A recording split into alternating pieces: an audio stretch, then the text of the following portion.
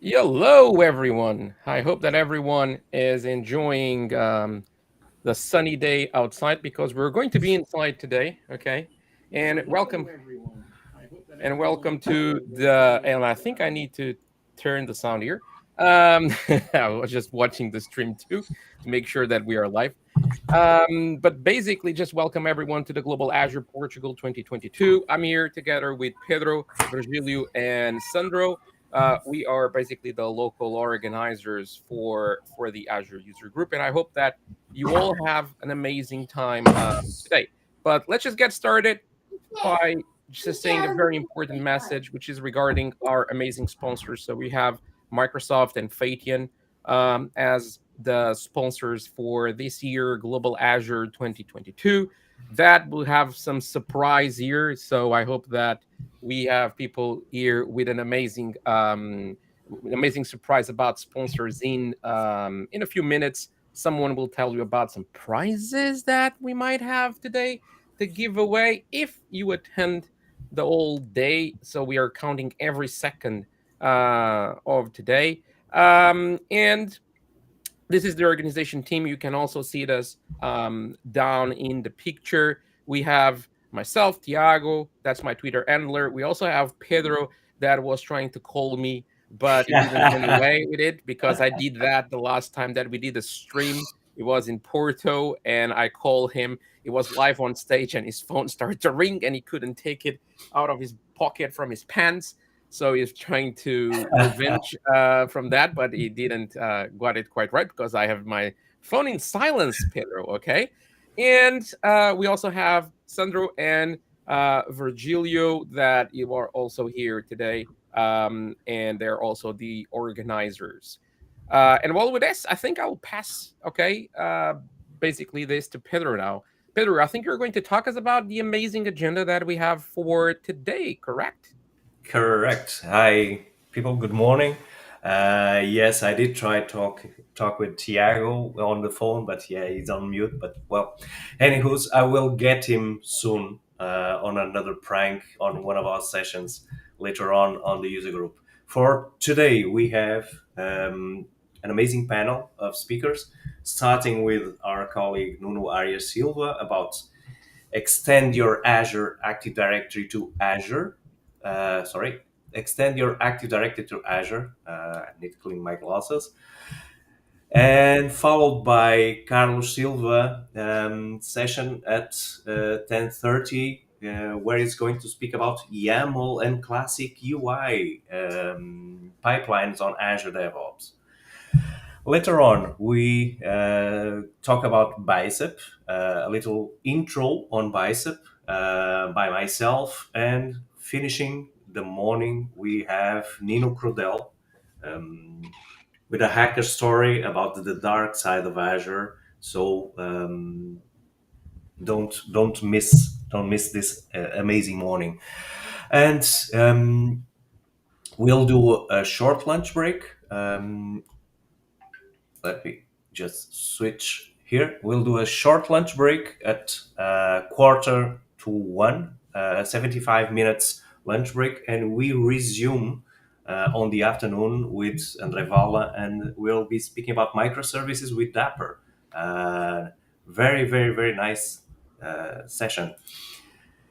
And then we'll have Mr. Tiago Costa at quarter to three, and he'll be speaking about the lack of Azure functions, which is something disturbing, right, Tiago? Followed Yeah. by Maxim Salikov. He's a front ender that's going to speak about front end development on the Azure cloud.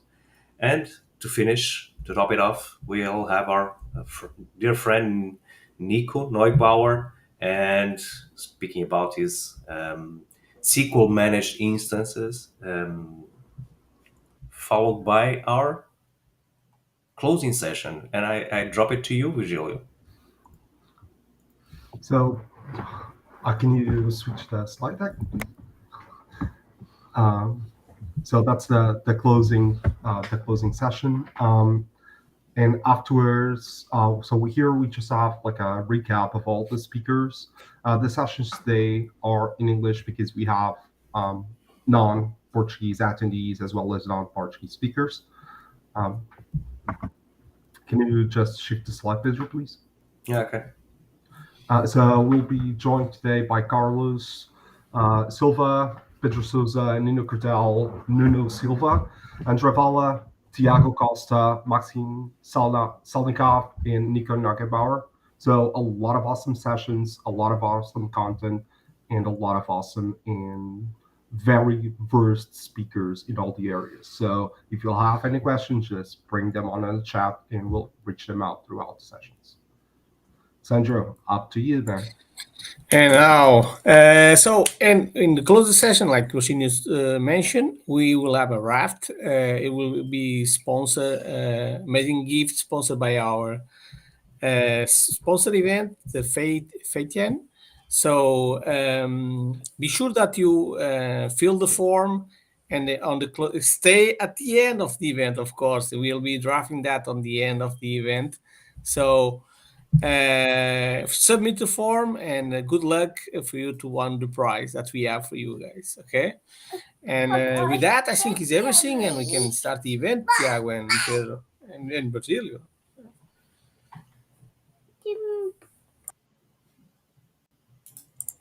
Yeah, just a final message for again for our amazing sponsors that we have, so Microsoft and Fatian. So like Sandra was saying, in the end of each session, we're going to show a QR code that you can start to fill in, and then we're going to compile all of those names in the end of the at 5 p.m. GMT time zone, which is in the end of all the sessions, and we're going to provide some FIDO keys from Fatian that are going to be delivered for free for all the people that could be there present at that time. So you have to be present at that time. If you're not there, you don't win the prize. So that's just a kind of a requirement that we have so that you can win the prize. Okay.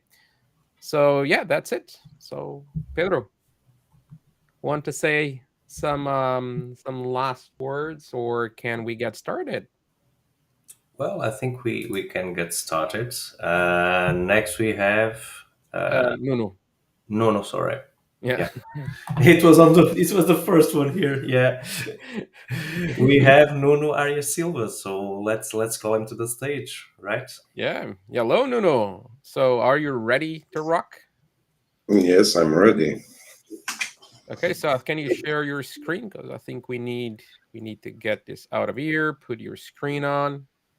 And there you go. Okay, so I think we can get started with Nuno, right? So, and I think we can just hide ourselves from the picture here. Okay, have fun. Okay. Thank you. Okay. Welcome to my session, and first of all, welcome to our amazing sponsors, Microsoft and Fatian. And my session is about extend your Active Directory to Azure. Just a little introduce myself. I work in infrastructures on Microsoft technologies more than 20 years ago. I'm Solutions Architect Manager, Modern Workplace Lead at Inetum. I'm also MVP Office Apps and Services and MCT.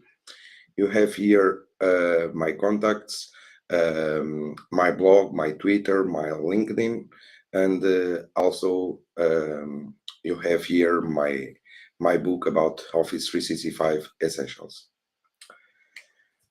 Okay, let's start it. The agenda will be about identities, hybrid cloud, and identity management. Today's challenge that we are all facing, we are all work in any location, but you have an explosion of devices, many devices that you can connect to your organization. Then you have many platforms. And also you need to maintain and compliance and reducing risks. To introduce the part of identity on Microsoft, you have two types of accounts. Microsoft accounts that it's used to Outlook, personal, Xbox, and OneDrive personal. And then you have Microsoft Azure Active Directory that you can connect to the services about Azure, Dynamics, Office 365, and so on. To understand a little more about the types of the models of identity.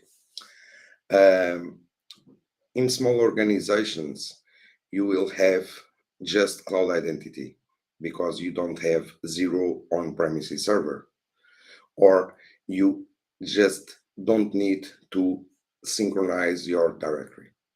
The most used scenario here is the middle one, the directly sync with password synchronization that you can see here.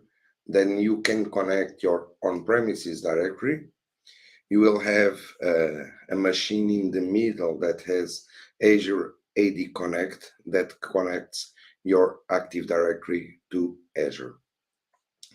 Then the last scenario is depending the needs of the organizations. You have the federated identity. Also, you have the synchronization of directory, but the authentication is based on federation servers. To realize all this on Microsoft and to understand Microsoft on Azure is worldwide. You have many regions, many miles of fiber and subsea cable, and you have all the redundancy about your connection.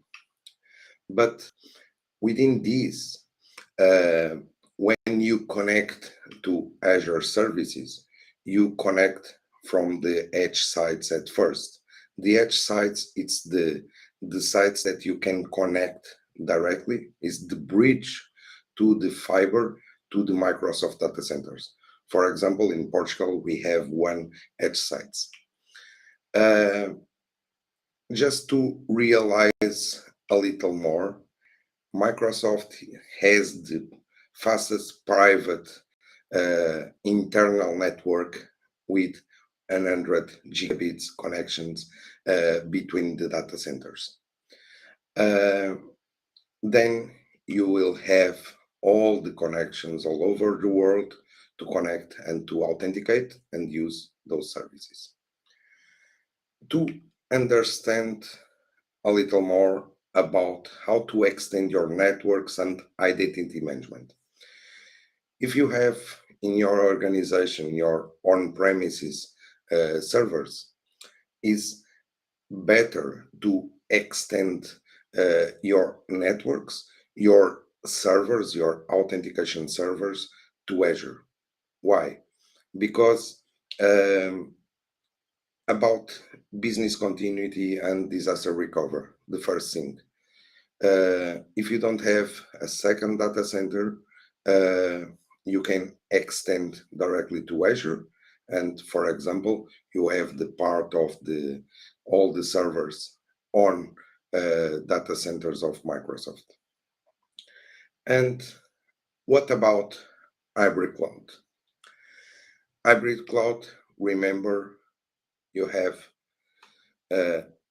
56 regions, and you have improvement on time using, for example, dev and test environments.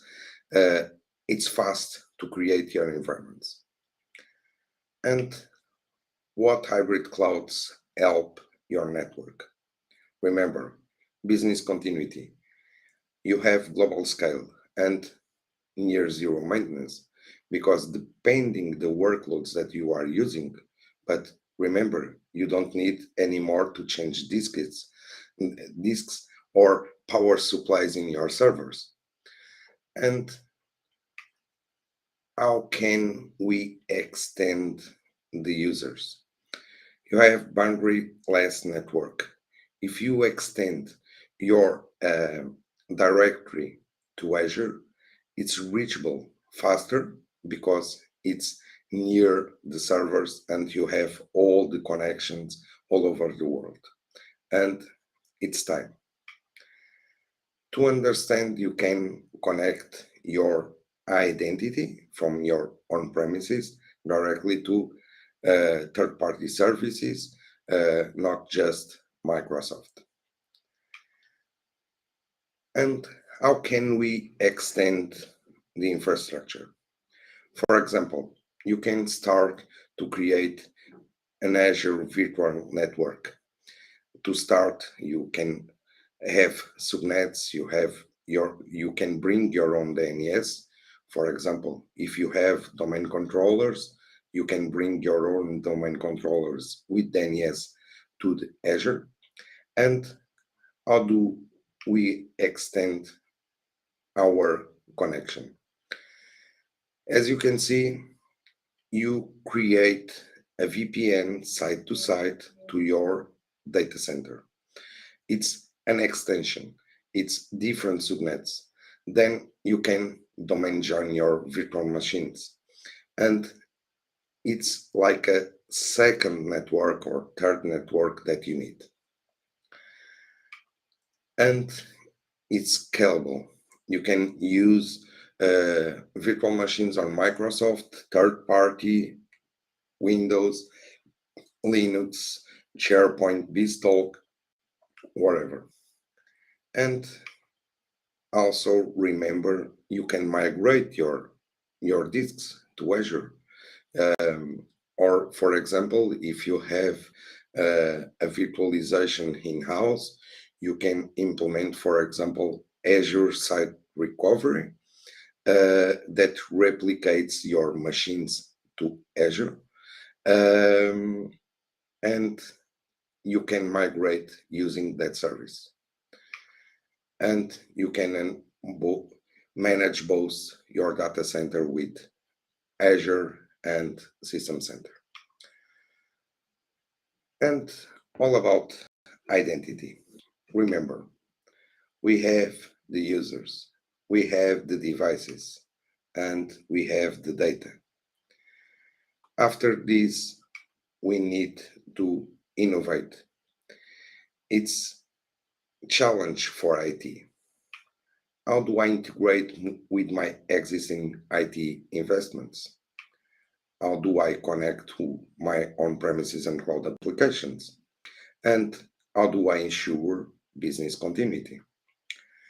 The best of using the same identity is to empower people-centric IT. Then you can match, you have all the management, the access, the protection using the same identity to all. That you will enable users. It's consistent to each users. The ID is unique. Then you can protect smoothly your data. Now it's a risk, and unify your environment. And after all this, the users are more productive. Single sign-on with everything. For example, you can use the same ID to your Active Directory to access files, log applications inside of your on-premises data center. Then you connect to Azure Active Directory, and you can connect to other services like Office 365, Intune, and other third-party applications. What about the public identity as the control point?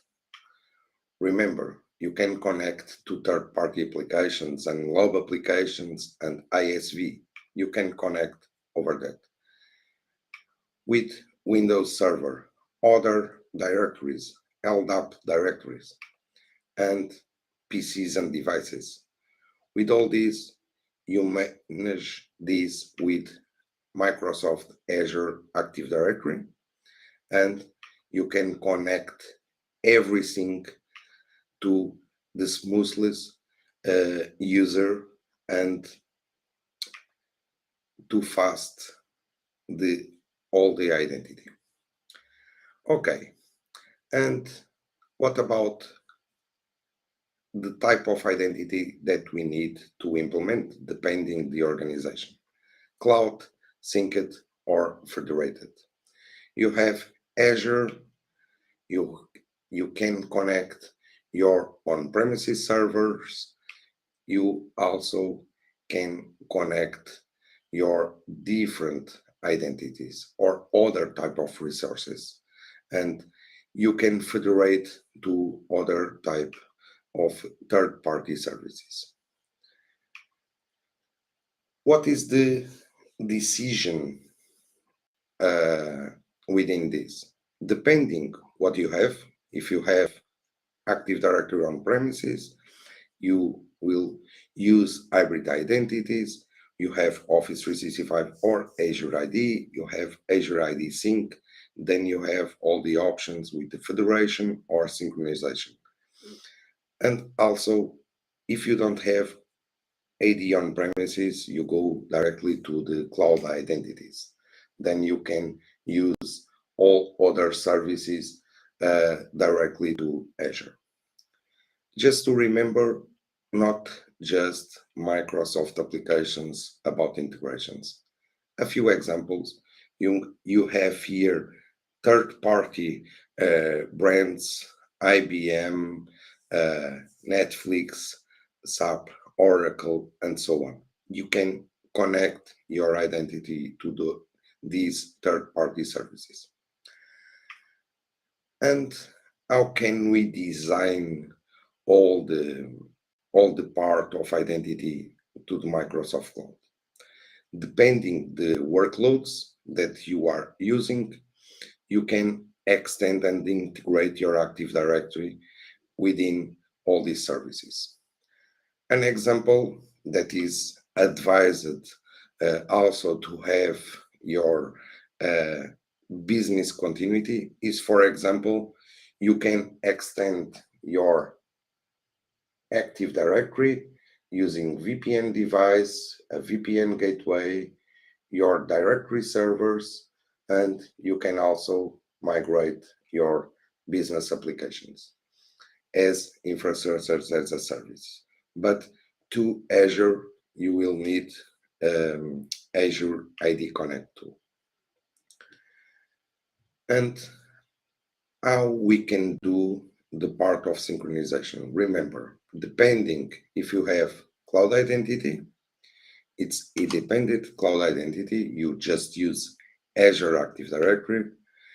You also have synchronized identity and the federated identity. And let's see about synchronized identity. Let's see here a little demo.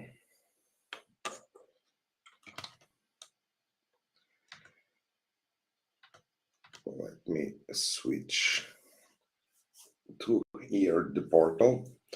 And for first of all, this part of the demo, the first part is about the login.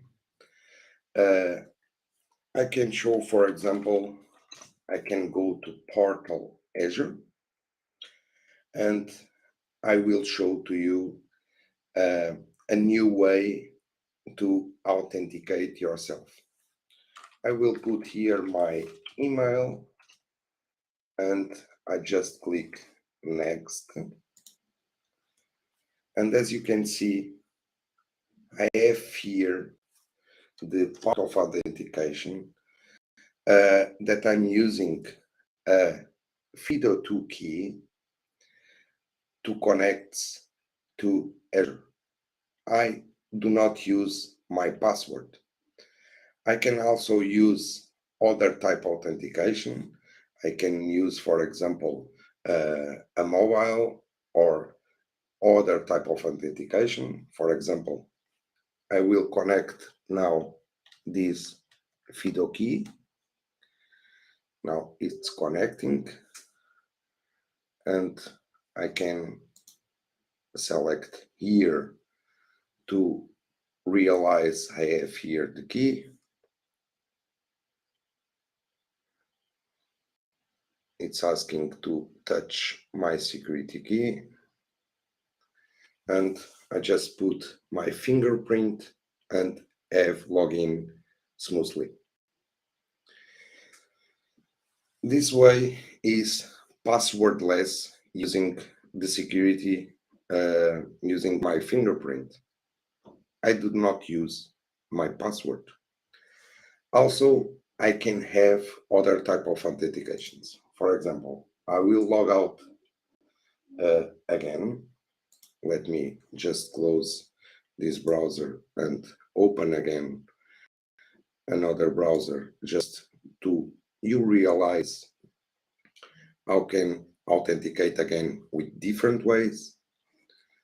This is the part of the security of the users. Okay, I will go again to Azure, just to come here, just a moment.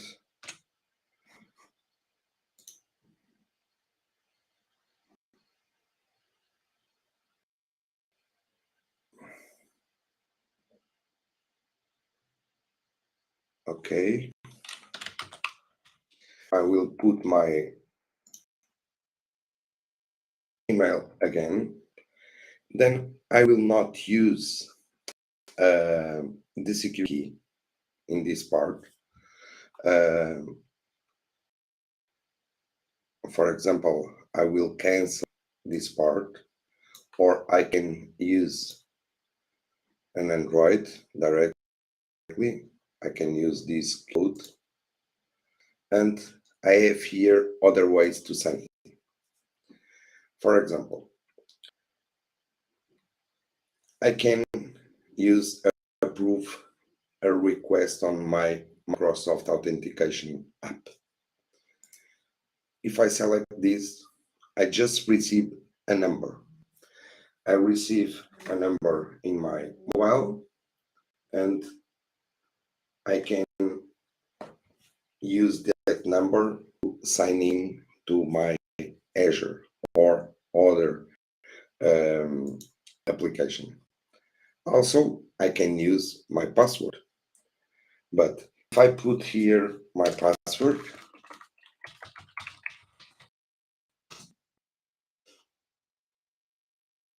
you can see I have to approve the sign-in. Okay? It's always second factor authentication.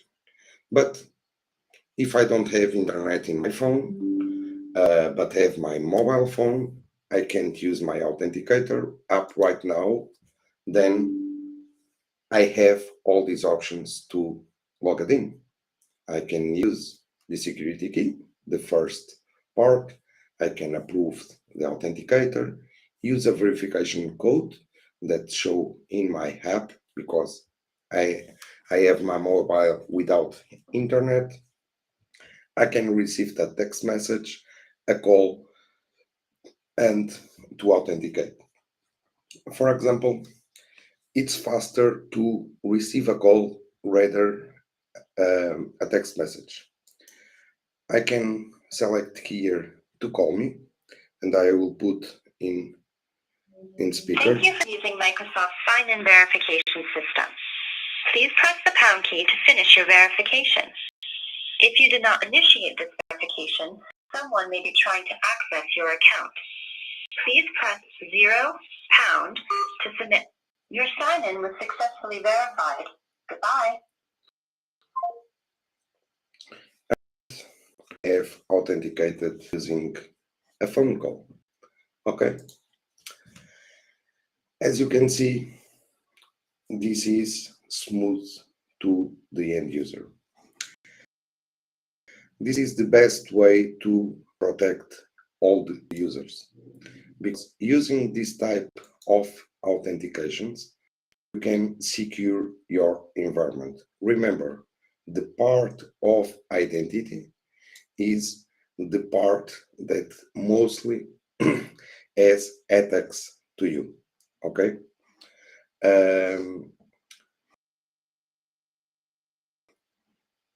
As you can see, refreshing, I have my computer slow, and I have here, for example, my environment. On my environment, what I can show you, for example, I can authenticate using other type of services. For example, not just Microsoft services, it's all integrated. I will show here my Azure Active Directory, just to you understand. And I have here Azure AD Connect.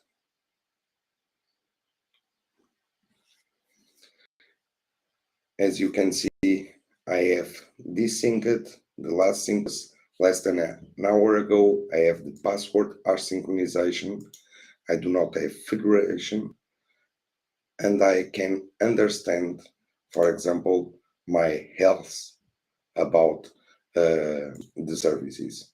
If I can have synchronization errors, if it was here, it was show here, and all the sync services that is connected within Microsoft. Okay. Then, for example, I can show the part of all the security. For example, I have all the password reset implemented to all users, and about the authentication methods to the users, the methods to reset, and available mobile app, email, phone, security questions, and so on. Also, I have my on-premises integration to the password right back. If I change my password in Azure, it will replicate to my on-premises Active Directory. Okay. Then, for example, you can see it's write back passwords to your on-premises directory. And I can select to unlock accounts without resetting. That is not advised. Okay. And I have here audits, logs, usage, and insights about all this part of the security. Okay. I can show you, for example, to authenticate to different services. For example, I have my Windows Server Admin Center that is completely integrated. And as you can see, I'm using single sign-on because I have implemented Windows Admin Center using another technology here in Azure Active Directory. For example, this part, you do not need to have, for example, your direct Azure services.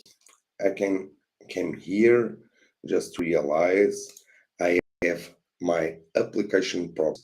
I have here my application proxy, and I have here my enterprise application. What is this? This is a reverse proxy using pre-authentication within Azure. I will show, for example, the part that is configured just to realize how this is the part. And I have here my single sign-on. As you can see here, wait, the refresh. This is my internal application, and the delegated identity is user principal name. And the part of the configuration I have here, I have my internal URL, the public URL, pre-authentication with Azure Active Directory. Then I have double authentication to connect all these services, the connector group, and some other parts. And after this, I have my address redirected to this address that is Microsoft address. As you can see, I have here my server, my physical server, and I can show you just to understand. I have here my virtual machines, I have domain controllers, and also AD Connect. Just wait a little more, and I have here all my virtual machines. It's loading.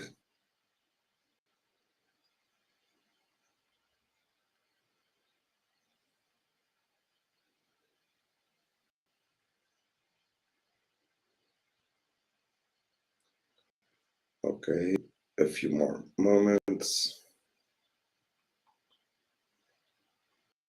Remember, I'm completely remotely. I'm on the internet to my on-premise environment.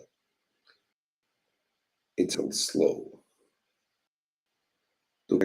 Okay, I have here my virtual machines. I have here my AD Connect. What I can do is, for example, to restart the machine. I can manage the machine, to save, to reset. I can also connect directly to the machine or using admin center to connect that machine. I can manage that machine. I can clone, I can export, and so on. And I can protect my VM using Azure Site Recovery. This part is completely to integrate your data center to Azure. I can manage here all my environment. I have here my host, it's just an host. I have here all the, I can restart the machine. I have here all the metrics about this machine. I also can have here an hybrid Azure. I can connect to Azure services, and I also can extend my network directly to Azure. Okay. For example, I can sign in here. Let me use another part. I have canceled here. What can I see? Example, another part, not just about identity, but I can manage my machines in Azure Arc. As you can see, I have here all the servers that are agents installed, and I can, for example, see here the physical machine, and to understand all the parts of this machine, I can have the parts of updates,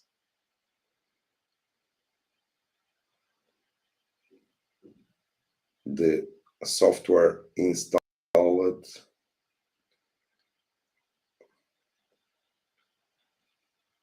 okay, what the software is installed, it's loading, to new softwares last 24 hours, all the agents and so on, and also I can have monitoring about this. I have a map with all the connections that these machines, this machine does. But all about identity. I have this all integrated with Microsoft Sentinel. This part is to protect all your environment, not just identity. I have all these services connected, just Windows. And what about in the last 24 hours, 1.7 million events that has received my Sentinel. And as you can see, the performance, outbound orders, device events, I have all my services here connected. For example, I have data connectors here configured to understand all the insights about my all the environment. As you can see, I have 11 connected services, my Azure Active Directory, identity protection, the part of Azure. Also, I have DNS, other type of services, Defender, clouds, endpoints, Defender for identity, Defender for Office 365, Office 365 itself, and so on. And what can I see? I can see, for example, I have some workbooks that I can see what is happening. And if I have any part, for example, the activity audit logs, the sign-in logs, for example, identity and access, I can see here, for example, to view this book, to realize about the end access to your environment.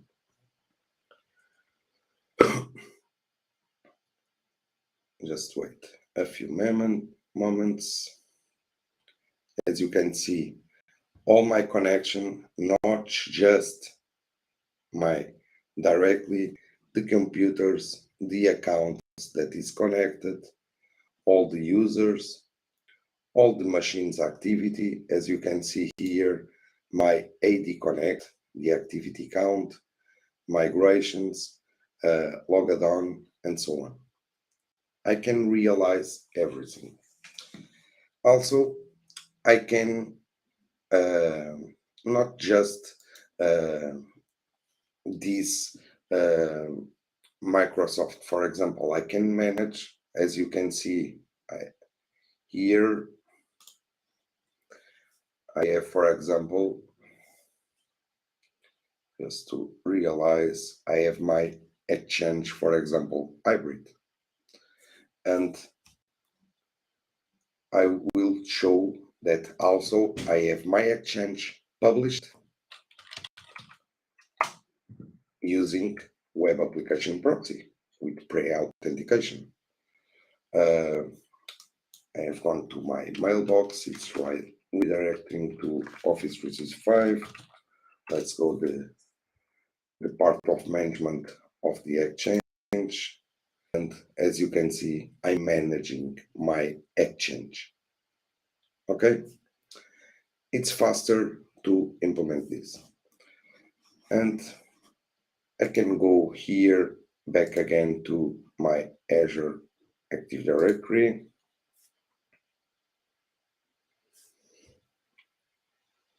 And I will show here the parts of the application proxy. You, for example, it's advised to implement more than one connector. Okay. I can show you how to fast implement a connector. Okay. I will go through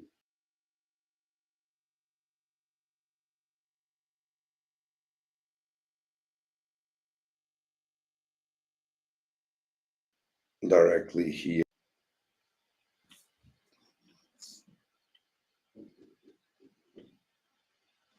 Okay. As you can see, I have here all my machines running, and I will go, for example, here to my Exchange 2009. What I need to realize, I will go through here to pick Microsoft account. I have other ways. I will use now, for example, to approve in my application, because I, in a virtual server, can connect my donkey directly to the virtual machine, and I will put here the code to authenticate. Just to going to download the part of the agent. I will go here for my connectors, and I will download the connector service. I will accept and download, and it's downloaded. I have here the file. I will copy to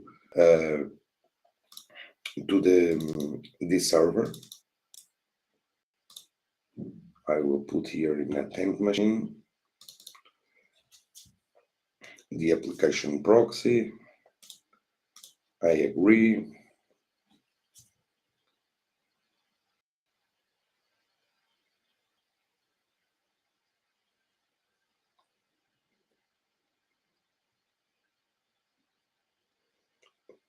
Now it's installing and processor, and if I have a proxy, I need to configure using this part of a script, and it's installed. Let's refresh here. Just wait a few moments, and then it will show over here. Let's go back to here. For example, I have my public site, correct? I'm going through here, and it's a WordPress machine. Okay, it's on Azure. It's a web app. For example, it's connected here. I have all the resources, and if you use, for example, my admin, let's go.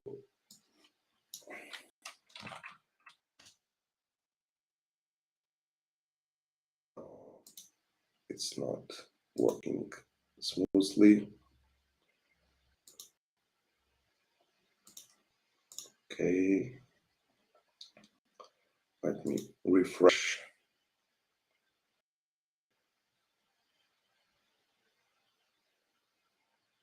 The application proxy.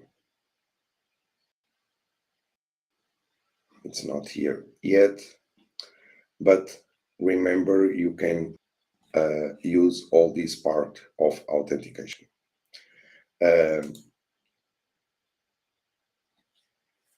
The better way is to implement your environment depending your synchronization. I can have a cloud sync. I can have new configuration using the cloud sync agents. It's different from AD Connect, but the best way is using AD Connect sync. I will show the AD Connect server. Okay, I'm gonna go through here. I can connect here my AD Connect server.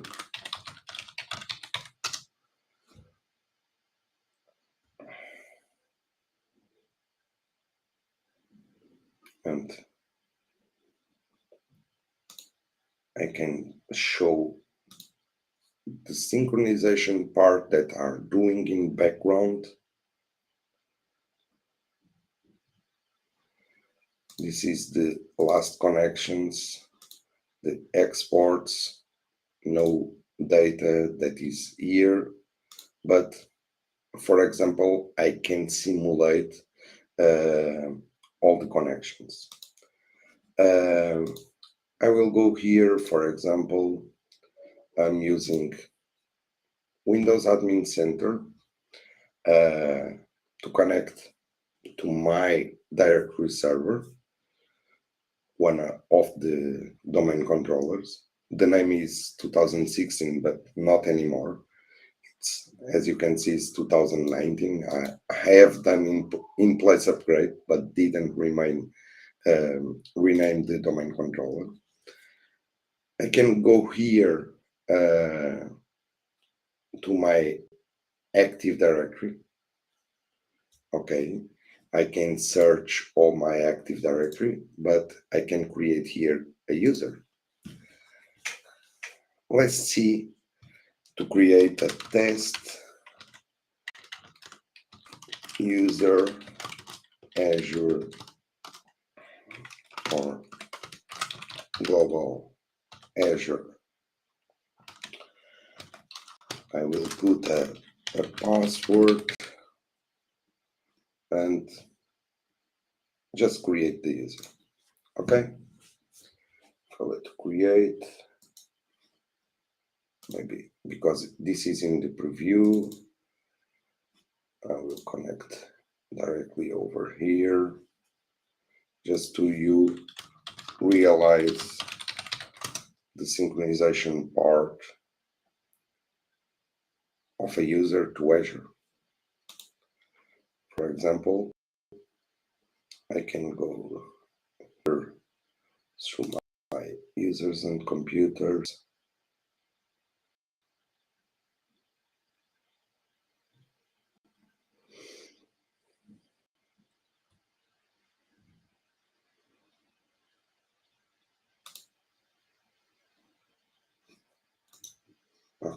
Okay, I go through here to create a user. Global Azure.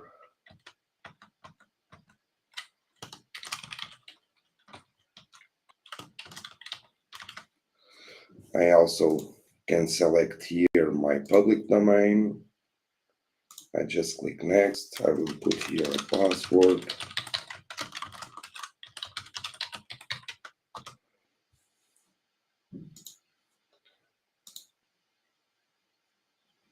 Okay. I have a typo here, Global Azure, no problem. I will go back here to my AD Connect. And for example, I will do a delta synchronization to force the synchronization. If you don't do this, it will happen within 15 minutes, okay? Here is the command, a PowerShell, just start cycle policy type delta.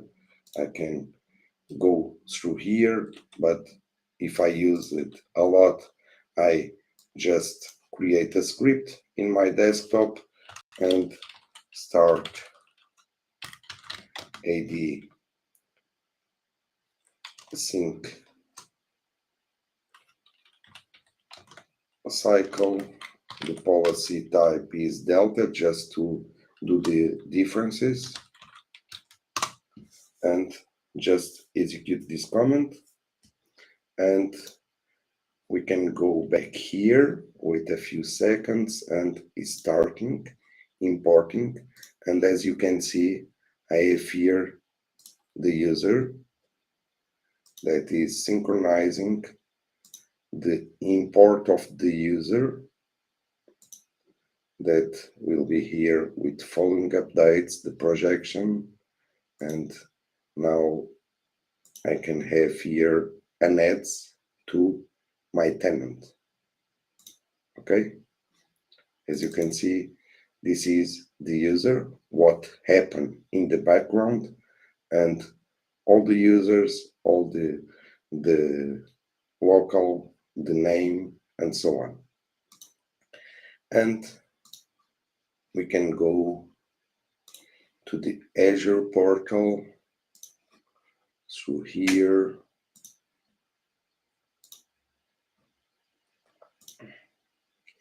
And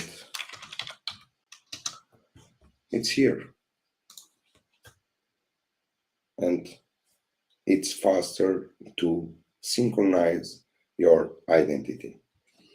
Then I can assign roles, the license, the applications, and so on. For example,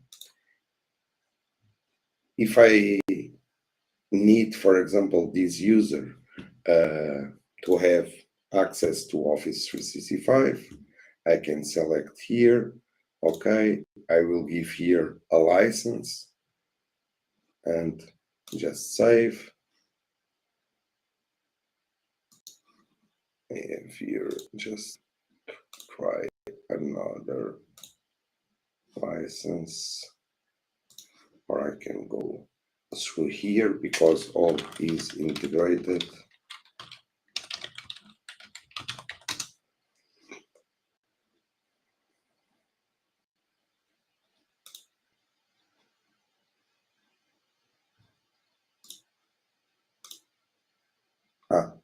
As you can see, Azure ID Connect 1 minute ago, and the password sync is all connected.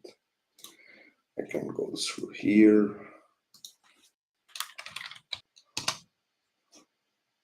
And select this user.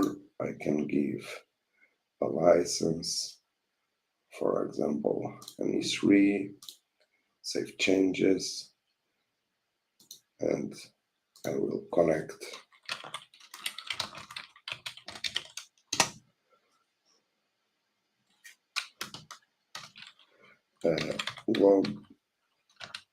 Global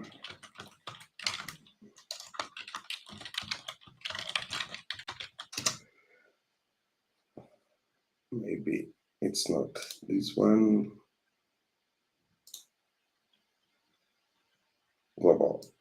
Global Azure. Okay.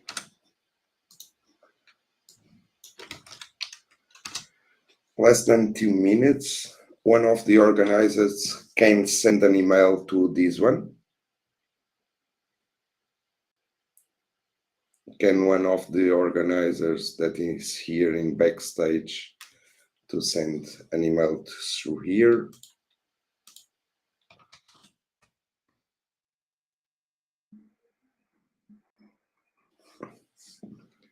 Okay, I will put here my password.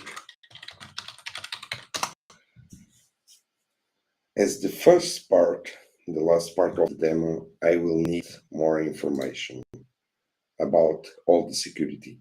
This is the first part that I need to register the account to secure.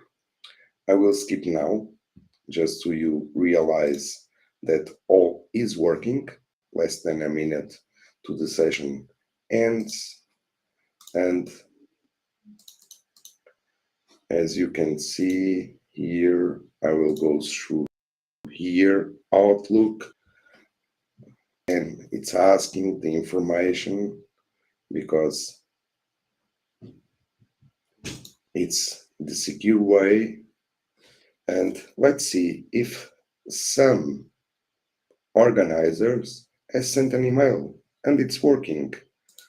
Thank you, Sandro, and thank you, Pedro. And as you can see, they have the connection to the LinkedIn, and you can see here the photos of Sandro and Pedro. Okay.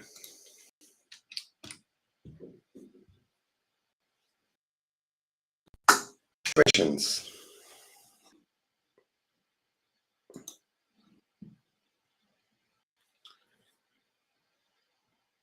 Do you have any questions? I don't think we have any questions, Nuno. I was just checking here and monitoring the chat. Okay, and was just publishing here the YouTube ones. By the way, people that are watching us on LinkedIn, we can see your comments. We are monitoring your comments, but we can't, by some weird reason, publish them on the stream as the other ones. Okay, but we're going to try to copy paste them into here if you guys have questions. So just don't worry, keep the questions coming. So thank you, Nuno. It was a great session. We learned tons about Azure AD and all the integrations and how important all this is. Next, we're going to have Carlos. Okay. So let's just go and bring Carlos. Okay. Hello, Carlos. You're live Hello. on stage now. Sorry? You're live. Can you share your screen? Yeah, sure. I will start sharing the screen and make the There presentation. you go. Okay. Okay. We have a screen and we have Carlos. Carlos is going to talk. It's going to talk about basically about Azure Devops pipelines and why to choose between YAML and Classic. Okay, so Carlos, have a nice session. Okay, thank you, Tiago. Thank you. And very great sessions that we will be having here today. So just follow the Global Azure Portugal 2022 because it will be an amazing day with very, very good content. Okay, so today I'll be talking about DevOps and the way that we can use or not, depends on the needs regarding the graphic user interface for the pipelines or besides to use that kind of approach, you can use in YAML. But let's go ahead. So, and thank you to all the sponsors. It's always amazing to get great sponsors and make this happening, not only for the sponsor, but as well all the team behind the scenes that are very important. So thank you, and thank you as well for allowing me to share a little bit about my acknowledgement in that kind of subject. Okay, so a little bit of myself. My name is Carlos Miguel Silva. I'm from a small city on the north of Portugal. Today it's just a very special day because I'm on the company's birthday. So I'm a little bit far away from my city. We are on the mountains right now. So I hope that I don't have any issue with internet connection because I'm using my mobile data, and let's cross fingers to get, and hopefully this will work without any kind of issue. So you have here my Twitter handle as well, my LinkedIn. I'm always available if you have any kind of question, issue regarding the kind of subject that I'm working on. So use it. So it's not a problem. I'm always available to help the community and anyone that has any issue in that I can help you with that. So I'm husband to a beautiful wife. I always say that in always my presentation, and father to awesome kids. And my philosophy is programming is not a job, but only just a lifestyle. Okay, so let's talk a little bit about DevOps and make a very simple introduction regarding what is DevOps,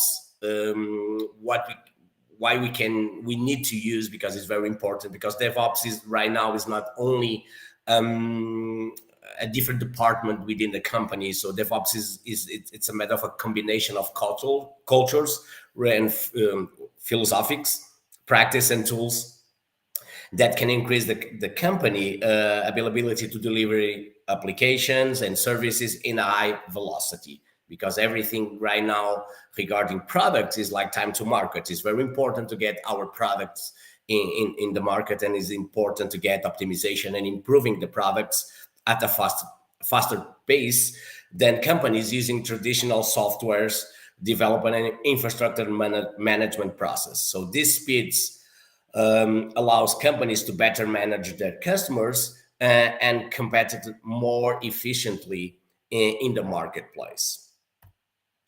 Okay, 4 variables very important within the DevOps ecosystem, the DevOps environment. So speed, so we can accelerating time to market, as I mentioned before. It's very important to get our product in the market, our product ready, get everything shipped, and speed is one of the most advantage that we can have using DevOps. If we quick delivery, so fast delivery, so adapting to the market and to the competition, because we know that we are not alone in this world. So it's very important to get everything delivery and fast. Reliability, so maintaining systems and stable and reliability. So it's very important to get this in mind anytime that we are using our products and try to get software lifecycle different from the ones that we used to use in the past.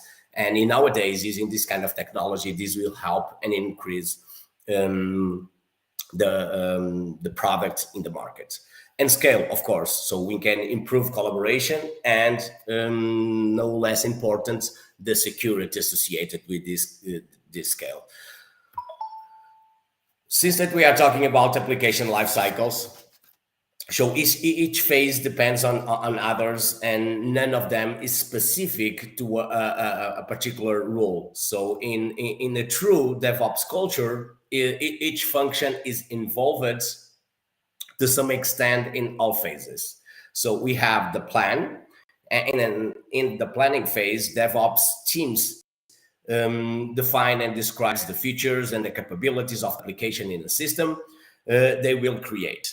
If we go to the Devops, so the development phase includes all aspects regarding the programming, writing, testing is very important. We can include all the testings once we are on the develop phase, describe features and capabilities. So the SDS lifecycle of an application is very important to take in mind.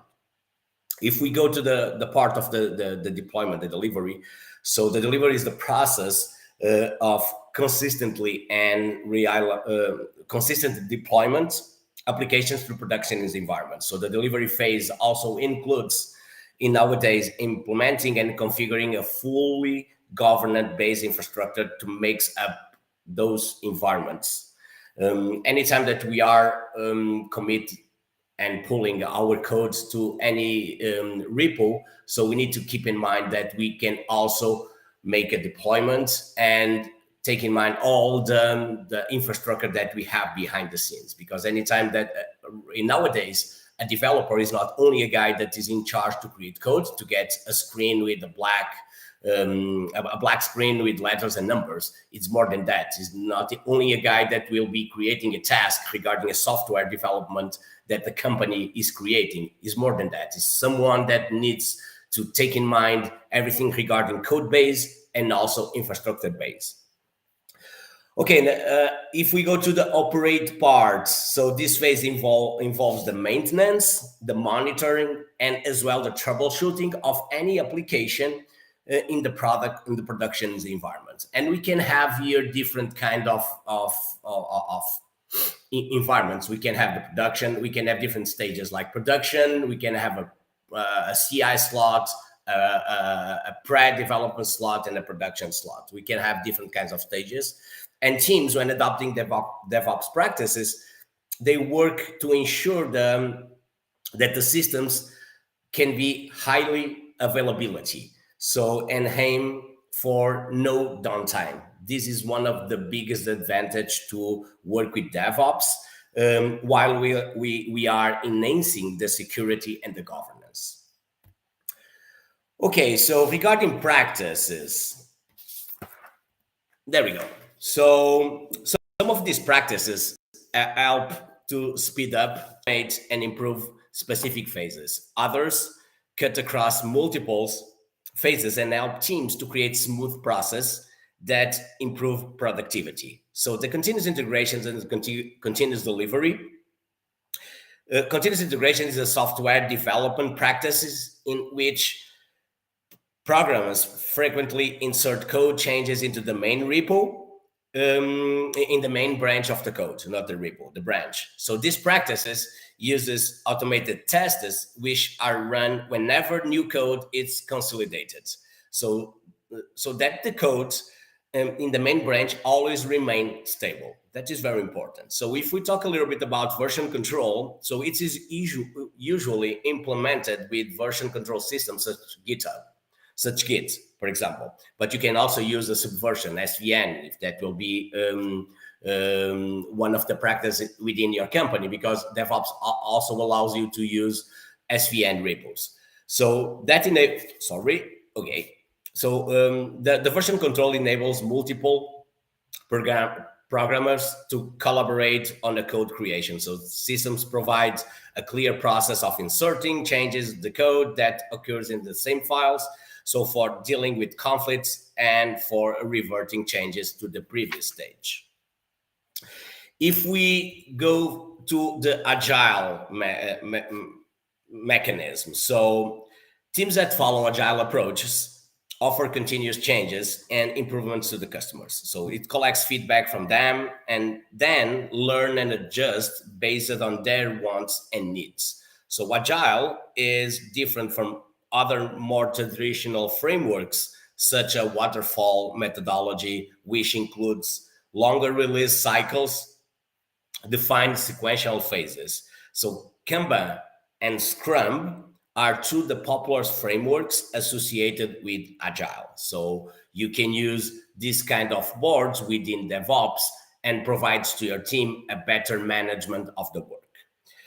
Infrastructure as a code defines the resources and topologies of the systems in a descriptive way. So enable teams to manage those resources in the same way they would manage the code.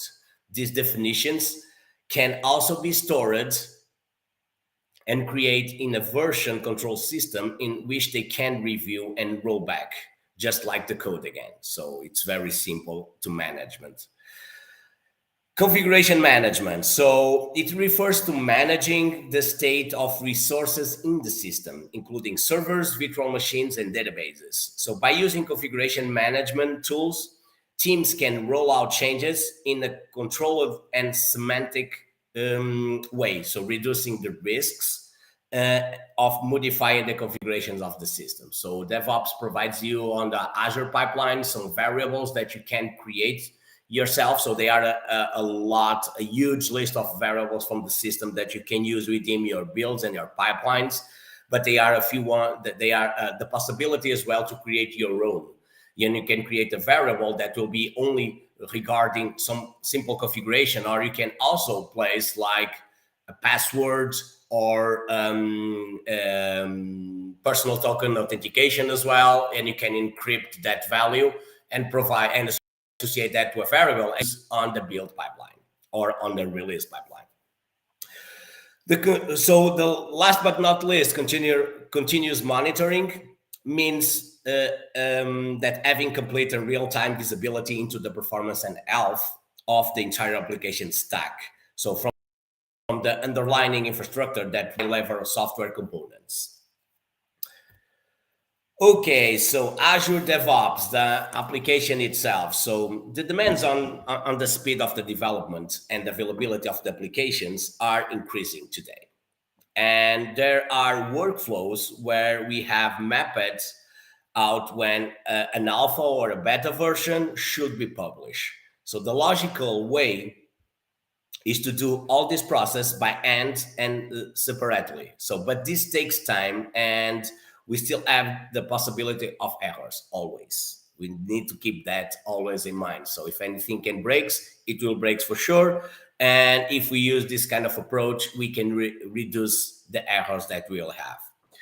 So it is this point that DevOps area comes in. So which comes with the proposal to automate the process of testing, validation, and availability, as I mentioned on the previous sliders. So today in the market, there are several tools that do this. So Check-in, SteamCity are just a few, are just two of the platforms that provides this kind of functionality. I used to use on the past TeamCity, and DevOps is completely different. It's more simple, affordable. You have a lot of more options available, not only regarding release and build pipelines. They are for you have the boards, the test plans, the artifacts. The artifacts are very useful, the feed of artifacts, and I will explain that on my demo as well, that you can just use your artifacts to do a few stuff, and I will talk a little bit about this in the few moments. Okay, so the pipeline. So there are two concepts in the pipeline. So we have the CI and you have the CD. So the continuous integration, that is a process that automatically starts the server sides, build the moment any team member check or submits the code to the source control. So the build can be automated and the deployment to Microsoft Azure and tested. So anytime that we are building a code, anytime that we are pushing a code into a branch, so we can configure a build to run that code, to build that code in the server, and we can automatically deploy it. Or we can create a release. That one of the best practice is just to get an agent that is just listening. Anytime that a release just fired to a specific branch, you'll be allowed to get not only the build system of that code, but as well the deployment to a server machine into an Azure. It can be a serverless, like an Azure function. It can be a function app. It can be anything that you may have in-house. It's not only regarding Azure. You can also use other vendors to deploy your code into your infrastructure. Okay, so the pipelines. We can fully automate the testing and delivery of your software in various stages through to production, or establish semi-automated process with on-demand approvals and implementation. So for the release pipelines, we must specify the artifacts that make up the application and the release pipeline itself. In an artifact, and as I mentioned on my previous slide, the artifacts are very important, because on an artifact, an artifact is a detachable component of your application. So it's a typical produced through a continuous integration, a CI, or a build pipeline. This means that anytime that you are publishing, that you are pushing any codes to a branch, to a repo, you can start a pipeline. And when you start, and we are talking about the build, you can just fire a build pipeline. That build pipeline will be in charge to do all the tasks that you mentioned on your configuration from that pipeline. That configuration can be done using the graphic user interface, so the classic approach that you have within DevOps, or you can use an YAML file. And the main difference between a graphic user interface and a YAML file, it's the flexibility. You still have flexibility if you are using a graphic user interface. But if you want to go a little bit more deep, and if you want to make your own tweaks, if you want to make the magical happens, you need to use a YAML file, because it's the way that you can control all the process. Even though there are a few options within the graphic user interface, the classic editor, that you cannot manipulate like you can in the YAML file. But let's go to the demo in a few seconds to see that in the live. Okay, so let's go to before we go to the demo. So I have using Azure Devops for some time now. So, and in the initial phase, I always use the graphic user interface whenever I need to create a build pipeline, not until now, but let's say until now. Although I always knew that Azure Devops supports YAML, that this had benefits. So this time I tried YAML instead of a graphic user interface, and I learned many things. And the documentation available from Microsoft is growing so fast, and there are a lot of new features that are coming to the DevOps that allows you to, you can just use your own imagination to build anything that you may need from your organization within DevOps. Because every kind of any need regarding the code structure that you may have, any testing phase that you also need within the company, any kind of deployment into a production environment and or into a different stage. You can also manipulate stages within the same pipeline. You can use, as I mentioned, variables. Those variables are very useful because they will help you to understand the reality of the environment that you have. And you can just have a simple YAML file, and with the combination with those variables, with jobs, tasks, and a few more options that you have available, you can just configure everything into a single pipeline and have everything up and running with just a few seconds. Also, one of the things that DevOps also provide in terms of security is to add, for example, approvals. You can also add approvals to your pipeline. So anytime that you are deploying anything into a CI environment, and if you want to fire a release once that CI environment is triggered, you can just fire that release, but you can just set an approval that anyone from the company will be in charge to click on the button. You will always receive an email saying you have a release that is waiting. You can set up also the time that the approval will be waiting from the reply. After that time, it will be rejected, and you need to trigger manually within the graphic user interface from the release pipeline.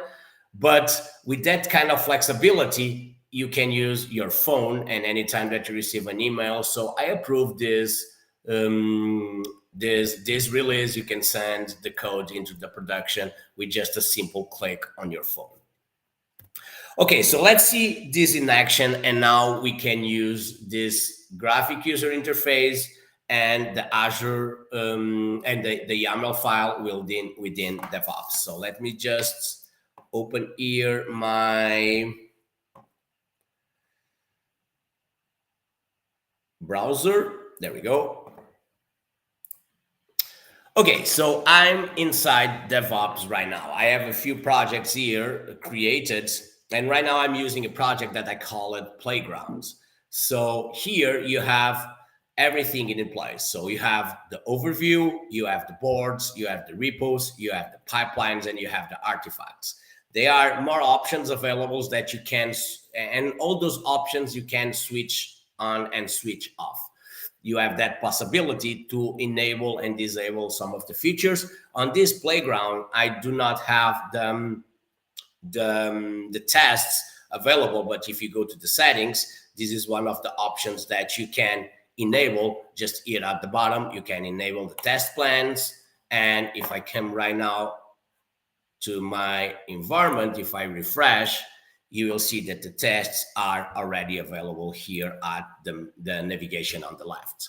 So since this project that I have here inside my DevOps, just for testing purpose, the test is one of the things that we are not using in this playground. We use that in the production, but not here on this playground. Okay, boards. Boards is the place where you can create your own boards, and you can create your own methodology in terms of Agile. You can create Kanban, you can create Scrum boards, you can configure those boards, apply different work items types. You can even create working types that will be related to the team, to the specific team that is using that specific board. You can also track everything regarding your product roadmap within this option here from boards. You can also configure delivery plans, and there are a few plugins available on the Azure Store Marketplace that allows you to add a few more functionalities that they are not possible from the out of the box, like I have here the retrospective. Retrospective is a kind of a ceremony that we use within our team in terms of Scrum, that after each sprint, we just analyze what was good, not so good, and let's say bad. Hopefully, we do not have nothing bad, but there are a few things that are always need to be changed and always need to be modernized or adopted in the different scenarios. So retrospective is one of the plugins that we added here that helps to in the situation of the agile and the planning of the sprints. The repos, simple. So all the repos, a repo is a place where you keep your source codes. So you can manipulate all the repos directly here. Of course, you have the options to clone this repo directly to your environment, to your machine. And if you want, you can use directly the Git console to make all the changes that you want, but you can also control using the graphic user interface from the DevOps that allows you not only to create repos, but of course you can also create branches. And once you are creating a new branch, you can just specify that that specific branch will be based on something. Or you can also use the tags, and you can also see the commits that are available to create a new branch based on that commit. Okay, so the options that you have available regarding the repos are pretty much regarding, and everyone are pretty familiar with this because it's everything that is related with code version, with version control. So you have all the files and the repos here at the option. You are also able to see the commits and to track everything that would change it. And of course, see a real detail about the author, the date, and everything related to that specific commit. You have the code, the ID from that commit as well, the branch where it was sent. Also, one of the things that you can have here is the possibility to see all the pushes that they were done in a different way. So you have some ones that are still in progress that I was testing before starting my demo as well. But the ones that are already succeed, you get an information of that, and you see that this build was fired for this particular this build. This branch has some specific pipelines associated and a specific release. So this not only triggers build pipeline, but also triggers a release associated. Okay, so branches, here you get the list of all the branches available within this repo, and the repo can always be changed here at the top, and you can create your own tags if you are working with tags on your repos. We use into the production environment, we use tags, namely if we are creating a branch that is related to any open source project that is versioning. We use tags to keep always track of those versions that the GitHub project gets associated.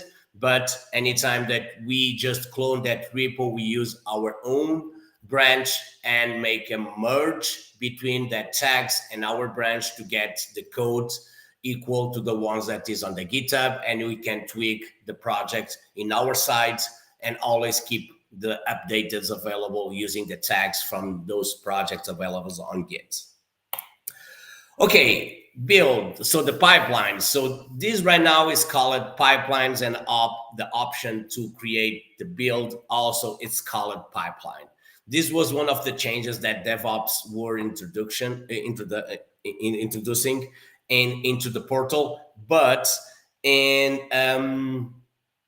the past this was related to the builds and to the release. That's why I'm using the word build and the word release, because the build is something that we understand perfectly. Okay, I want to make a build on my code. Oh, I need to make a pipeline on my code. It's not so simple like that. So I think that the term build, it's more efficiently, it's more directly than besides to use a pipeline option.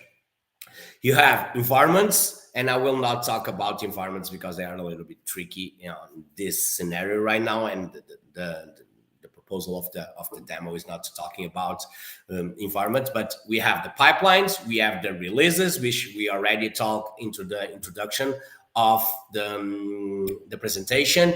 We have the library, we have the task groups. Task groups are very useful. So anytime that you have specific tasks that are always the same, and I will get back to the task groups in a few moments.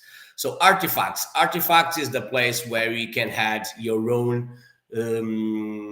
control of the code. So we know that in nowadays there are a lot of public feeds available to get modules. We have the NuGet.org. If we are using a C# or .NET application, we can get those packages directly from that repo.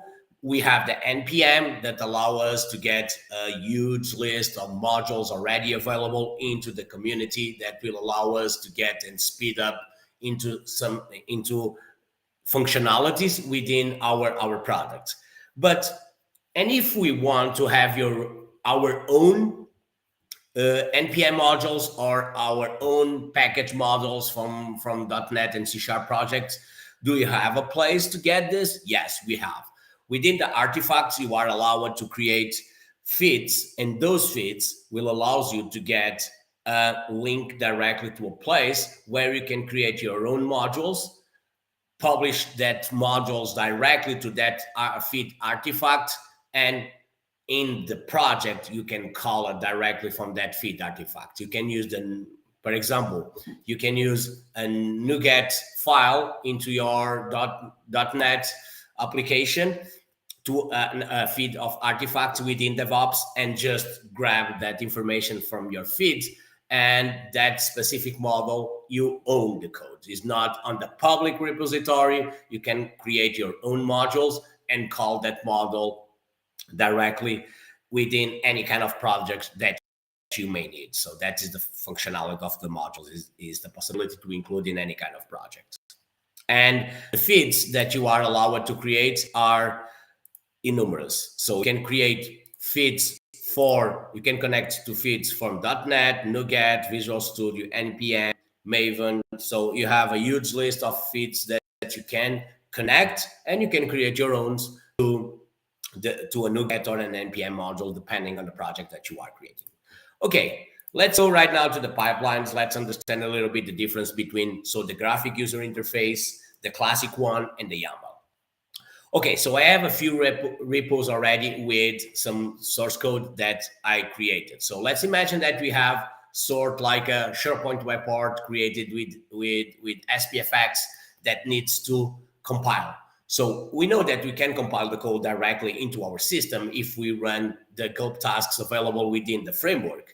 But let's say that we want to provide that functionality, that anytime that we push anything to a specific repo, we want to add that web part directly to the client environment, directly to an app catalog inside the SharePoint environment, inside the client. Is that possible? Yes, of course. We can configure a pipeline within our environment, and anytime that the user just push everything directly to a repo, we can just trigger a pipeline that will deploy an SPPKG file, that is a compiler file from an SPFX web part, directly on the tenant for a site collection within an app catalog within the tenant environment. Okay, how we can do that? So simple. So let me just edit this pipeline that I have here so we can understand how this is simple. So anytime that you create a new pipeline, and besides to edit this one, let me just create, let me just create a new pipeline.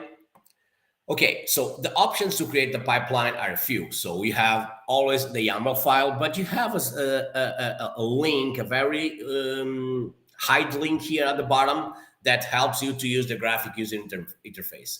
More and more DevOps is just migrating everything to YAML file because they are more and more flexible than the classic. But let's use the classic.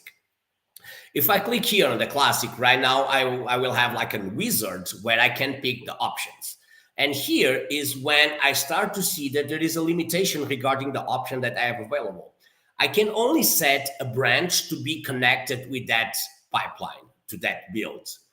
And if I have more than one branches that I want to trigger the same pipeline, but use some variables in the middle of the code to just ignore and skip some of the steps, I cannot. That is one of the first difference between the graphic user interface and a YAML file. Is anytime that you create a pipeline using the classic graphic user interface, you are only allowed to specify one branch trigger.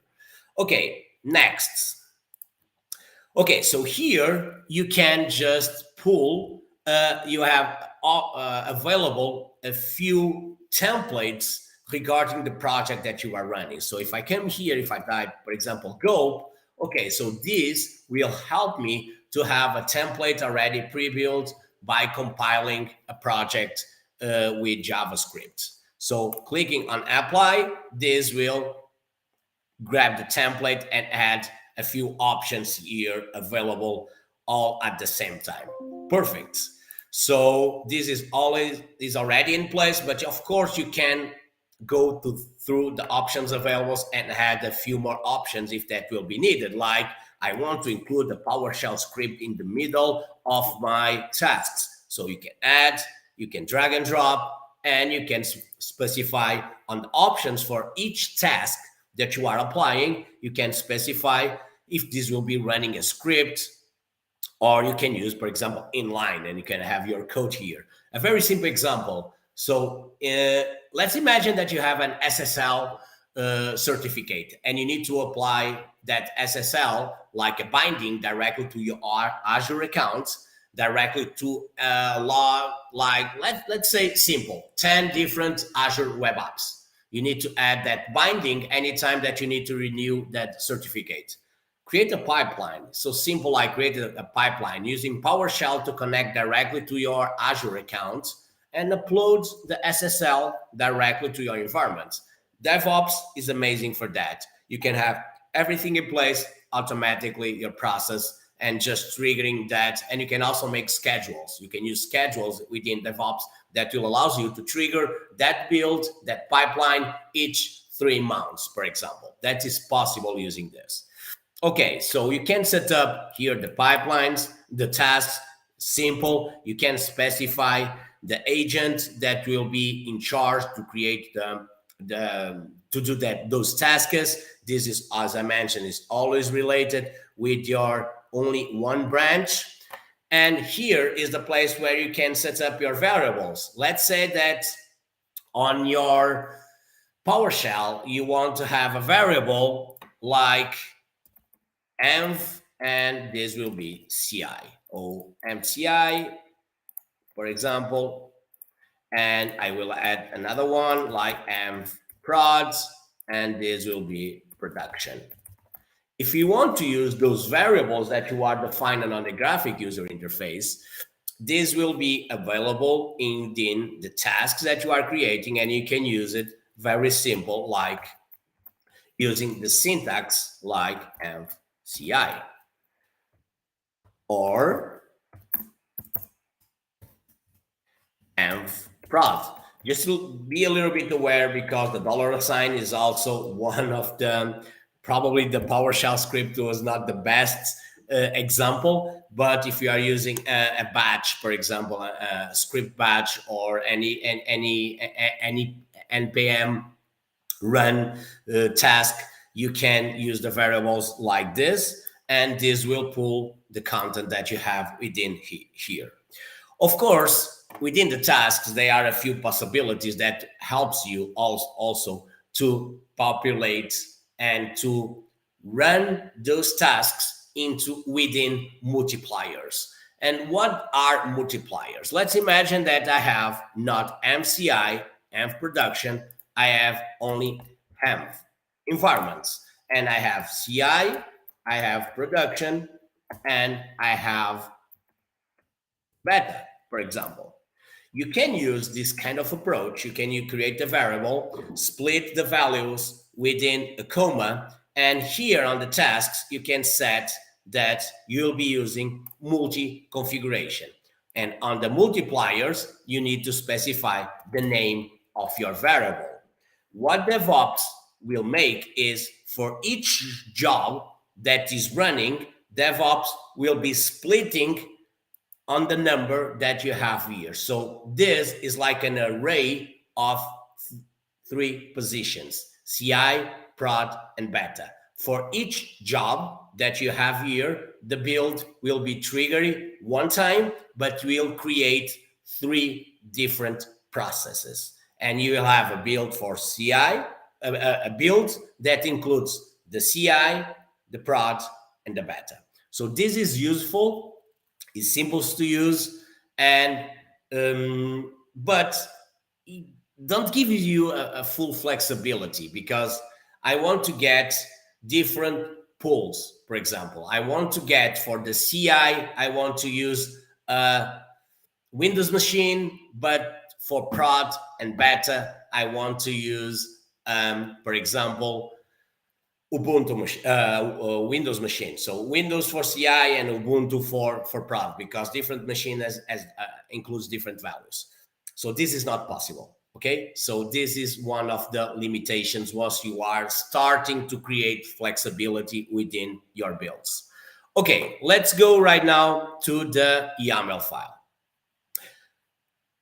Let me go back. I will leave this and I will create right now new pipelines. Oh, sorry. I will pick a random repo and there we go. So DevOps just find out that my repo is an NPM module and already adds me here a few configurations regarding my projects.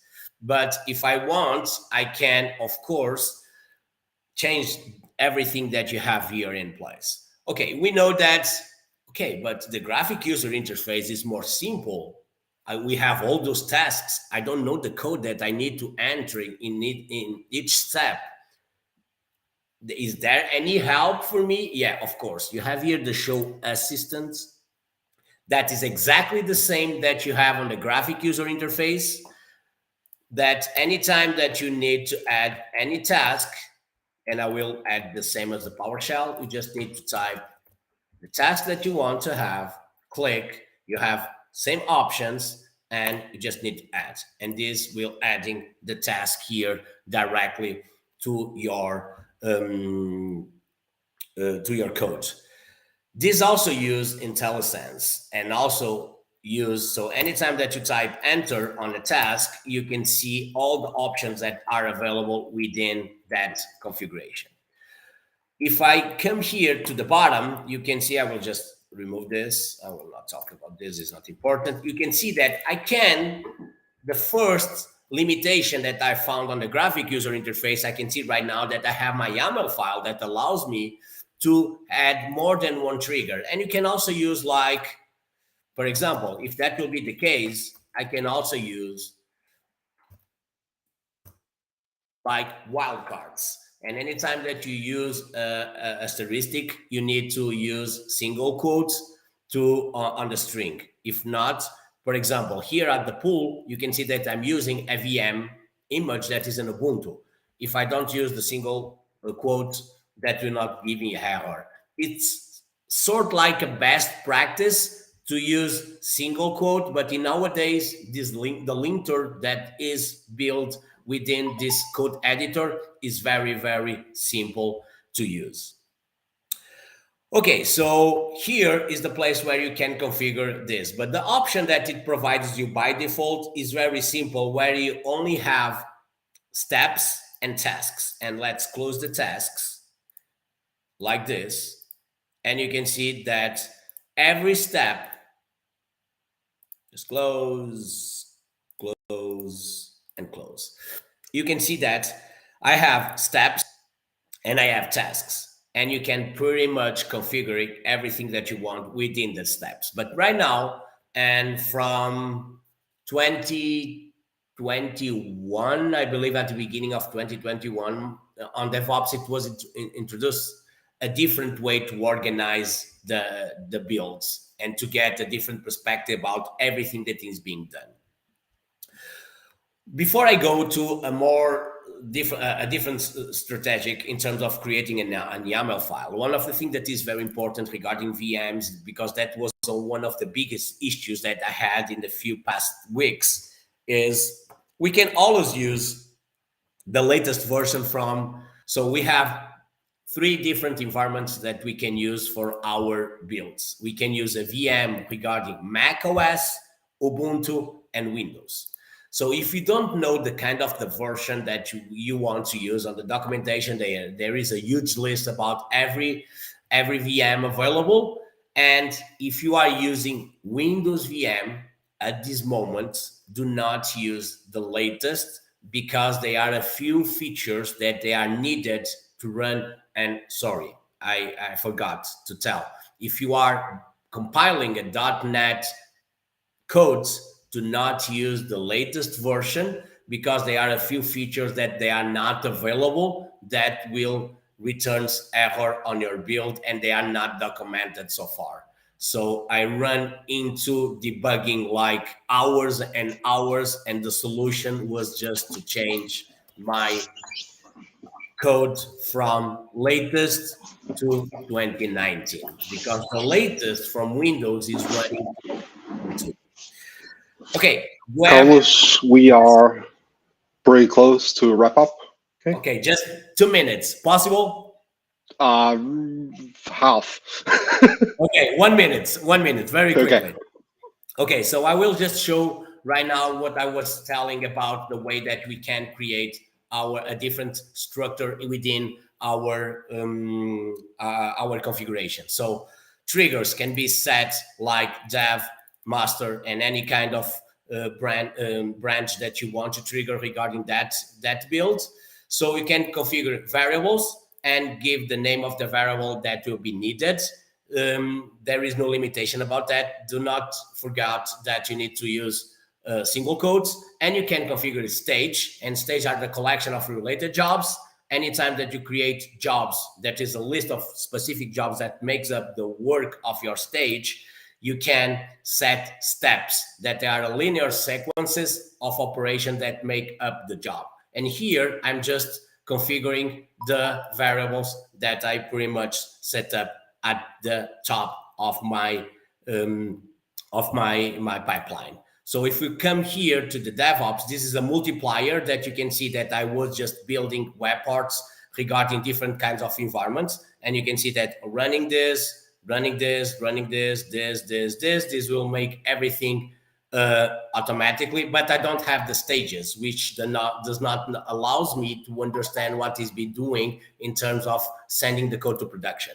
But here I have the build stage and I have the deployment stage. And if I come to the jobs, I can see that I have the build and the deploy. And if I click on the build, I will get all the tasks that were done within the build and all the tasks that were done within the deploy. Okay, sorry, this is always one of my problems to get presentations. So we did a few overview regarding the pipelines. We understand the difference regarding deployment and building engines, and the way that we can just run tests as well within our builds. This was our agenda. We cover everything. I don't know if there is any questions on regarding anything that we were talking about. If there will be after the session, I will be available. Just please ping me. It will always be a pleasure to help you with that. Don't forget to scan the raffle to be in for the raffle. I will just get back to our sponsors. Thank you so much to have me in as well, for the ones that are on the backstage right now. Again, the QR code. Thank you so much, and sorry for the extra 5 minutes that I took. That's okay, Carlos. By the way, Pedro has a question for you. So if you can answer him back on the actual YouTube channel, that would be awesome. Because that way we can pass it on to Pedro Souza, which is going to talk to us about Bicep and all the magic that is going to happen there. And well, that is actually already happening pretty fast. Take the stage, Pedro. See you guys in a bit. Hi, Virgilio. Thank you, and welcome everyone. And let's talk about Bicep. Actually, my session is tightly coupled with the session from Carlos, because I'm also going to speak about Azure Devops. Um, but first things first, my name is Pedro Souza, and I'm a tech lead at Valtech Evident, and also Microsoft Azure MVP for the past 4 years. These are my contacts, my LinkedIn, and my email. I don't read that email that often, but if you have any questions or anything that you need just to contact me, just send an email, and just don't expect a reply on the same day. Okay. And last but not least, my Twitter handle. Also, I publish some stuff there that you can see. But going straight to the point. So first of all, and before I start my session, I want to thank you and thank you for being here, and thank our sponsors, Microsoft and Phaeton, that allows us to do these kind of events, and also have some really nice prizes to raffle at the end of our event. So um, speaking as a host now, and not as a speaker, as a host, if you guys stay until the end of the day, we have a lot of prizes to raffle, and some nice ones. Tiago also spoiled a little bit, because he said it was some keys, but there are several keys from Phaeton. So let's see, what do we have here to offer to you guys. So starting with Bicep. Let me go back and start on another way. We have Azure, right? We have cloud. So what is cloud? What is Azure? Azure is nothing more than capacity. And what do I mean by capacity? Capacity is compute. Capacity is RAM. It's storage, right? And all of these resources we combine, and with these resources, Azure provides us with services. Okay, these services can be a virtual network, a virtual machine, web app, Cosmos DB, AKS cluster, whatever. But bottom line, they are all capacity: compute, memory, storage. And to manage these resources, to communicate with these resources, we have Azure Resource Manager. Going more in depth with ARM, Azure Resource Manager allows us to describe these services, connect to these services, so doing service management, provide us ways of doing authentication on those services, and also provide us ways of doing or assigning permissions, like airbag permissions, to those resources or within the resources. And all of this, Azure platform exposes to us with an SDK, where you can connect to Azure Resource Manager, like, for instance, connecting with Azure PowerShell or Azure CLI. It also provides other means that we can use to connect other REST clients. You have examples of this, like Storage Explorer, for instance. Also, as Azure Resource Manager is what the Azure portal itself uses to communicate, to allows us allows us to create these services on the Azure platform. Okay, so we have cloud, Microsoft Azure, we have Azure Resource Manager, and these services that I was mentioning, they are described as JSON files. So we have, in practice, we have text files that describe the technology, that describes the services.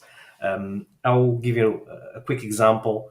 I need to cut some time already, so let me give an example. So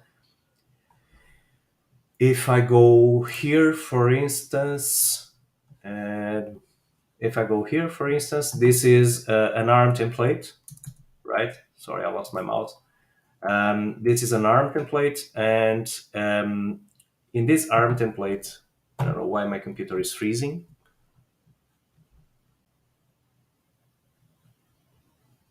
Guys, can you hear me?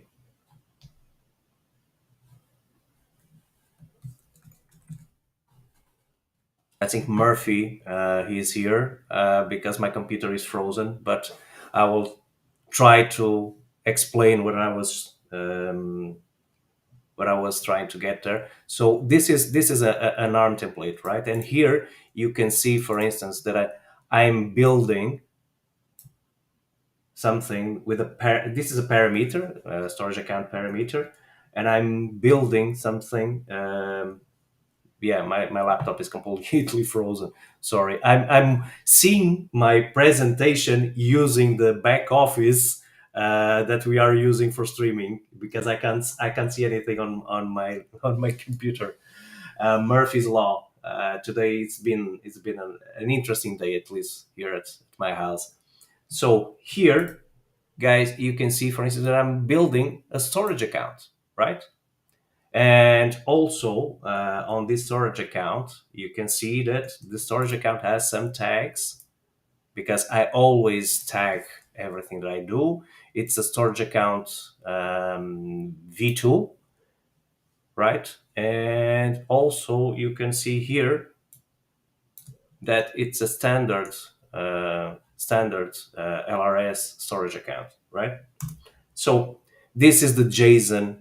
This is the JSON template that describes, in this case, one of the services, a simple storage account. Oh, I think my computer unfroze. So we can say that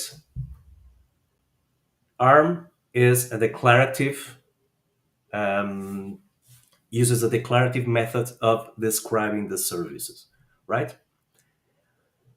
Well, if we go back here, let me close this template, and this is some simple CLI.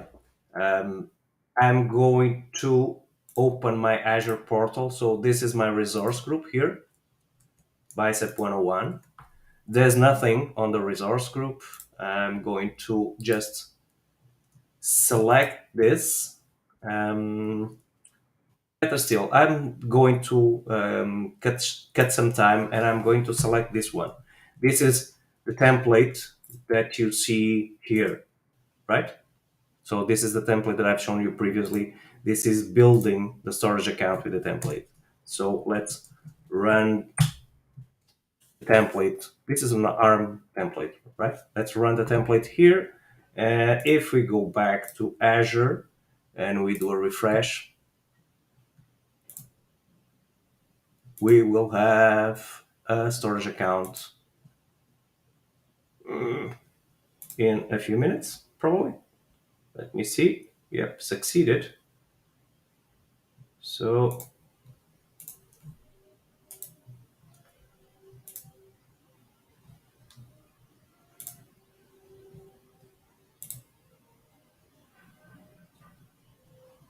Murphy's Law. Yep. Where are you? Where are you? Here. And oh, didn't create anything. Why? Good question. Let me check on something. Did I provide the proper resource group, or I'm checking the wrong resource group? Yeah, it should be here. It created the storage account. Interesting. Something is funny today, for sure, on my end. Well, let's continue. We will make it happen on other form. Okay, so this template that we have here builds the storage account. right? But this is ARM, right? This is ARM, and we are here to talk about Bicep, right? So let's go back to the presentation. What I wanted to show you, running that template that did run but created nothing, by the way, is that also we can use these templates to recreate stuff, right? So the template that I was using here, this template wasn't created by me, it was created by the infrastructure. And the goal when I went here to the storage account, or I would go here to the storage account. Let's grab storage account. If I let me do it. Okay, let me do it like this so that you see. No, not this resource group. I want, where's the bicep one here? And let's put a region here like West Europe because it's nearer, and let's call it Global Azure 101 because I want it to be something that doesn't exist. I'm just going to create it next oriented, okay? It will take 1 or 2 minutes. You can see here, there's a deployment running, right? And on this deployment, I already can see here my inputs. See?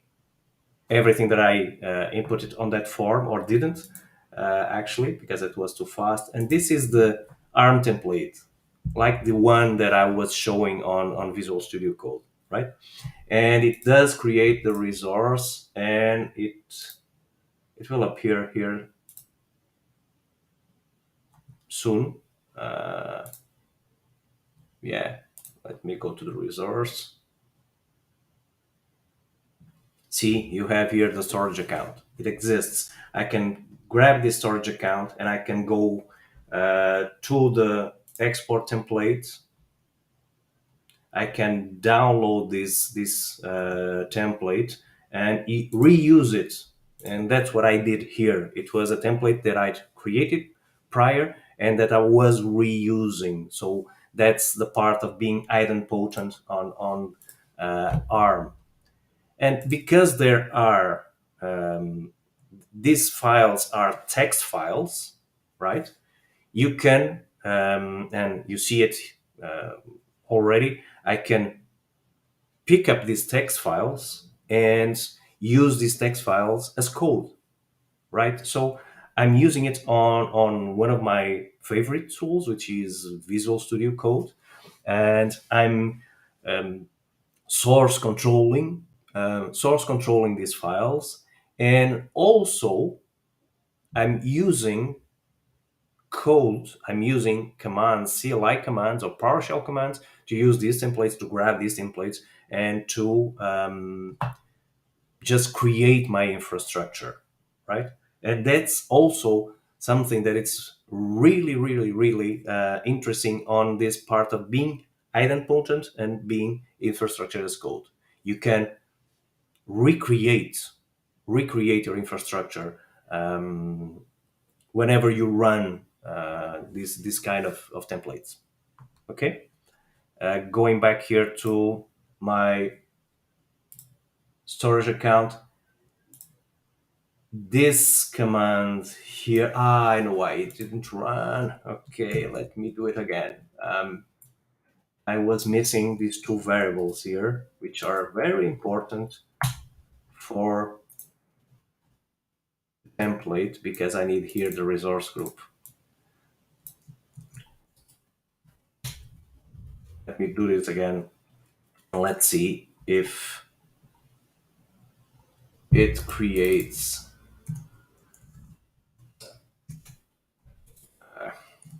also, if you do a create instead of a validate, probably it will create the storage account, right? Machine always has reasons. It's always right. If something happened, it's because of someone that's between the chair and the keyboard, in this case, myself. And I did some yak shaving here. So let's go back to our resource group, which is the most important one. And in a few minutes, you'll see that the storage account will be here. Yeah, see, this is the storage account finally that I wanted to create, and it has no containers, it has nothing, but it's here, right? And if I come back here, I could, oh, there's something on the, I know, yeah, there's a parameter here that's invalid. This week, I don't know why this template here was starting to give me some errors. And this is a template, again, this is a template that I've exported from Azure Portal, not built by me, okay? So it was just, it's giving me some problems here with the table services on Azure, and that's why we have this error message about the error on the XML syntax, right? But this is not a simple file to read. This is not a simple infrastructure to read, and it's a lot of properties, a lot of things to write, and well, it's not easy to use ARM templates. Okay, and that, let me close this. That is where I do the bridge to Bicep. So ARM templates exist for several years now, and people struggled with creating the infrastructure with ARM templates. So a lot of people nowadays, they use Terraform. I also use Terraform. I started my infrastructure as code more with Terraform than ARM templates, because ARM templates are really hard to write, especially when you have a lot of dependencies and you have a complex infrastructure. It can be challenging to create ARM templates from scratch. And Terraform provided me a way of doing things also in a declarative way, but more modular, and also because I was working with other cloud vendors. Terraform is kind of cloud vendor agnostic, so you can use Terraform for Azure. You can use it also for instance, AWS, right? But Terraform has some issues, and one of the issues for me, or two issues, let's talk about two of them. The first for me is that Terraform is not feature parity with Azure. And why not? Because, well, Terraform is agnostic on the cloud vendor side, but for a new service, and I can give you an example. Recently, we had changes on Azure firewalls last year, to be exact. And my Terraform templates couldn't create the new type of Azure firewalls because it didn't exist still on Terraform. So I had to wait for a new version of Terraform and for someone to create the new version for the Azure firewall, right? It meant that my infrastructure, the infrastructure that I was creating at that moment, couldn't deliver those kind of firewalls. And you can ask, well, what did you do? If there was no solution at that moment, well, we just created the old firewall types and then we converted it to the new, and we waited, right? Bicep is different. Bicep is feature parity.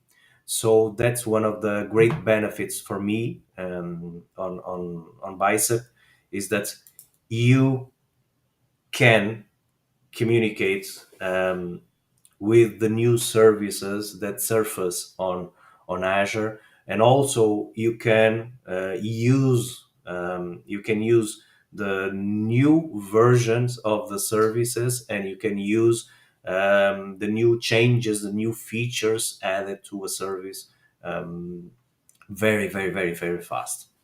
So Bicep here is nothing more than a more modular way, a more easy way of building, of describing my infrastructure.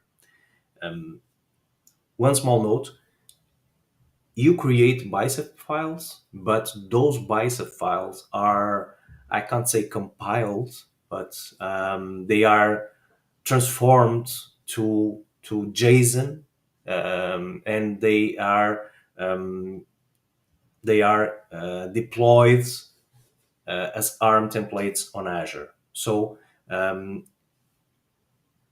at this moment, when you do a deployment of a Bicep file, then the Bicep file will have this transformation by the platform to ARM templates to JSON. Okay. What does this mean? It means that in the background, the infrastructure of Azure is taking care.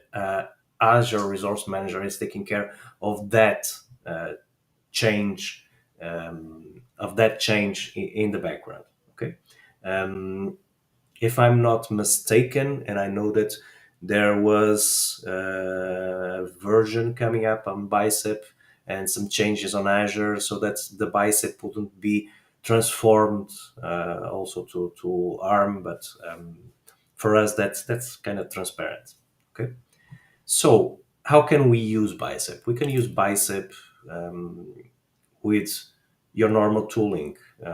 I've using it with Visual Studio Code, so I have an extension on Visual Studio Code that allows me to create Bicep files, and also allows me to have some linter on my files, and also to have I'm missing the word, completion, auto completion of my code, and IntelliSense on my code. That's it. So I can easily start creating Bicep from scratch, with almost no effort at all. Also, you can use Bicep with Azure CLI. You just do AZ space Bicep, and you can install the module for CLI. Or you can use it with PowerShell, and for this you need to go to the Bicep repo, download Bicep, install Bicep, and there's a separate binary for that. And PowerShell will use that to produce Bicep. Okay. So this was my last slide, and the next one will be the raffle, but I will only show it at the end. So let's go code. So Bicep. Okay. Let's start like this. I'm going to create here a new file, and I'm going to call it Azure User Group Portugal .bicep. See, and immediately when I change the extension to .bicep, it knew what I was talking about, and it's going to provide me some IntelliSense. So I'm going to start, for instance, with a parameter. I'm going to call it location. And I'm going to say, well, my deployment is coming from a resource group, and on that resource group, I want to grab the location. So this is the place where I'm doing my deployment, right? The region where I'm doing my deployment. Something that I also need to do is, okay, you have a parameter. What's the type of that parameter? See, you can see the IntelliSense at work right from the start. And if I want to create something, I'm going to create a resource, and I'm going to name that resource, for instance, storage. And here you also see the IntelliSense, right? These are the types that you can create. These are all of the resources that you have for Azure. And if I type here storage, see, immediately it grabs the storage account, and now it's showing me the versions that you have available. This can be, you can see here the type Microsoft storage account. You can see the API version. And if you grab this text, you can search for it on Microsoft documentation. Let me do that because I think it's useful for the ones that are starting with Bicep. Let's grab here a browser and put this here. Sorry, this here. And you go to Microsoft storage account. See, this is the Bicep, and you can see here how to build your Bicep for a storage account. And see, it's a very long it's a very long Bicep, very long description. And here you have all of the properties and if it's required or not. For instance, this one, you see here it's required, this queue. And also if those properties have finite values, for instance, here you can see a blob storage, blob storage, blob storage, and storage v2, etc. So this is the property kind, right? So going back here to our Visual Studio Code and going back to our ARM template, this is related to, let me go up. This was related to these kind of SKUs that you see here on the ARM template, right? So because I don't want to now create everything here. Oh, by the way, let me show you something that I use a lot also on Visual Studio Code. See, if you look at this, you see required properties, right? So it's already telling me, okay, if you want to build a storage account, then these are the required properties. This is the minimum that you need to provide. And if I click here, see, I need to provide a name. My storage 101. I have to provide a SKU name. And yes, it also has IntelliSense here. And you have to provide a kind. And by the way, there's a location here. So let's call this location that I'm using up here. And this is the minimum that you need for a storage account. Just this. Okay. This is the minimum. Let me open another file that I had prepared prior, just because I have some. It's the same. You see, it's the same. I'm just passing these as parameters. Okay, and let me go back here to our CLI. So we have our Bicep. This Bicep. I'm passing the parameters. So this is the name of the storage account. This is the location. This is also the SKU, right? Let me go back here to Azure portal.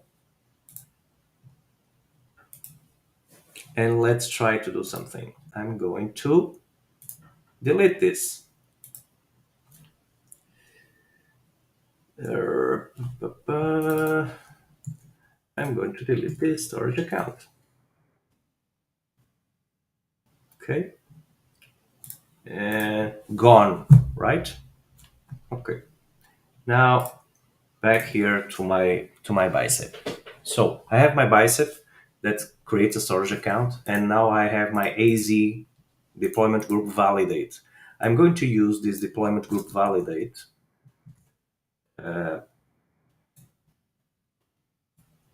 check if my Bicep is properly written.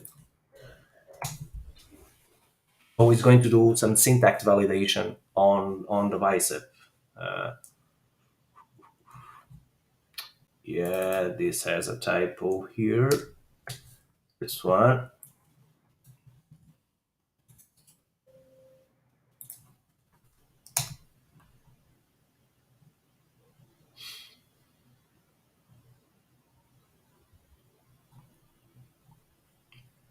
Let me put this bigger. See, you can see that the validate validated my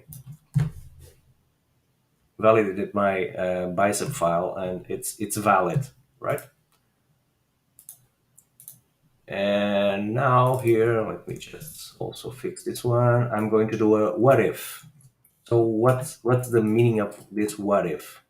What if is going to look at what I have and look at what I'm trying to build and see, oh, is there any difference here? Will I create anything? Let's see what it says. So this is another difference between Bicep and Terraform. I told you guys that I had two things that I liked in Bicep rather than Terraform. Terraform needs a state file.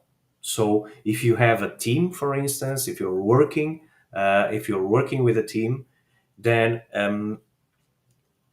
all of the developers need to share the same state file, right? Because whenever you validate your Terraform, whenever you do a what if, whenever you create a resource, it's against that state file that Terraform will build stuff, right? And okay, it took a while. And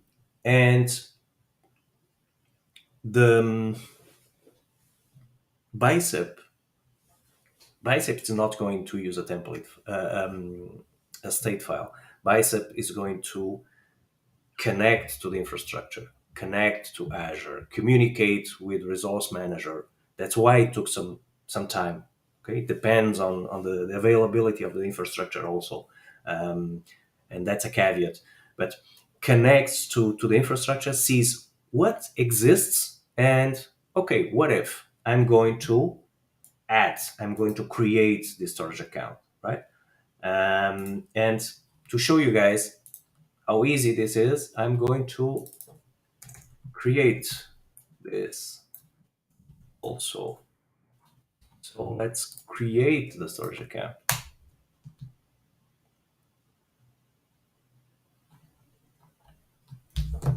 I know that I don't have a lot of time left, and I don't want to cut some time for Nino because I know his session is awesome. So this is deploying, this is creating. While this runs, I'm going to jump to another place. I'm going to jump to a pipeline. You see here, while this runs, you see here that I already have some pipelines. And now connecting to the session of Carlos said, okay, why use classic UI instead of YAML, instead of code pipelines? Well, I don't use classic anymore. I use YAML because they are source controlled also, and I can guarantee that my pipelines, my build pipelines, my release pipelines, they are also source controlled. So here you see we already have the storage account created while we were speaking, and if I do a refresh here, it will automatically appear, probably. Let me see. I have a problem. See? I have a problem. Invalid XML document. Yeah, that's the same error that I had previously, but anywho's, let's go forward with this. It's that table thingy that we have. Oh, no, it's not. Wait. No, it should be this one. Yeah, manual deployment. Yep. Here it is, the storage account. Here's my inputs, right? No outputs, sure. Here you can see that my bicep was transformed to an ARM template. let's see where the hell is this resource. Yeah, it's here. It's here on the. I changed the name to Global Azure. Funny.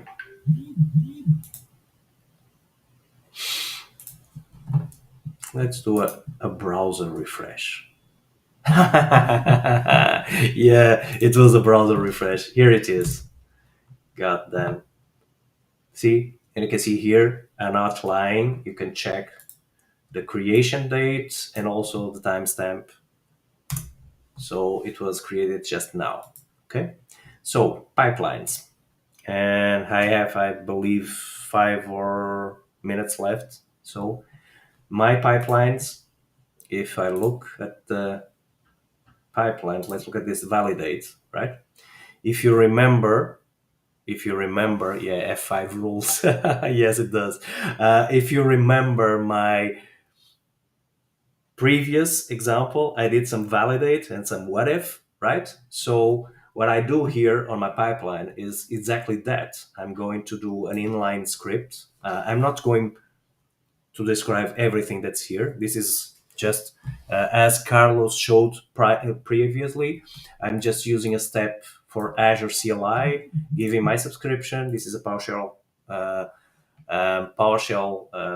script, inline script, and here I'm putting those same lines of code that I've put it previously. Okay, and this does validate and also what if. So I have a validate pipeline that does both of this. And Tiago, my phone is off, so don't bother calling me.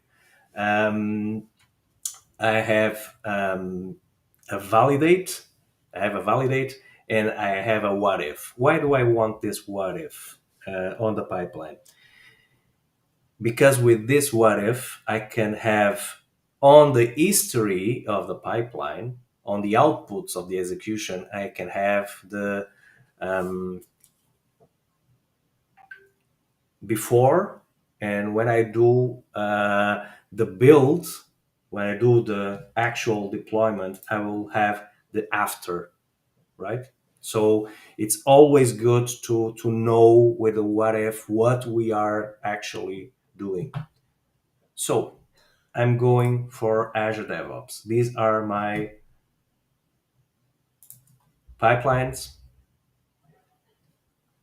and I can show you the definition here. See, I also did some interesting stuff because I connected this is my GitHub repo. I'm connecting my GitHub repo for the code, and I'm doing the pipelining here on DevOps, just because you can do that.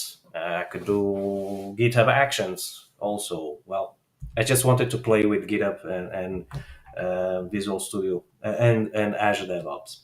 So here I have my YAML file, my pipeline, and if you don't know how to write your pipeline still in YAML, you have here on the right side, you have the tasks. If you search for Azure, for instance, you will find Azure CLI tasks, and you can find ARM template deployments, etc., etc. Okay, so let's run this pipeline. Let me find my branch. It's not main. This one. Let's run the pipeline and let's see what's happened. Sandro is teasing me, saying I only have 1 minute. I don't know, man. I don't know. Let's see if this works. I still have to run the pipeline and build. Okay, checking out the code. You see here the step of Azure CLI that I mentioned that's running the validate step. See, connecting with my credentials, my service connection, and here you see the validate. You see here no errors, right? And now it's running the what if.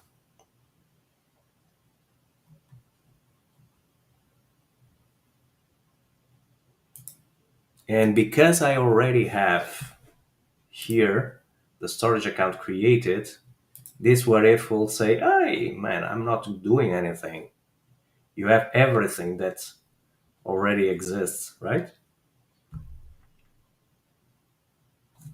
Come on, Azure. After my session, I have my good friend Nino. You should keep here with us and attend. And don't be frightened by Nino, or be very frightened, because it's the dark side. And see what if execute it and it said, well, I have nothing to do. Okay, so let's see if it has nothing to do. Let's go to the other pipeline, deploy pipeline, and I'm going to run the pipeline also against my branch.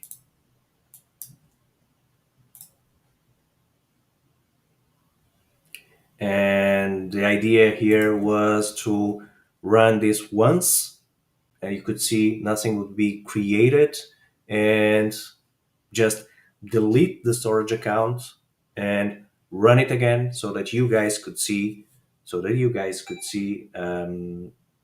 it would recreate the same storage account exactly with the same definitions that I did previously. And that was also a way of showing you guys that it's easy to create Bicep, to then create. It's taking some time. Yeah. It's taking some time to run my script. It's trying to find a queue on my agents. I need to create a self-hosted agent ASAP for my demos. And well, when this finish, and it will finish, we will say nothing to do, you have your storage account, and then it would take out that storage account, run it again, and it will recreate it, and that's idempotent. So while this runs, let me go back here to the slide where just to put the raffle slide on screen, and probably one of the guys is going to join me. I don't know who. Probably Virgilio. Right now, yes, it is me. You got it. But you didn't win a prize. Not for you. But you guys can actually win. We cannot. Yeah, but you guys can. I don't win. I'm still waiting. I'm still waiting for an agent to build my No, you don't win. You don't win. I don't win.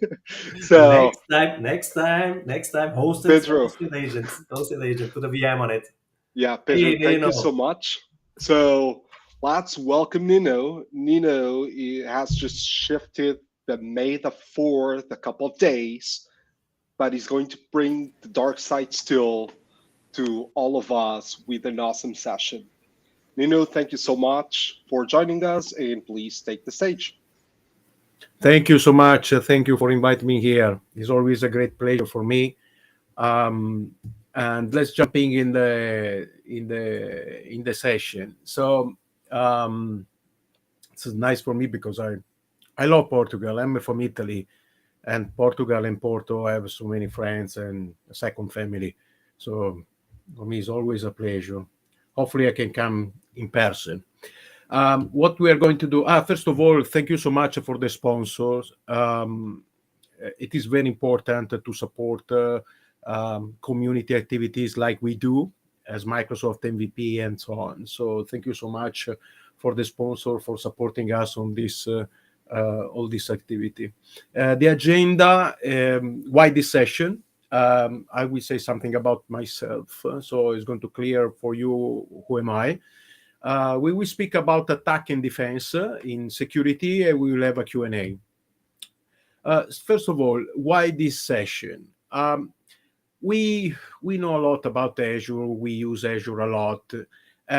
You can see here, this is a slide Microsoft usually show about security. And just to give you an idea about how many things we have inside Microsoft Azure just for security. That's massive, right? But what I learned in my experience, this is the reason of this session, is that I learned three main rules. And one is anything can be hacked everywhere. You will see during this session. Attack always and often, I would say, they're coming from internal. We usually try to keep ourselves safe, closing doors. I'm speaking about firewalling. We have this concept about closing ourselves to feel safe. But unfortunately, in technology, the most dangerous attack are coming from internal. And this is what you are going to learn today. Today, you are going to learn a lot about security, a lot. So take this opportunity. In practice, you will learn in practice how actually hacker attack and how to defend yourself from one of the most dangerous attacks I found. And especially don't trust humans. We are humans, so we do mistake. And this is one of the things I always recommend in security. Don't trust humans, even especially yourself. This is what I do even during my job. About myself, very quickly, I'm currently solution director in Hitachi. My expertise are around security integration. A lot of you know my person because integration, architecture, infrastructure, and governance. I'm Microsoft MVP since 2006. I did some stuff and interesting things in cybersecurity. I got a certification as ethical hacker. You know, I'm a speaker, blogger. I do a lot of things. Here you can see my blog, and you will have my email at the end. So absolutely write me and feel free to contact me. Let's jump in about red and blue. What is actually is this? The red side is the attack side, and the blue side is the defense. This is the concept in security. And this is something that we need to apply always in our life and technology life, I would say, in the experience, where we are going to try to use attack to better understand how we can attack some kind of technology, even our solution, and try to see if we can find or spot the vulnerability. And the defense side, because the defense side is something really important, where actually we are going to understand how we can defend ourselves from this kind of attack. What we are going to do today, we are going to examine first the attack. So the attack, I put a black hat here because the black hat in hacking identify a malicious person. So it's something that is someone then trying to attack a technology. So let's start with the attack.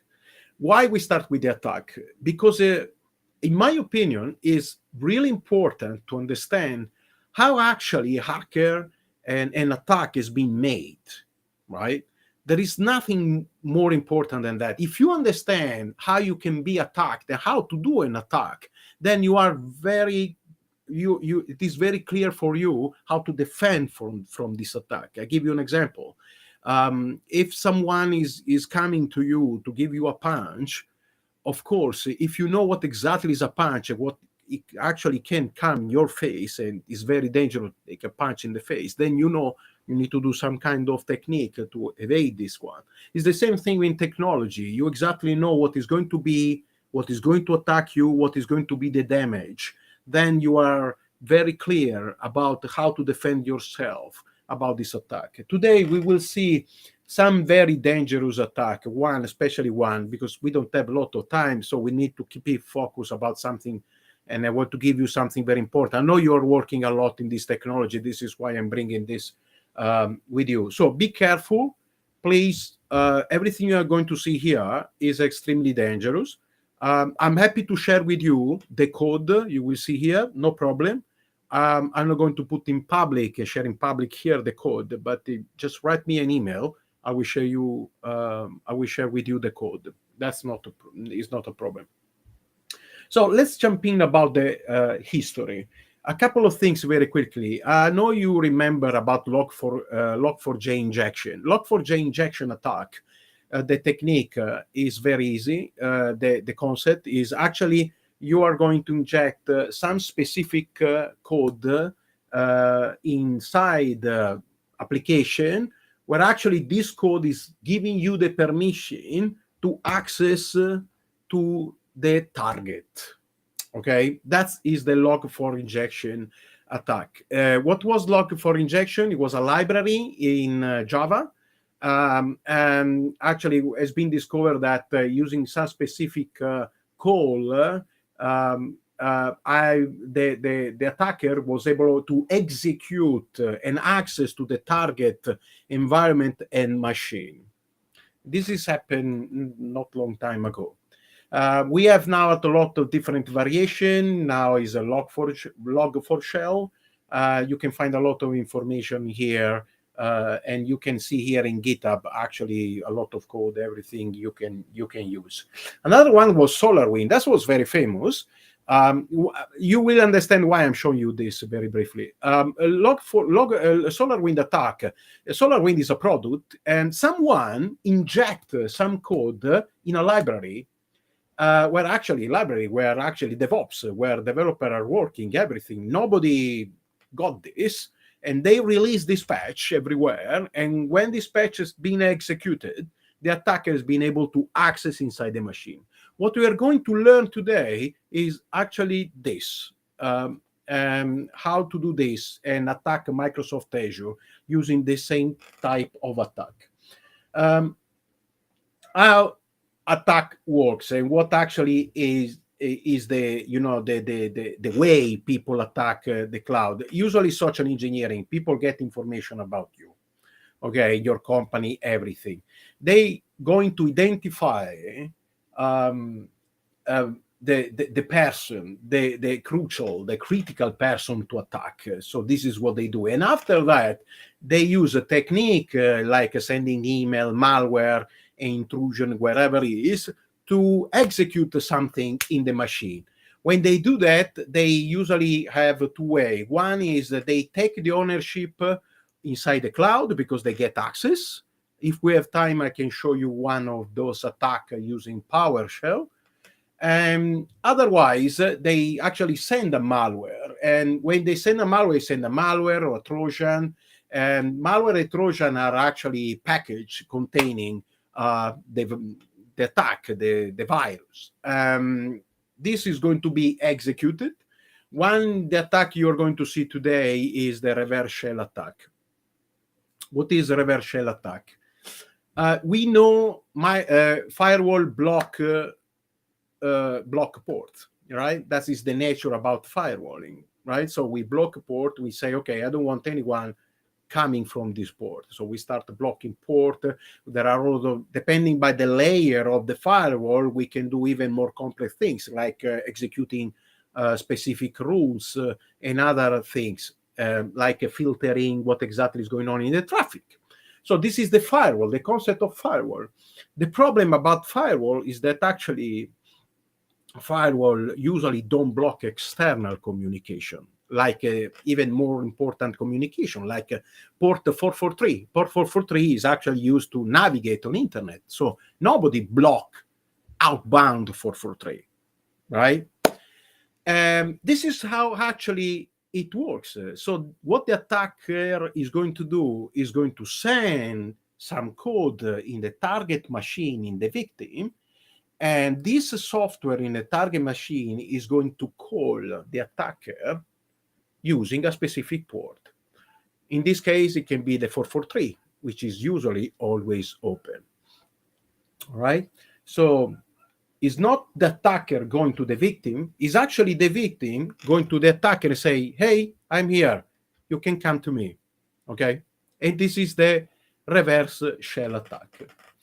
There is this tool, Netcat. Netcat is nothing secret, is a very famous tool used years for networking, troubleshooting for IT administrator. And using this tool, you are actually able to connect remotely to a machine. And you can execute things in this remote machine. Okay, so what is the point here? The point is, okay, I have Netcat. I can install Netcat in one machine, in Netcat in a second machine. The second machine is going to call my machine. And from my machine using Netcat, I can access on your machine and execute things, see everything. So what if I'm able to open, without using Netcat, a communication to Netcat from my machine to my machine, to the attacker machine, using a code like .NET, Java, PowerShell. There are many ways to do that. Today, you're going to see one using .NET, but I can do the same thing even using Java and other languages. The same attack, when I say the same attack, how this happened? This attack, when we execute the code, we can execute the code using, like because we inject the code in application, and this application is being executed in the target machine, right? Another technique, it can be this one. What you see here is a micro Arduino. Is very small, is something like that. Is actually, I have one here for real, is this one. You can see it's very small. You can hide this one everywhere. You can be a normal USB cable. You can program this one as a keyboard, very easy. And when the person is going to inject this one, you actually program this one to execute scripting. And one of the scripts, it can be to download this payload. Payload is something containing an attack. So download the payload from internet and execute it and call my machine, which is actually enabled with NetGat, waiting for your communication. This is another thing to use, another way to attack. Let's jump in the demo, because I know you are excited about understanding much more about this. So during the demo, we will see the attack target, what you are going to attack, in this case, serverless and containers in the cloud, how to attack, how I discovered this attack. We will see how to attack Microsoft Windows. Microsoft Windows is a container, we know, because many of our applications run in Microsoft Windows in the cloud, and how to attack containers and how to attack a developer. So what serverless is? I know many of you knows about serverless. This are actually serverless system and microsystem services backend to provide functionality to people in general, companies and wherever. We have many kind of things about serverless architecture. We have Azure Function, Kubernetes, Service Fabric. They're all containers. There is a common things here. Everything you see here has been contained by something. It can be a Windows, it can be a Linux, and wherever. But actually, is actually containers, containerization. A lot of things are running in this. So let me show you some of the things very briefly. Let's start with this one, which is very interesting. And one thing, if you want to jump in with a chat or something, or even and make a quick question or something, interact with me on this, please do it. This is not, I will be happy about that. So what you see here, this is an attack. This is a .NET code. And using this code, you are actually able to open a TCP IP connection to a specific target. This is an IP address. Using this, you open, I don't want to go too in deep in the code now, but it's just to give you a clear understanding first about how actually this works. You open command line. You know, the classic command line you open in Windows, right? Is the same thing, but using a technique which actually open a kind of streaming of data in line, okay, using a specific port. In this case, the 443. So the original code is actually this one. This is the original code when I executed the first time. That was the original code. I have Windows Defender open here. You can see everything is enabled, so everything is okay, everything is running. So the first time I ran this one, and I was using this kind of technique and try understanding, I execute this one is actually Defender. It was blocking me. You can see here, Defender is blocking me. That is blocking me. That's okay, because it's actually recognized that this one is a threat. Someone is trying to call a machine using streaming data communication across port 443, a shell streaming data communication for 443. So I started understanding about how Defender is able to understand this. So I start looking about and debugging using Wireshark and other tools and so on, even Hydra, which is able to debug assembler in real time, everything. And I got the point that it was a signature. Usually antivirus, they use a signature to block someone, okay? So for Defender, I discovered that was quite easy. Actually, it was this line of code here, you can see here. That was this setting here. Actually, Defender is actually looking to identify that you're going to do this type of things. Well, I start thinking what I can do here to evade Defender. So I start thinking about my experience as a developer and using reflection. Reflection is a technique using code to call properties and wherever from libraries without using the object itself. You see, I'm using an object which has a property and a subproperty, and I set this to false.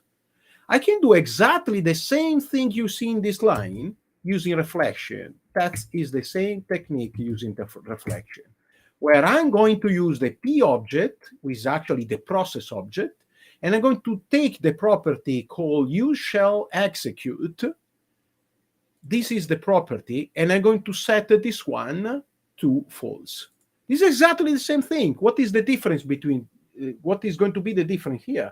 The difference here is that Defender is not recognizing this one as a threat anymore.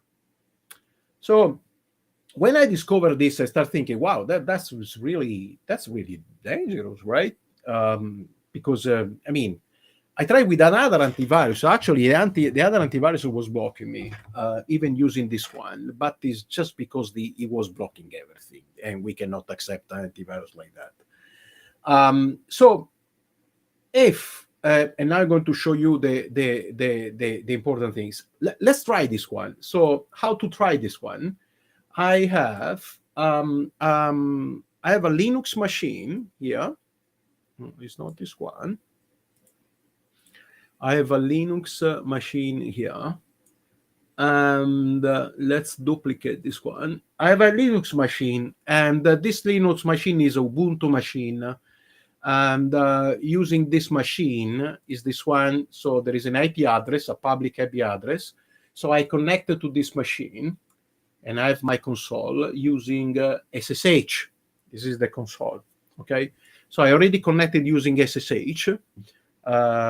And after that, I'm going to execute the netcat. I already download the netcat here. Usually you have netcat in a Linux machine.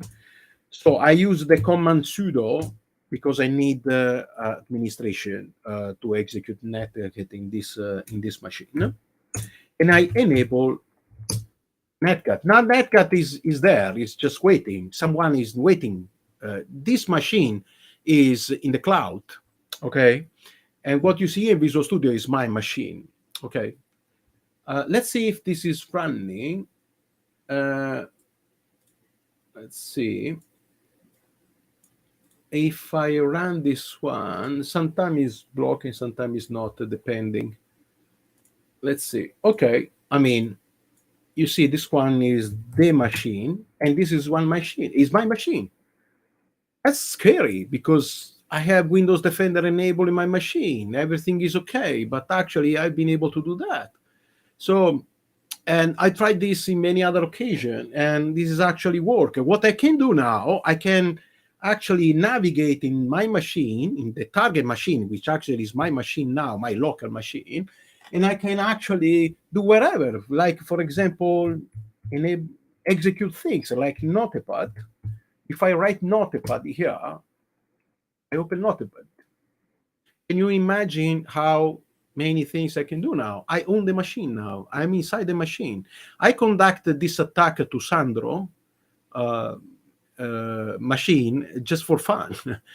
He was asking me about trying a tool, one of my tool, and inject this code, and I sent to Sandro, and I actually did that, of course, without hurting my dear friend Sandro. But I opened Notepad, and Sandro was, whoa, what is going on here? What are you doing? and that is quite scary stuff. So, and this is just to explain you how I've been able to discover this type of attack. Now let's move in more open things. How I can use this attack? I can use this attack in many different ways. Let's stop now.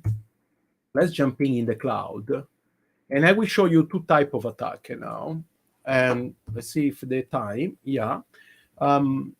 Two main attack. One is attack to container, and this container here, you know this container very well. I'm very confident you know about this one. This one is an Azure function. We use Azure function for many things, right? So very nice technology. And Azure function with any other technology in the cloud, we have web apps and other things, they needs to be contained in something, okay? So in this case, it can be a Linux machine, Windows machine, wherever there is a container. In this case, we have an operating system, Windows, running a function, okay? So think about you are building functions. You have 1,000 of functions and web apps and wherever. Everything inside a container, and you are running these kind of things. So think about a malicious person. It can be a junior in your company. He's coming in your company, and he inject this code you will see here in one of the function, even in one of the part of the code in your function. Nobody got this, so everybody just happy. They deploy everything and they execute everything. This is the code. This is very just for demo, but you can imagine, I'm sure you're using this kind of functionality a lot. So think about a big, much more complex scenario than this one. So, and this is exactly the code. The code is almost the same. You can see here, I'm calling the IP address. This is not exactly the correct IP address because I restarted the machine this morning. So let me move in the proper IP address, this one, which is this one. And I do exactly the same thing, okay? I do exactly the same thing. I created the process, the streamer, wherever. As you can see, it's always the same. And I'm using the same technique because you will see in the defense side why. Okay, so let's try this one. We have here our Linux machine. So I start a sudo, and now I execute the function. So now I'm executing the function. I think I need to test maybe. Let's see, sharing, blah, blah, blah.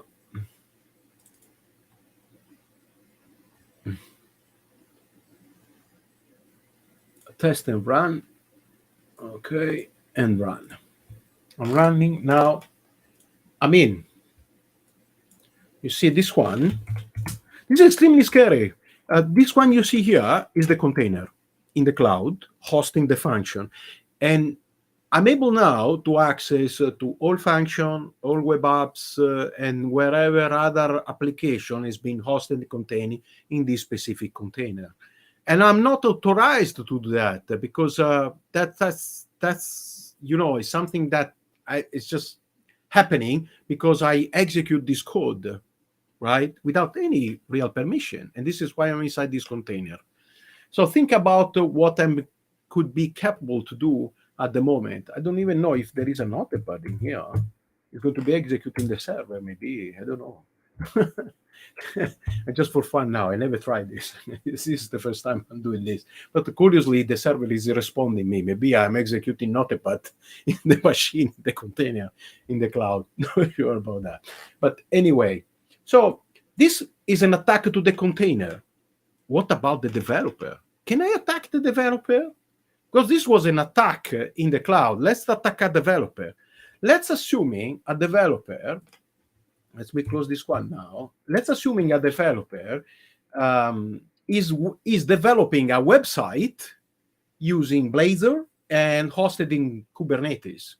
That is the code, okay? This is a Kubernetes cluster, is executing a website. Nobody's aware that actually someone inject this code inside the pipeline. and we deploy everything. Okay, so I'm the developer at the moment. I've done the pull from Git, and now I'm starting working. That's my Visual Studio. And I'm started debugging to try the website and start my working. So let's see what's happening. This is exactly a real case scenario. I enable this one.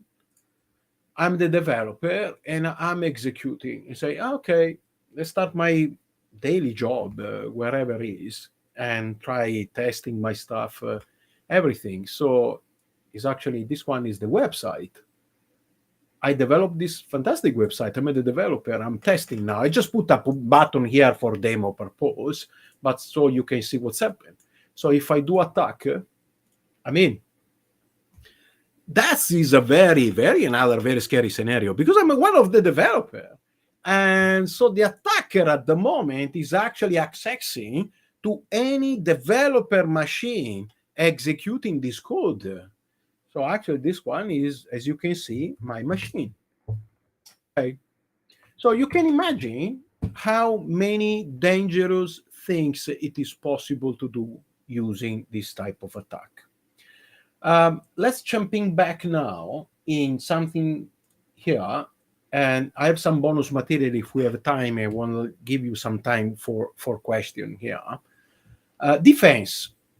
I put this nice slide because that is a very important experiment. I like thinking about how people thinking and do an experiment. So what I've done in a company, also in my company and any other place, but in my company, I've done this experiment. Sometimes people, they go to the bathroom or just leave the laptop and then leave the laptop open without locking the screen. When I see something like that, what I do, and I encourage you to do the same experiment, you will learn a lot by that. Go to the laptop, open Notepad, and write this sentence here: you have been hacked, with exclamation point. It just go away.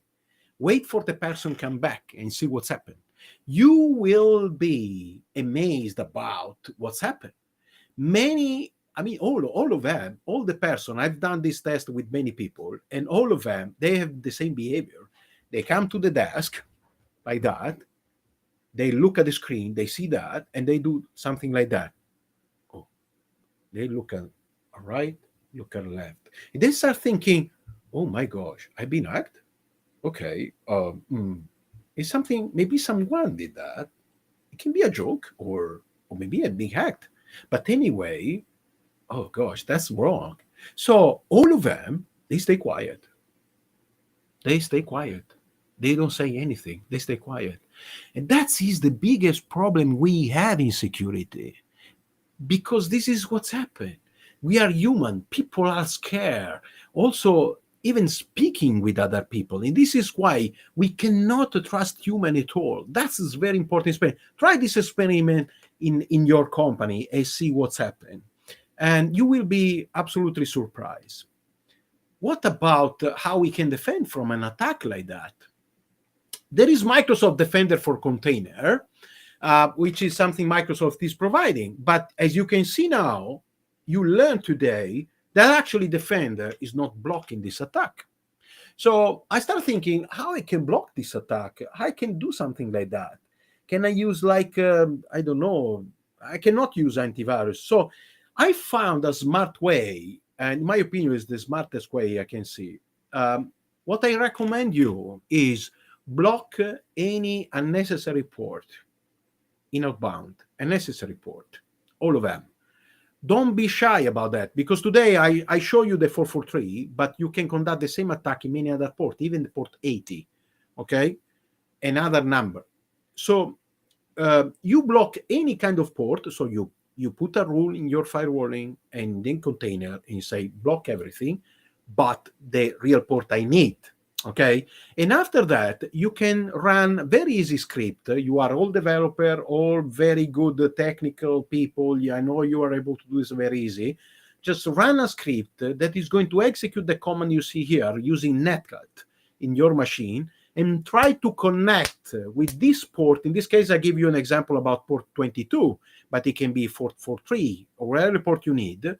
And what you should get is a response from this netcat scanning. It's going to scan and see, can I connect here? And see, is it available for connection? It's something very easy. It's not getting a lot of traffic, nothing. Just try to see if the port is available to connect for netcat. This kind of communication, reverse shell. And if the port is available for that, then you will see this kind of response in green, which is good because it means that is okay. If you see the connection refused, that's his big problem. That's where you need to act immediately. Raise, send an email, alert. You can integrate this using Custo Query in Azure Sentinel and get an alert from Sentinel and immediately alert everybody, and you can use an action in Sentinel to actually close this one. So execute a second script and say, okay, stop it, okay? Block everything, because it means someone is using reverse shell connectivity from your machine.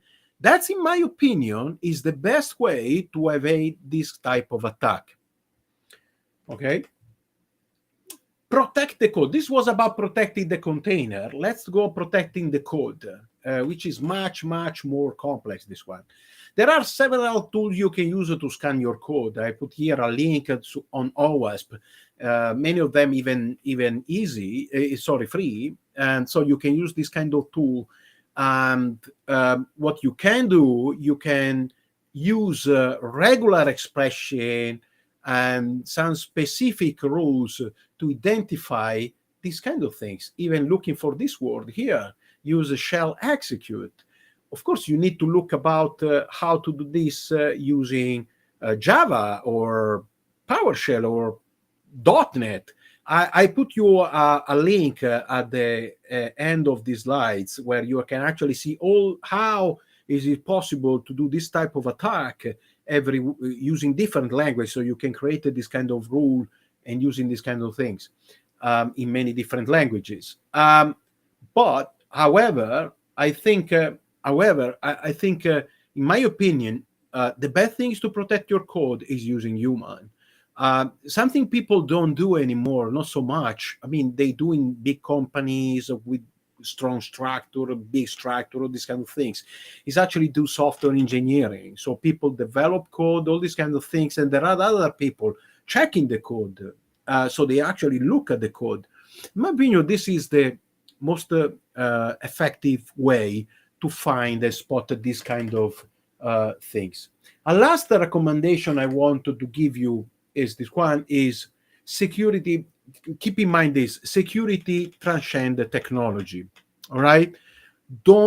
When you look about security, please don't start looking for technology. Never, because technology is the last things you are going to use to protect your asset in the cloud.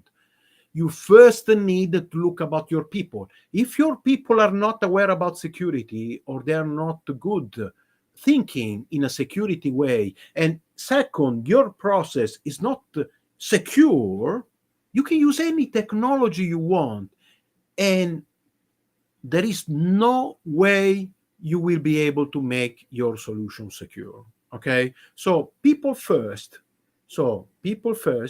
educate your people, your person, developer, wherever. Second process, what I show you today, like using scanning, social software engineering, all these kind of things. So all these kind of things, this is part of the process. And at the end, then you use technology like a firewall, all these kind of things. All right.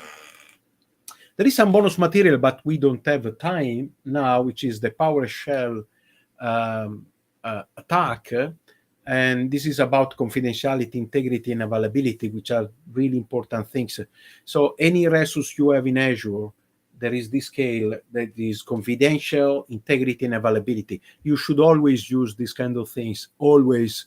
When you look at your Azure environment, it can be big, even a small resource. You always need to consider the three aspects. How much is confidential? How much I need to be care about integrity and availability? So if one of them is high, that for you, it means you need to do wherever is possible to protect this asset. This is one exercise you should do first, always, and continuously during your architecture thinking, when you create things, when you build things, you organize your asset in the cloud, and so on. I'll let you this slide so I keep you in mind about what I mentioned you about the people first and technology, and that's important security principle, how to balance security with performances across integrity and availability. I don't want to go in deep in these things. I will be happy to maybe join in another session and do something more deeper. There are some resources here. So you can see here in Java, log4shell in Java, how to do this in Java and other languages. So you can actually use very usable stuff. If there is any question, I don't think we have a time for that. This is in my contact. My email is not here, my email, but is nino.crudele@live.com. This is the sponsor, Rafael. Thank you so much to the sponsor for this opportunity. I'll give you a second if you want to take this one. And thank again for having me, inviting me here. Always joy. If you have any question or something, or you want to see the PowerShell attack, or if you want to just get lunch because you're starving.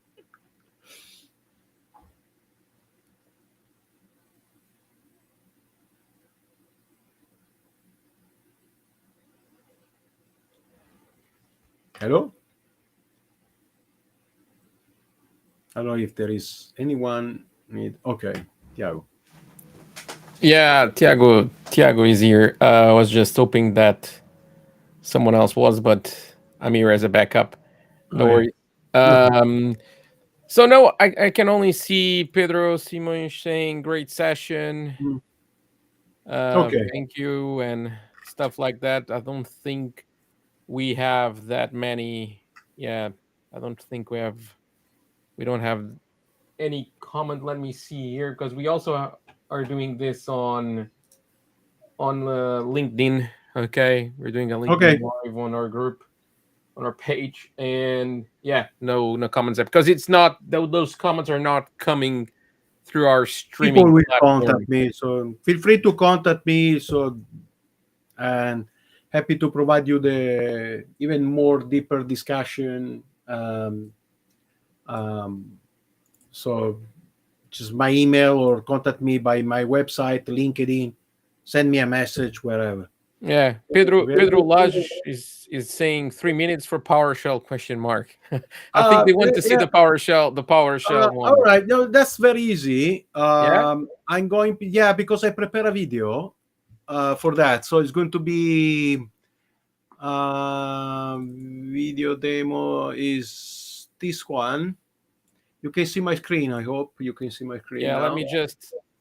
let me and Pedro Simões is saying yes, PowerShell. I think people really want to see the PowerShell one. Okay. Very quickly, that is the PowerShell attack. As you can see here, let me pause this one a second. What is actually the PowerShell attack? I show you the code because you are technical people. I know you enjoyed this. This is actually what is going to be. You need to know that every time you log in PowerShell using AZ connector to log, you get the login and you connect everything like that. You need to know that the PowerShell is going to store the JSON token authentication file in your machine. So I've got this, and what I've done is I use another PowerShell command to take and grab this JSON token and impersonate the person, right? So at this point, it's going to be, I am the person who actually owns this JSON token. And after that, as this person, I can do wherever this person or account is able to do in the cloud. So this is a global admin. Think about what I can be capable to do. And this is actually the code. The code is, the important point is this one. I import some Azure modules. This one is stuff. Here, this is the folder where PowerShell is storing. You have your username here, account name. You can use a scripting, scanning.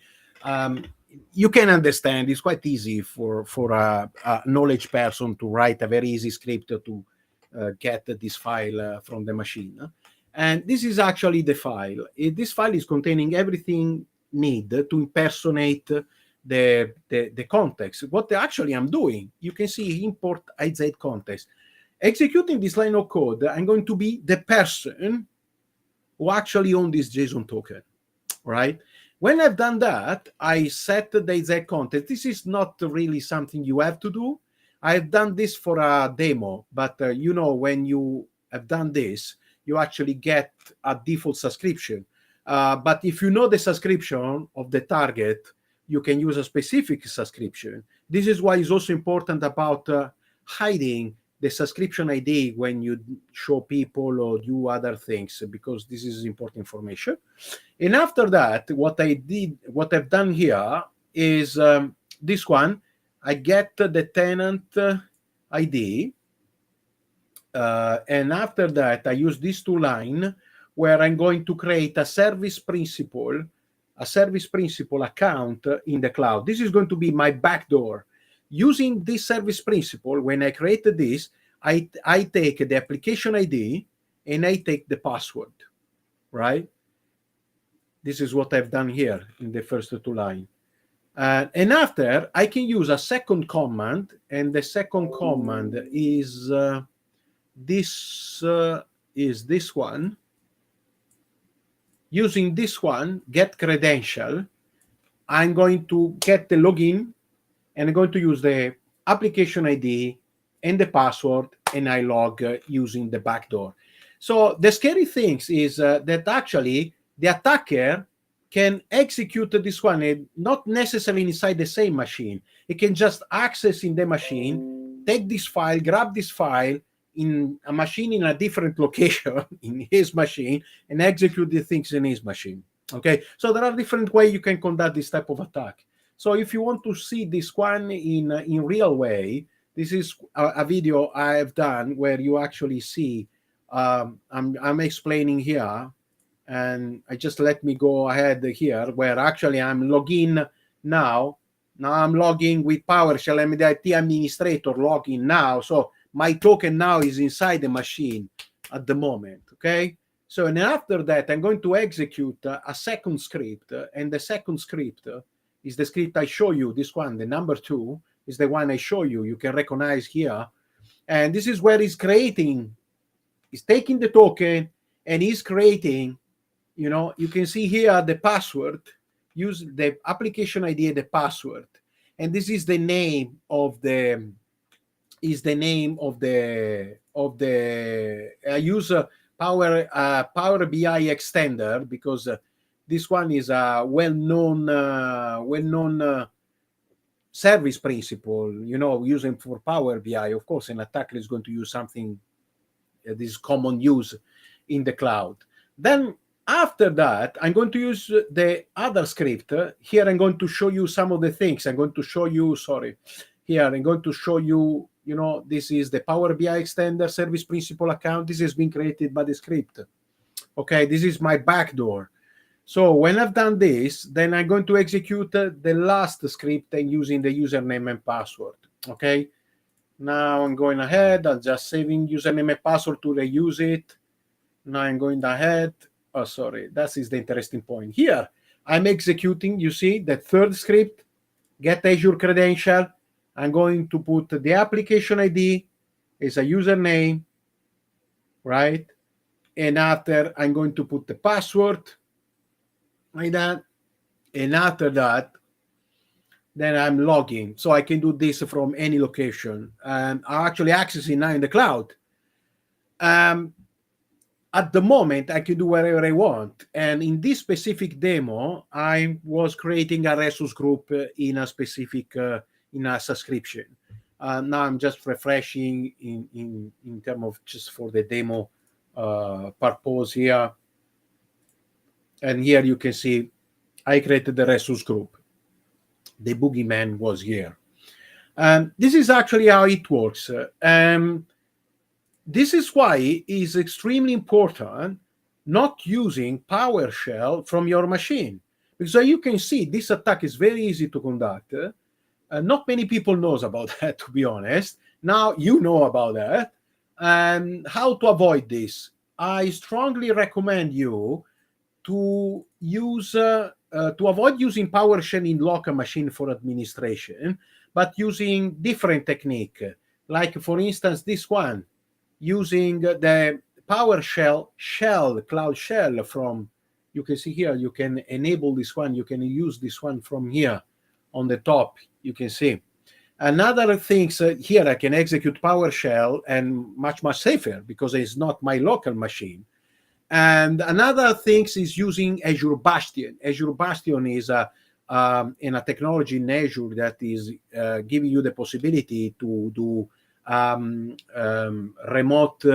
connectivity to a remote machine. It can be your administration machine in the cloud using HTTPS, the browser. So you can force your administration about using this technique, using HTTPS to access to the machine in the cloud. Okay. But please just avoid executing PowerShell in your local machine, server. People use these kind of things, even scripting, executing scripting in servers, local machine, all these kind of things. Because believe me, a lot of people knows about this attack. As you can see, it's very easy. So avoid these kind of things.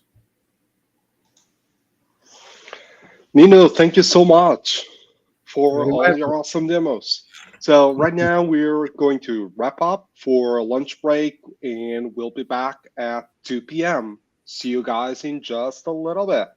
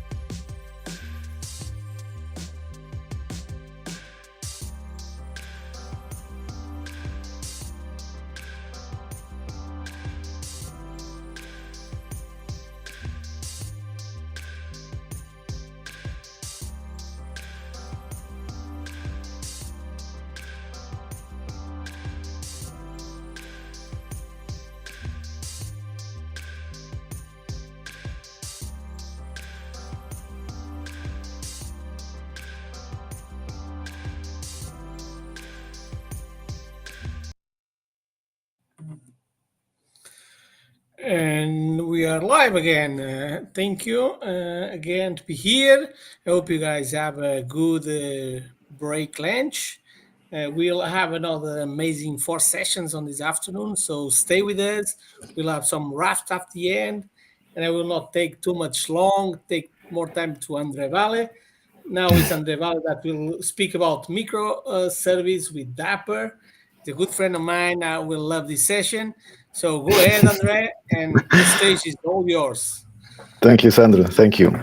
Welcome, everybody. Welcome. Hope you had a good lunch.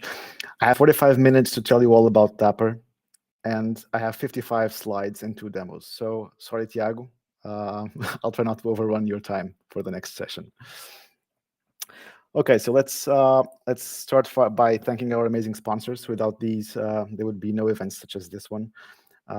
So we have to be very grateful that they exist and help us organize these kind of free events for the community. Okay, about me. My name is Andre Valle. I'm a chief architect at Entity Data Portugal. I'm also part of the Microsoft Azure Competence Center for that company in Lisbon. I have been a Microsoft MVP for 3 years for Office Apps and Services. I was on the SharePoint side and Teams and Office 365. But recently, more recently, I've driven towards Azure. So now I'm mostly a cloud architect. These are my contacts in the bottom, so you can reach out to me if you want to follow up after this session or whenever you need it. Okay, let's about the agenda. So the topic is, and the title is Microservices with Dapper. And so we have to start by explaining what is microservices. What does this mean? Why do we have to know a little bit about containers and about Kubernetes before we dive into what Dapper is and how it can help you? There's a lot of slides, but I try to go through them as quickly as possible so I can show it to you and still be on time. So microservices. Before we start by explaining what microservices are, let's go a bit back in history and start with what was there before these microservices architectures existed. And the first thing, or one of the initial architectures that was used very, very much around the world for complex systems was the monolithic architecture. It's still there. It's still a very useful architecture, very useful model. And it's actually the best model for specific scenarios, but not for all of them. And one of the things that that was a feature of this kind of architecture was that everything was running under a single server process. You could have a complex system built out of several different modules, but they all would run inside the same server process. They were very tightly coupled. Usually, they also share the same database. Of course, this might have its own benefits, but it also has a few challenges. And the challenges are that this monolith would become complex very easily. As you been adding new features, it started to get very complex with a lot of tightly coupled components, and there would be no single person that would know everything about this complex system. Because of that, there would be a fear of side effects. Whenever you change something, you would be very afraid to break something else. And so new features would be very expensive because you'd have to test everything because you didn't know what side effects some change would have. Also, whenever you change something, you had to deploy it, you had to deploy the whole thing. So it was a full deployment, usually led also to some downtime because the system would have to be restarted. And then also because this is so tightly coupled, if you have an instability in a specific component, probably it would crash the entire system. Finally, adding new technology and frameworks, modernizing the architecture was very hard. Why? Because everything ran in the same process, very tightly coupled. So you can't just put a new technology there that was not compatible with this technology stack that you were using. So these are the main challenges. To tackle these, new architecture paradigm was born, which was the service-oriented architecture. In this one, we got a few benefits because we got decoupling. So we break down each module to different services. Each service will handle its own data in its own database, but everything would communicate through something called the Enterprise Service Bus.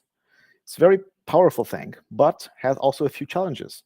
First, it increased complexity because now you have different modules that have to communicate with each other, so you have to decide how they communicate. They all communicate through the same service bus, so it could be a bottleneck here. Also, usually the ESB is quite expensive. And still, at this time, the services also tended to be quite large, so like small monoliths anyway. So the evolution of that, or at least a few changes, and brought us to the distributed architecture, which is the one we mostly associated right now with microservices, which are part of this architecture. In this kind of architecture, each component each feature is implemented as a microservice. And these microservices are self-contained services that have everything inside. So the code, the data, and all the dependencies. So they are very independent of each other. You can actually have different technologies implementing each one.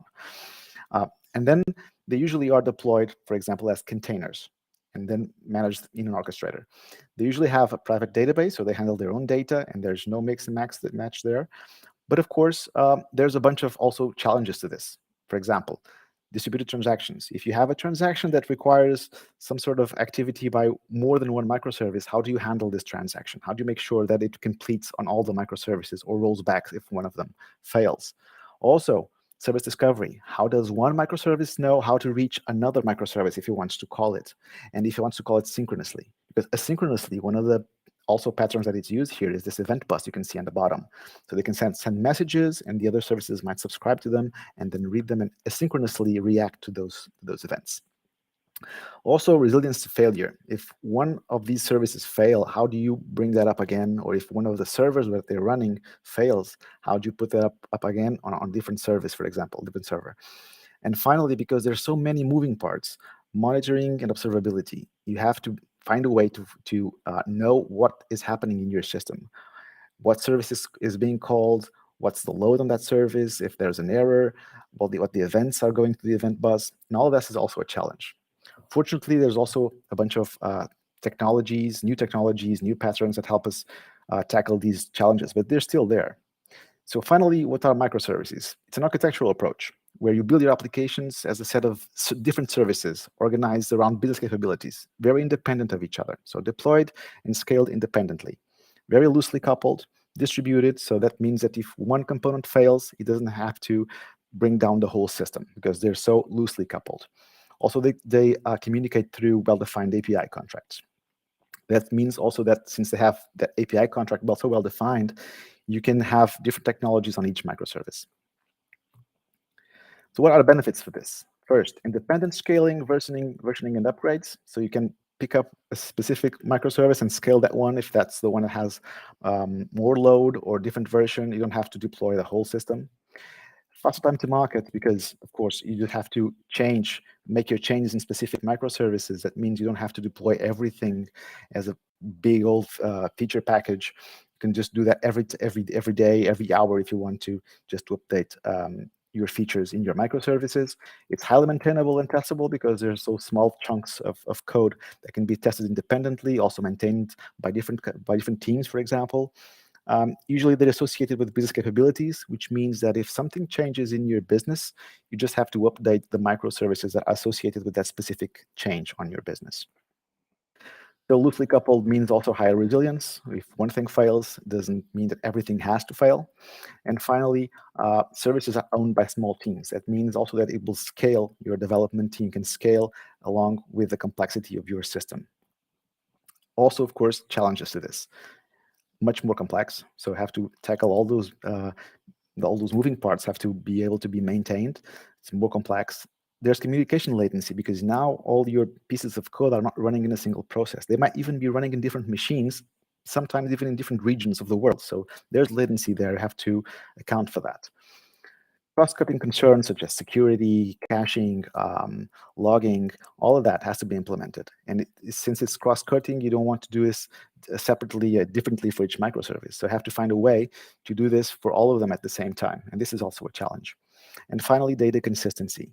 Since sometimes more than one microservice has to store and change information about a single entity, how do you make sure that it's consistent amongst all those microservices? So there's a lot of challenges to tackle. Fortunately, also, like I usually say, we stand in the shoulders of giants. That means that we are building on top of technology that's already there and handles a lot of these challenges itself.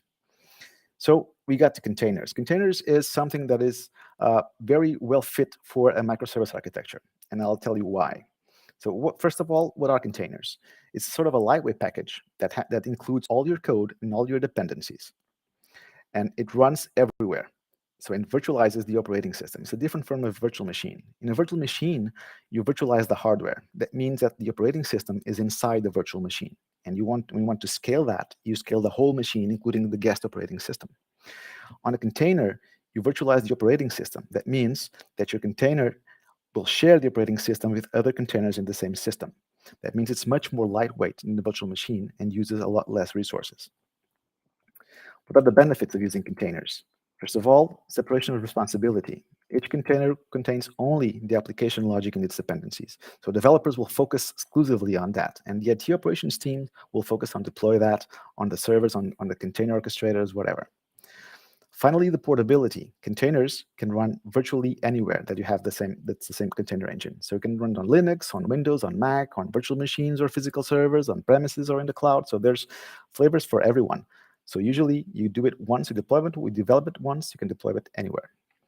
And then isolation. So these containers contain the virtualized CPU and memory and storage and everything, and provide a logically isolated view of the operating system. So each container does not need necessarily to know or communicate with the other containers in the system. They're isolated. And finally, very lightweight. When compared to a virtual machine, since they don't include the operating system inside, it's much lightweight. You can have much more containers running in the same hardware than you can virtual machines. Of course, there's also a few challenges with this. First, persistent data storage is a bit more complicated because containers are not supposed to store data. You can, but it's not supposed to because they're supposed to be ephemeral. They can be brought down and just another one just being spinned up, and they shouldn't have the data. So you have to host it elsewhere and then connect that from the containers that have your application. Also, there's some security measures that have to be in place. Of course, tools will help with this. But since containers share the host OS, you need to have additional barriers of security to make sure they correctly isolate both the code and the access to the data from each other. And then orchestration. It's quite easy to use containers if you have an application that uses a single or 2 or 3 containers. But what if you have an application built out of microservices with 100 containers? How do you orchestrate that? How do you make them communicate with each other? And then when one fails, how do you bring another one up, another copy? How do you replicate them if you need to scale up? So that's orchestration. It increases a lot in complexity and requires other tools. And finally, since they share the host OS, all your containers in a single system have to use the same operating system and the same version. So you can't mix and match in the same system. And then we come to Kubernetes. Kubernetes will appear to solve the orchestration problem. And what is Kubernetes? So it's a portable, extensible open source platform, which initially developed by Google, but now has a hugely ecosystem and it's open to everybody to use. You can use it as a managed service on all public cloud providers. You can install it on premises. And there's also some free versions and some enterprise versions with support. As a developer or as a platform administrator, you declare the configuration you want, and everything is automatic, and it allows you to manage all the containerized workloads and services using that kind of declarative configuration. What are the benefits of Kubernetes? So first, reduced application development release timeframes. That's because everything about orchestrating the containers is handled by the platform, so it's much more efficient, and it's very fit to having each microservice in a different container and have them communicate with each other. And since everything is declarative, you can save all of that configuration and store it also in source control for you to use whenever you need it and update it. Everything is stored as an application as well. You can optimize IT costs because there's so much more automation and intelligent administration in this platform that allows you to scale down your team. Of course, this also has the other side of the knife, since you need people that have a different skill set to be able to administrate that. Software scalability and availability, since the platform provides native auto-scaling and self-healing capabilities. That means if one of your applications in one of those containers for some reason is down or a server is down, it can already and automatically move your containers to different servers and different infrastructure if needed, as well as auto-scaling if you have additional load. And finally, it works on premises, on any cloud provider, so it's very flexible. It's portable. That means if you have a container that runs on premises, you can also bring it to Kubernetes without having to change anything about it. And finally, it's been proven and battle tested. It's being used by many of the large companies and actually supports, it's it supports most of the services you use in your cloud providers. They're based on Kubernetes as well. Challenges, like everything else, there's also some challenges. It can be overkill to have a simple application because it's a complex and it can reduce productivity. It's a complex platform. You have to manage the networking, you have to manage visibility and monitoring. It brings a lot of services, a lot of automation, and a lot of add-ons you can put on top of that to have all those features, but still you have to configure everything and have to be able to manage that. So it can be quite overkill if you have an application with 2 or 3 containers. And the transition to something like Kubernetes can be cumbersome because you need, like I said, a specific skill set. And because of that, it can be more expensive than alternatives. Not because of the licensing itself, because Kubernetes by itself is free, but unless you want to have, you have to train your team to be able to handle that. And also, if you want to have support from some company, you might need to have an enterprise version of Kubernetes, and that will have additional costs. And finally, regarding security, it requires specific skills. You have to be able to know how to close down your Kubernetes clusters to make sure that they're properly secure, and they have to be properly monitored as well. All of these are challenges when using Kubernetes. Okay, so now we got all the concepts out of the way. Let's get into Dapr and what is the distributed application runtime. And then I'll be able to show you how this works. So Dapr is an event-driven, portable, open-source runtime. It's something which is a project by CNCF, sponsored by Microsoft. What it does is you put this with your applications, and I'll show you how you do it using something called the sidecar pattern, and it will extend your application with additional features that you won't have to develop yourself. They will give you features that are very fit and very proper for microservice architectures. And those are built as building blocks that you can add as you need to your applications. So first of all, you notice here I mentioned the sidecar pattern. What is a sidecar pattern? So when you have, it's a way to add features to an application by deploying a component in a separate process, which is sort of isolated but still very closely connected to your main process and main container. So it's usually used to extend the primary application. And the important thing is it shares all the resources that your main application container uses. That means that the communication between these two has very low latency. So if you look at a motorcycle, and that's where the name comes from, the motorcycle is your primary application, and the sidecar is attached to it. And being attached to it, it shares resources, but it's able to communicate and provide it with additional features. In this case, it's an additional seat for your motorcycle, but it can be different things. So let's look at this in a container way. You have a host that has a container there inside called the primary application, which has all the core functionality of your application.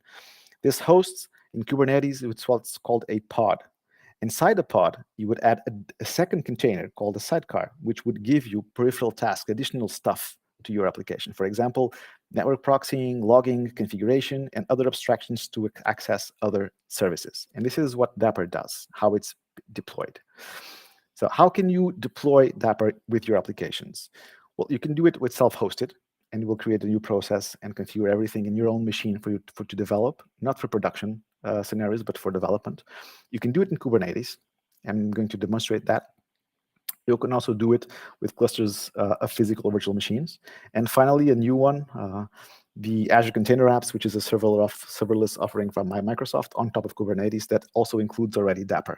It's pretty cool. I'm not going to show you this today, but I have also a session on that specific service.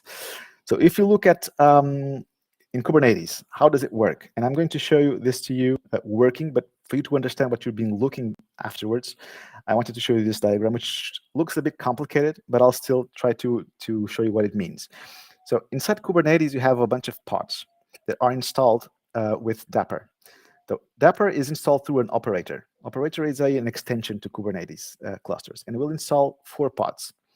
A pod called placement, which is used specifically to manage the actor pattern, so the stateful actors. Well, I'm not going to demonstrate that, but I'm going to discuss it a little bit later.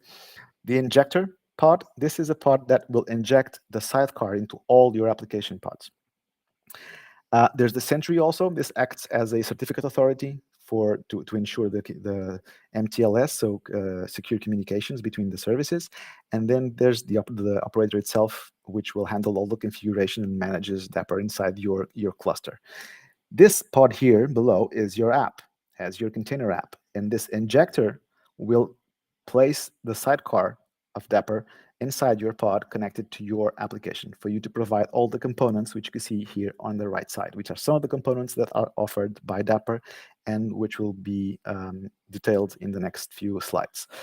You can do this with any Kubernetes cluster, be it on-prem, on AWS, Azure, Google Cloud, or any other. Okay, so this is not specific to any specific version of the Kubernetes service. So you've seen, I explained briefly, there's 5 services that Dapper will have installed on your cluster. First, the sidecar, the Dapper D. So this is a process that runs alongside your applications. So it's installed as a container inside the pods of your applications and exposes the APIs to your application. There's the Sentry, the one that handles the certificates and manages also MTLS between the services, so ensures that all the communication is encrypted between all your services, even if you don't do anything on your own application for that. The operator, the one that manages the service and handles everything, the configurations, and is able to read the YAML files and understand what it's there and apply the configurations to your cluster. The injector, which is the piece of code that will inject the sidecar into your applications. The placement for management of locations of Dapper actors. This one I'm not going to go into much more detail because it's a bit more complex and has specific scenarios to be used, but it's quite useful when you want to use stateful actors as a pattern. So how is Dapper configured? I'm going to show this to you working, but now just for you to understand. First, you either do it or you have to do it also as YAML files. So this is an example on the left side of a component, which is a state store component that uses Redis. There's here are the connection. The metadata is the connection data for it to connect to a Redis host, and they will provide a state store, so state management to your application using Redis. And on the right side, also for Redis, but using a pub sub component. So it will allow your application to publish something and then your other services to consume them by subscribing to something in Redis also. But also you have to configure the sidecar. And that is done also when you provide your deployments to Kubernetes. You can add your annotations there. And these are the 4 annotations. This is not extensive. We have much more than these 4, but these are the ones that are usually used. So the first one will say, this container, this pod will have the Dapper sidecar, if you put it to true. This is the name of the application for Dapper. So the unique ID of where this application is known to Dapper. This is used for service discovery and some other stuff inside Dapper. What port is the application listening on so that Dapper can communicate with that? And also if you want to log all the API calls that the sidecar is doing. So these are the ones that are usually used to deploy the sidecar and to configure the sidecar for each body. As you can see, it's not that much of information. Of course, there's a lot of variations here, and I'll show you a few. So Dapper provides you with these building blocks, and more are on the way. So this is a developing project. And so I'm going to go through each one of these, and then I'm going to show you a few of them working.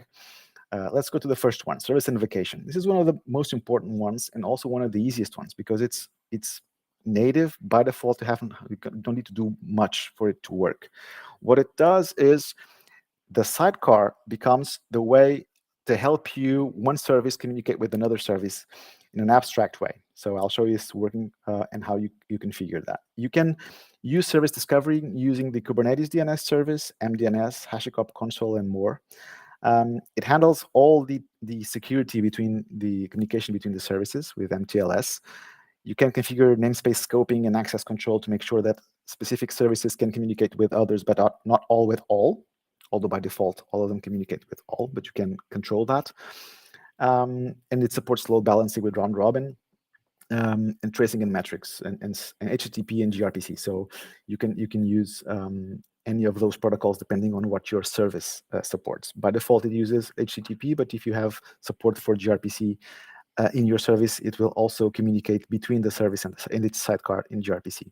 Between the sidecars, it always uses gRPC for increased performance.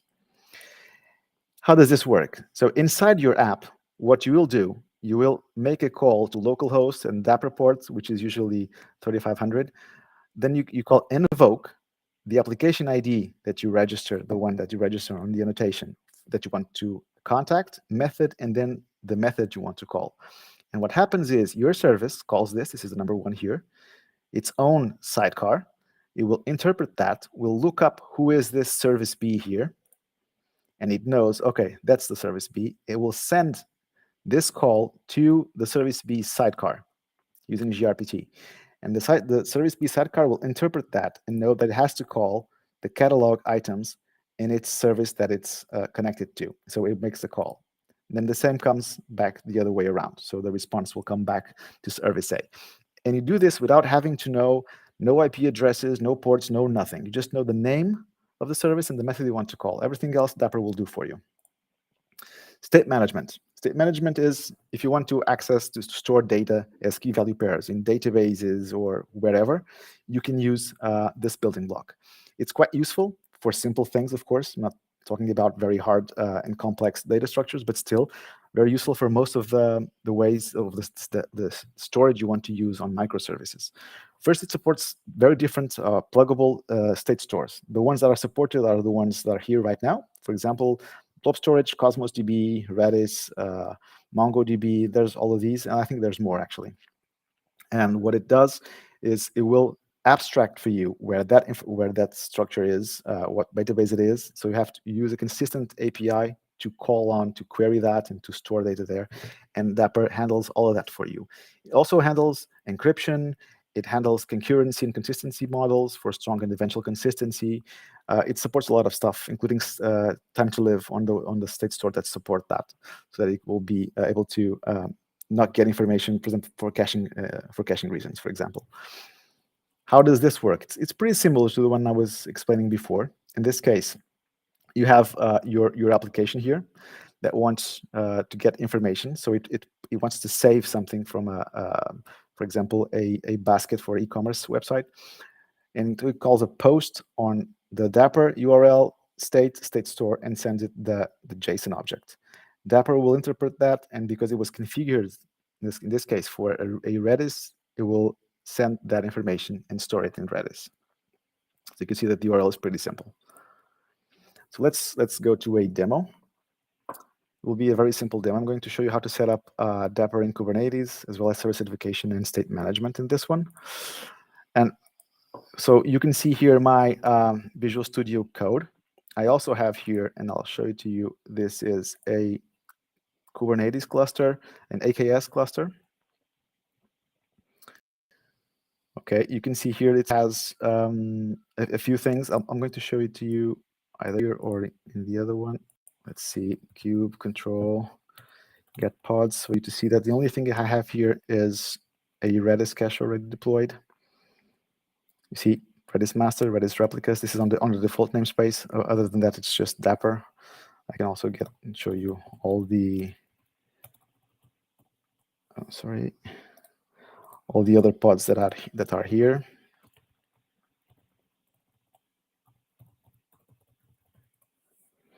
So there's a bunch of things here. Everything is kube system and Dapper system. So these are the ones that I showed you, I told you. So the Dapper dashboard, I'll show you in a minute. The operator, the placement server, the sentry, and the sidecar injector. Those are the pods here. And then there's Redis here, and then there's kube system. So anything not here, not using anything else here. So it's empty, or mostly empty. How did I install Dapper on an AKS? So first off, you do what you have to do always. So log in and connect to your cluster. And then you have to have installed previously the Dapper CLI, which is just an installer. It's easy to do. You can do it on any platform you want. And you run it with init /k.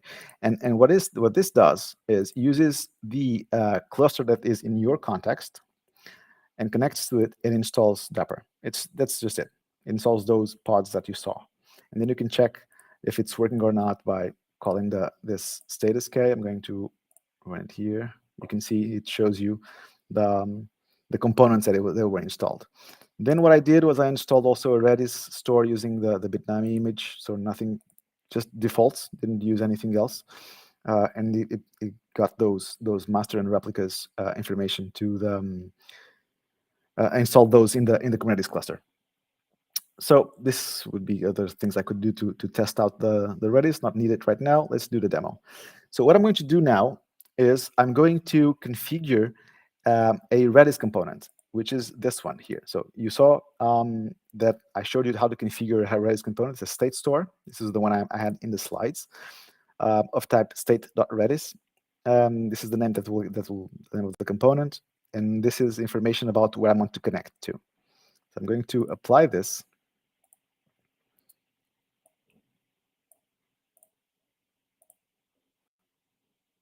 Oh, sorry, what did I do? Yeah, not here.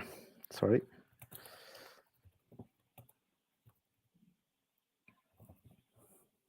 Yeah, so this should work now.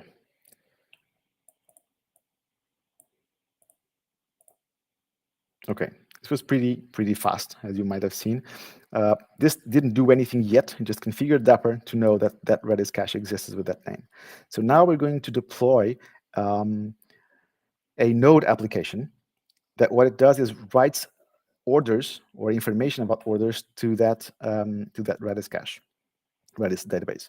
And for that, I'm going to apply this YAML here, so this file here. So what this does is it installs a service, so to expose this in port 80, and installs a container that has the Dapper annotation. So what we're saying here is it's called node, has a container with this image, which is a Hello Kubernetes node. It's a sample container with a sample image, and it has all those 4 annotations here that tells Dapper to inject the sidecar onto this pod and expose it on port 3000 and log the API calls, and also call it node app inside Dapper. So let's apply this one also.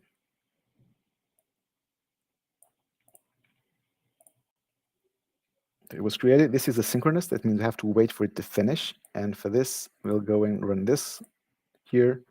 It's already done, so it's already rolled out. So if we want to use kubectl here and get pods, you should probably have here it is, the node app. Node app is already here and running. So what can we do now? So now we will expose this application on port 880 using port forwarding. Okay, and now what it means is I can use port 880 in my using curl, for example, in this case, to set to see a few things. For example, using this. Oh, sorry, I shouldn't be doing this on this window.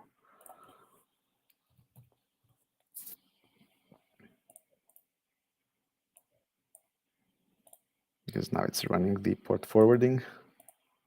Let's see it here. So here it is. On port, Dapper port is 3500, and gRPC it's 50,001. Now let's send a sample order, which is this thing here, this JSON object, to that node app, and see that it gets stored in Redis. So it's not here. Okay, so now let's send this to the new order service endpoint. Got there, and now let's just try and get that back. I can show you the code, of course, if you want to see it, but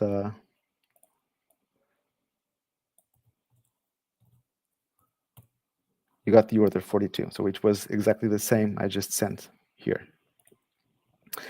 Okay, now I want to also take the opportunity to show you something else, which is the Dapper dashboard, which is something that is also installed with Dapper, and it's quite interesting. Allows you to monitor a lot of stuff. So here it is. So this is the Dapper dashboard running on the cluster. You can see there's a Dapper application here called Node App. You can see a lot of stuff about it, metadata, all the configuration that was done for this app. It has actors, and you can actually see logs, so you can see everything that's happening here also. And you can see also there's a state store component which I installed previously. It's 3 minutes, and it has the configuration, it has everything here so that you know exactly the components you have configured. And then there's also information about Dapper system itself. So this is the Dapper dashboard. This is a useful tool. Okay. So now what I'm going to do is I'm going to deploy a Python app, which is this one, very simple one, also Dapper enabled, that will start pushing orders to that other service by communicating using service invocation components in Dapper. So let's just deploy this.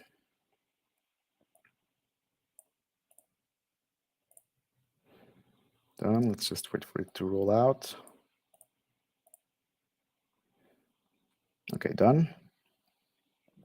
Now it will start pushing information, in this case, calling orders on the other node app and storing them on every second, storing them on Redis. So we can see that it's working by checking the node app logs, and you can do this like this. You see that it gets the orders. It's receiving orders. First, it was the 42, which is the one I sent before, but then 2, 3, 4, every second it's sending a new one. And you can also get the API calls that Dapper is for the app, for the Node app, for example. First, you can see a lot of API calls to the state store, and also the Python. The Python will also show you the calls to the Node app. You can see it's calling new order. So this is what's happening. So this was now starting to. You've seen it works. Now I have to delete all of these because otherwise it will keep on forever pushing new orders there and putting load on that Redis. So just delete this. This is it for this demo. Let's go back to the slides. So we have 10 minutes. So let's see if I can push this in. So this is what you saw in visual way. So the operator is used to interpret that YAML and then do stuff. One of the stuff it does is after we deployed the node code, which was the first one we did, was created a state store. Then we configured the state management inside Dapper. Then we deployed the node app, and the operator detected that I had the notations there. So it pushed and injected the Dapper sidecar. Also the same for Python. And then Python started generating orders using service invocation through the Dapper sidecars that get written to the Redis. And you saw that also on the logs. Okay, publish and subscribe. What this building block does is pretty so self-explanatory. It provides a way for your app to publish messages and then other parts of your app, other microservices, to subscribe to them. And it uses a set of pluggable brokers. Those are the ones supported right now: Kafka, SLCast, RabbitMQ, also Event Hubs and Service Bus, more on the way. Has a message delivery at least once guarantee, but it might be more than once. Supports time to live, topic scoping, so that you can protect who can access what topic, and uses Cloud Events message format. So it's pretty easy to use, also quite useful if you want to use event-driven architectures. How does it work? So this is a bit different. First off, your service has to expose a Dapper/subscribe endpoint, and Dapper its sidecar will call on it first when it runs to see if it's subscribing to anything. And if it is, then it will subscribe using the message broker you selected and you configured to that specific topic. And then whenever another service uses this URL to publish some message that is configured also through the Dapper will publish that to the message broker, and then this subscription will handle this message back to service B. And so the sidecar will use posts on the endpoint that you provided for this to work. So it's quite easy to configure, very easy to use. Secret management, very common. If you want to use microservices, you always, any architecture actually, you need to store secrets. That means connection strings, passwords, whatever, information that you don't want to be accessible to on the code of your application and not to everybody, not to the developers. So you can plug in any secret store, such as HashiCorp Vault or Azure Key Vault, and use this building block for Dapper to help you get that information out and use that in your application without you having to even read it. You can actually use these secrets also in the configuration of Dapper itself, so that you can also store those. For example, the connection strings to Redis that I showed you before were secrets also stored. In this case, I was storing them in Kubernetes secrets, but it could be on Key Vault. How does this work? Similar to the other ones. Your service here calls on the Dapper endpoint with the secrets here, secret store name and what the password it wants to, or the secret it wants to get. There's additional metadata that can be also sent. The sidecar intercepts that, has been previously configured to know the specific secret store you're calling, and gets the information back to your service for you to use, if of course you have access to that according to the configuration you provided. Bindings is a way for you to get information or post information, so input or output information of your microservice to a different system or service. It will abstract all the complexities of that communication and handles retries, recovery failures, and stuff like that. So it removes all the complexity of that communication. There's a bunch of them already available. Some of them are just input or just output, and some of them are both input and output, as you can see here in this list. For example, you can send Signal R messages, you can receive or send Event Hubs events or events for Event Grid. Also for storage queues, Twitter, SMTP, you can send emails, stuff like that, without having to know how to call those APIs specifically. This is how it works, input bindings. So you previously configure your component of Dapper, and then whenever Twitter calls on because something happened, then your sidecar will post on the endpoint that you expose in your microservices to receive that information. Same with the output, but on the opposite side. So your service, you previously configure your sidecar component, and whenever your service posts a message to Dapper, to that specific endpoint for that component, then it will get sent to the APIs that you have configured. I'm going to jump demo 2, which was a pub sub, just because we don't have time, but I'll show you how it would be working. So what it would be doing is I would be deploying, first configuring a Redis pub sub, the one that I showed you in the previous slides, and then 3 different pods. One for a publisher, which would be a React app that will allow you to publish messages to Redis through this PubSub component, and 2 different applications, one in Node and one in Python, that would subscribe to different types of messages, and you would see the messages that you would be being received by each one, depending on the type you selected when you posted them, when you published them. So it's pretty easy to understand, also easy to deploy, but let's move on to finish on time. So finally, or not finally yet, but one other building block, configuration management. This is still in alpha status, but it supports only Redis as a configuration store. But the thing is, you can store key value pairs for configuration of your services and have that outside your system as a configuration system. And so it's also a building block for Dapper. Virtual actors. So a virtual actor is a self-contained unit of computation that can receive and send messages and process them. It uses no concurrency, no threading, and actors can send messages to other threads, to other actors, and actually create new actors. And the building block here handles all about this life cycle management of the actor.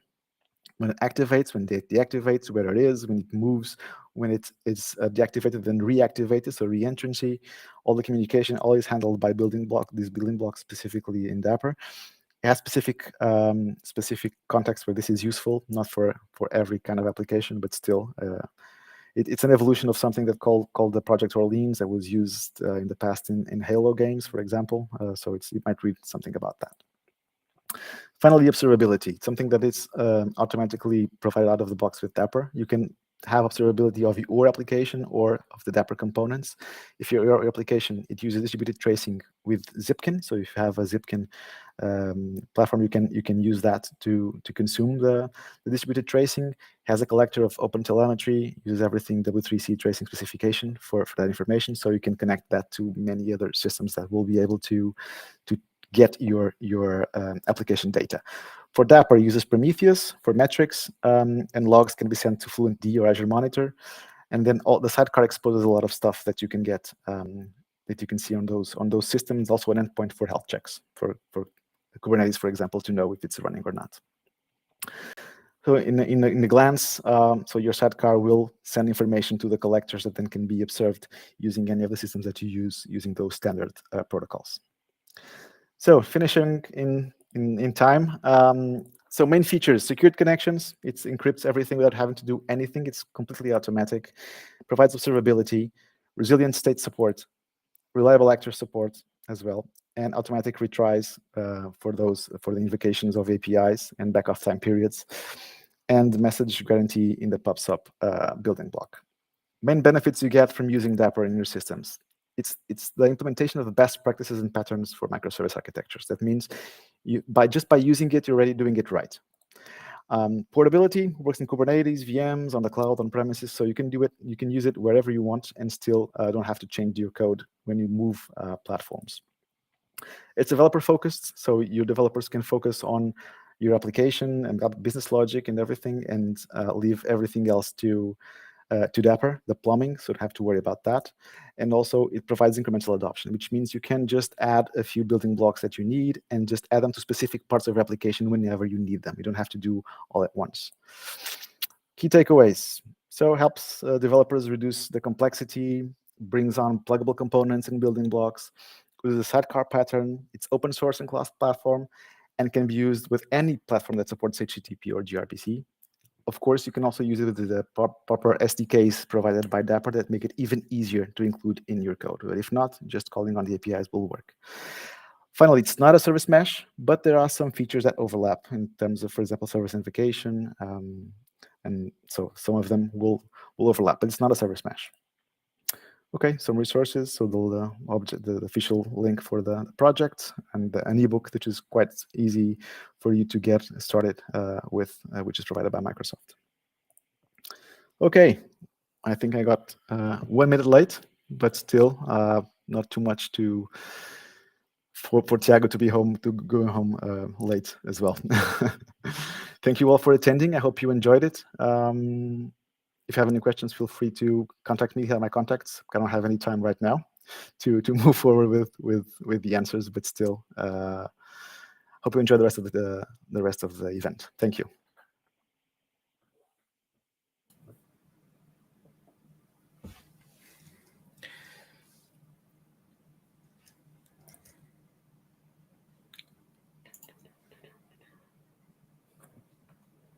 Tiago, are you there? Okay. Yes, you Yeah, are. I'm there. I was just waiting for if one of the other organizers want to turn their cameras on. No? Virgilio? Sandro? Doesn't. Okay. Virgilio is here. Okay. Yeah, I was getting here. Just getting the right button on the right window. All of them. So thank you so much, Andre, for another awesome session. I'll turn off my camera now and leave you to the spotlight. Talk to you later. Thanks. So it's actually now time for Tiago to take the stage and talk to us about Azure Functions and why it's lacking, why it's disturbing the lack of them in some of the current implementations and even the future designs of applications. Please, Tiago, take the stage and show us why.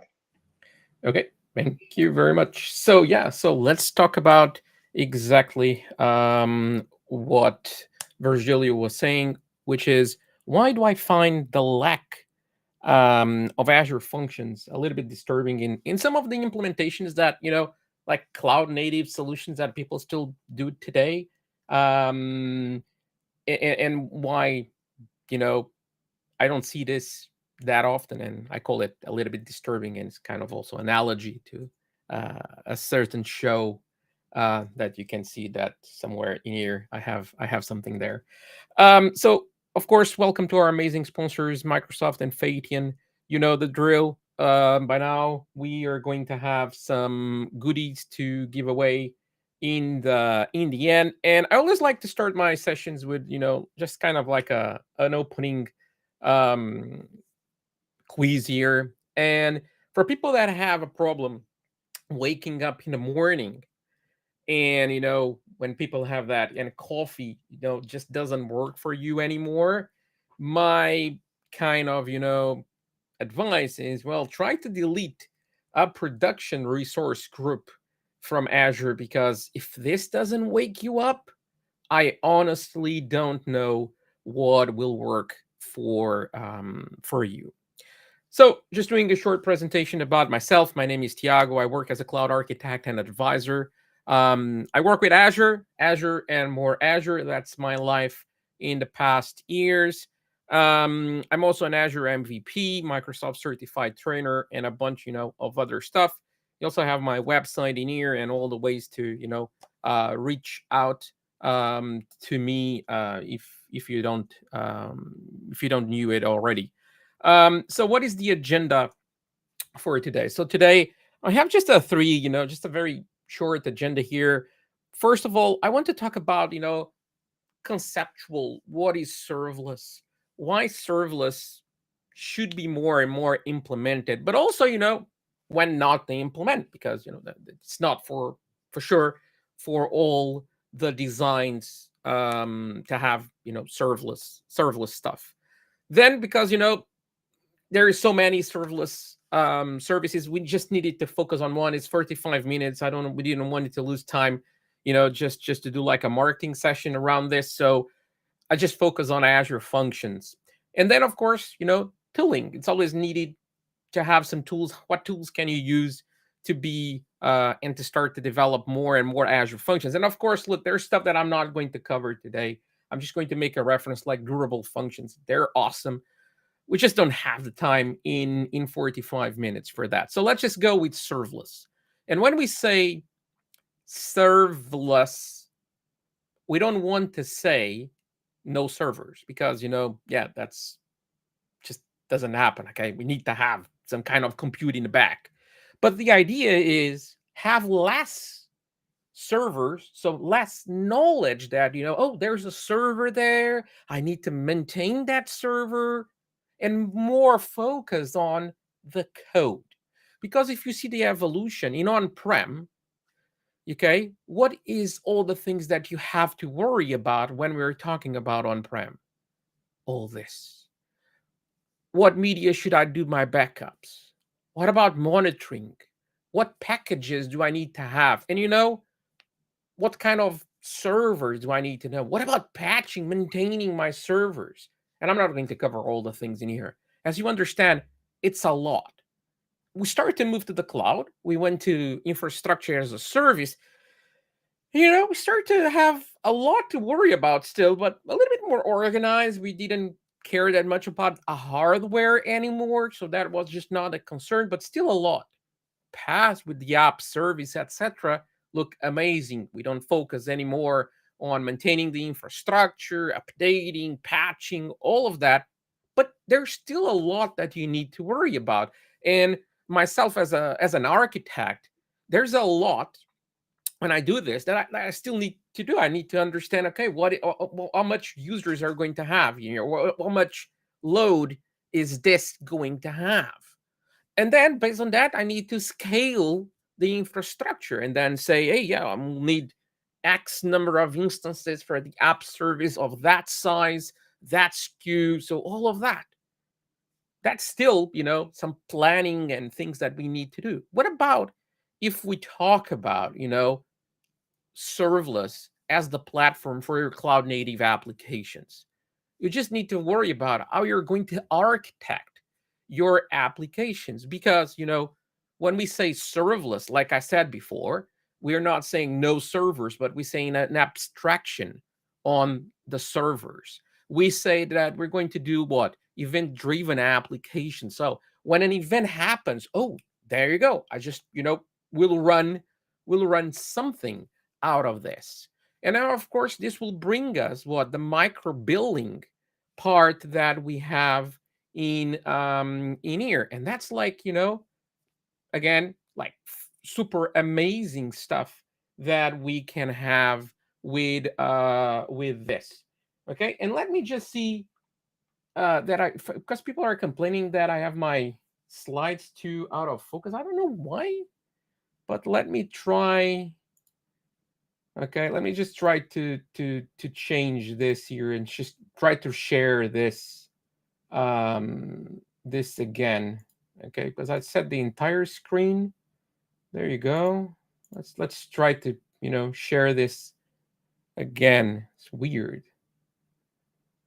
Okay. Is this still Virgilio? Sorry. You're live. Can you Still, yeah, still fuzzy. I don't know if it's this ones don't worry me about, but I'm going to do demos, and in the demos no one is going to understand anything. yeah, This is it the might case. be tricky on whether Yeah, the Visual camera is Studio good, Code so and stuff like that. That will be yeah, I don't know if you have like a high resolution screen or a very high or a low it's full resolution. HD, the one that I'm sharing, so should not be a problem. Let me now share directly this. Oh my god, this is super weird. Do you want to try and share the window instead? Yeah, that's what I'm going to do now. So I'm just removing the source and I'm just sharing the window instead of the. Yeah, but it's the same. Still not amazing. Let's call it that way. This is weird. Because there's not that much to do in here, to be totally honest. Okay, let me just do one thing. Let me take me out of stage and let me join with another one. So we'll be getting Tiago back in just a few seconds to try and check if we can solve the slide issue. No reboot, Danielle. Not at all. Hopefully not. Otherwise, it will take slightly longer.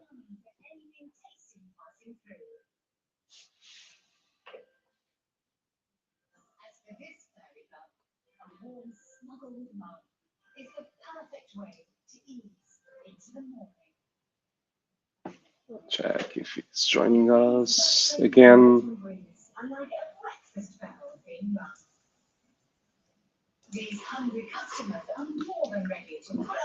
It's the time where I would do some magic if I had to.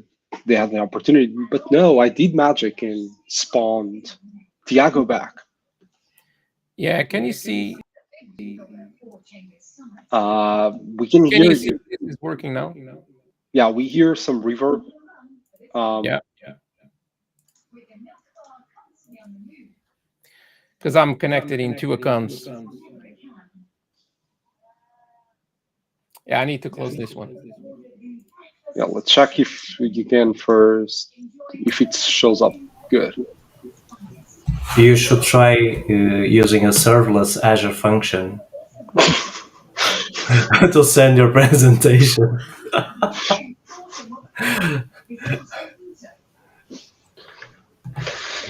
Sorry, guys, I had to come here and crack a joke. And this is not my prank, Tiago, by the way. You tried it, though. I tried it.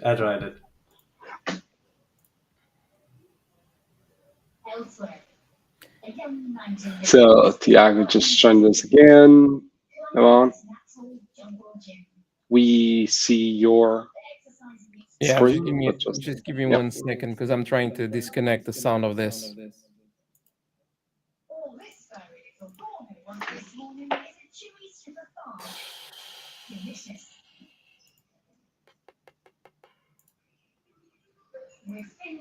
If there was a big red button, you would have found it.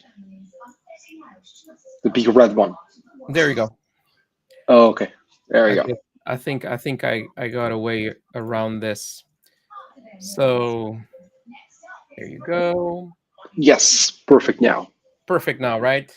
Okay, yes. Yeah, then I can explain what I did afterwards. So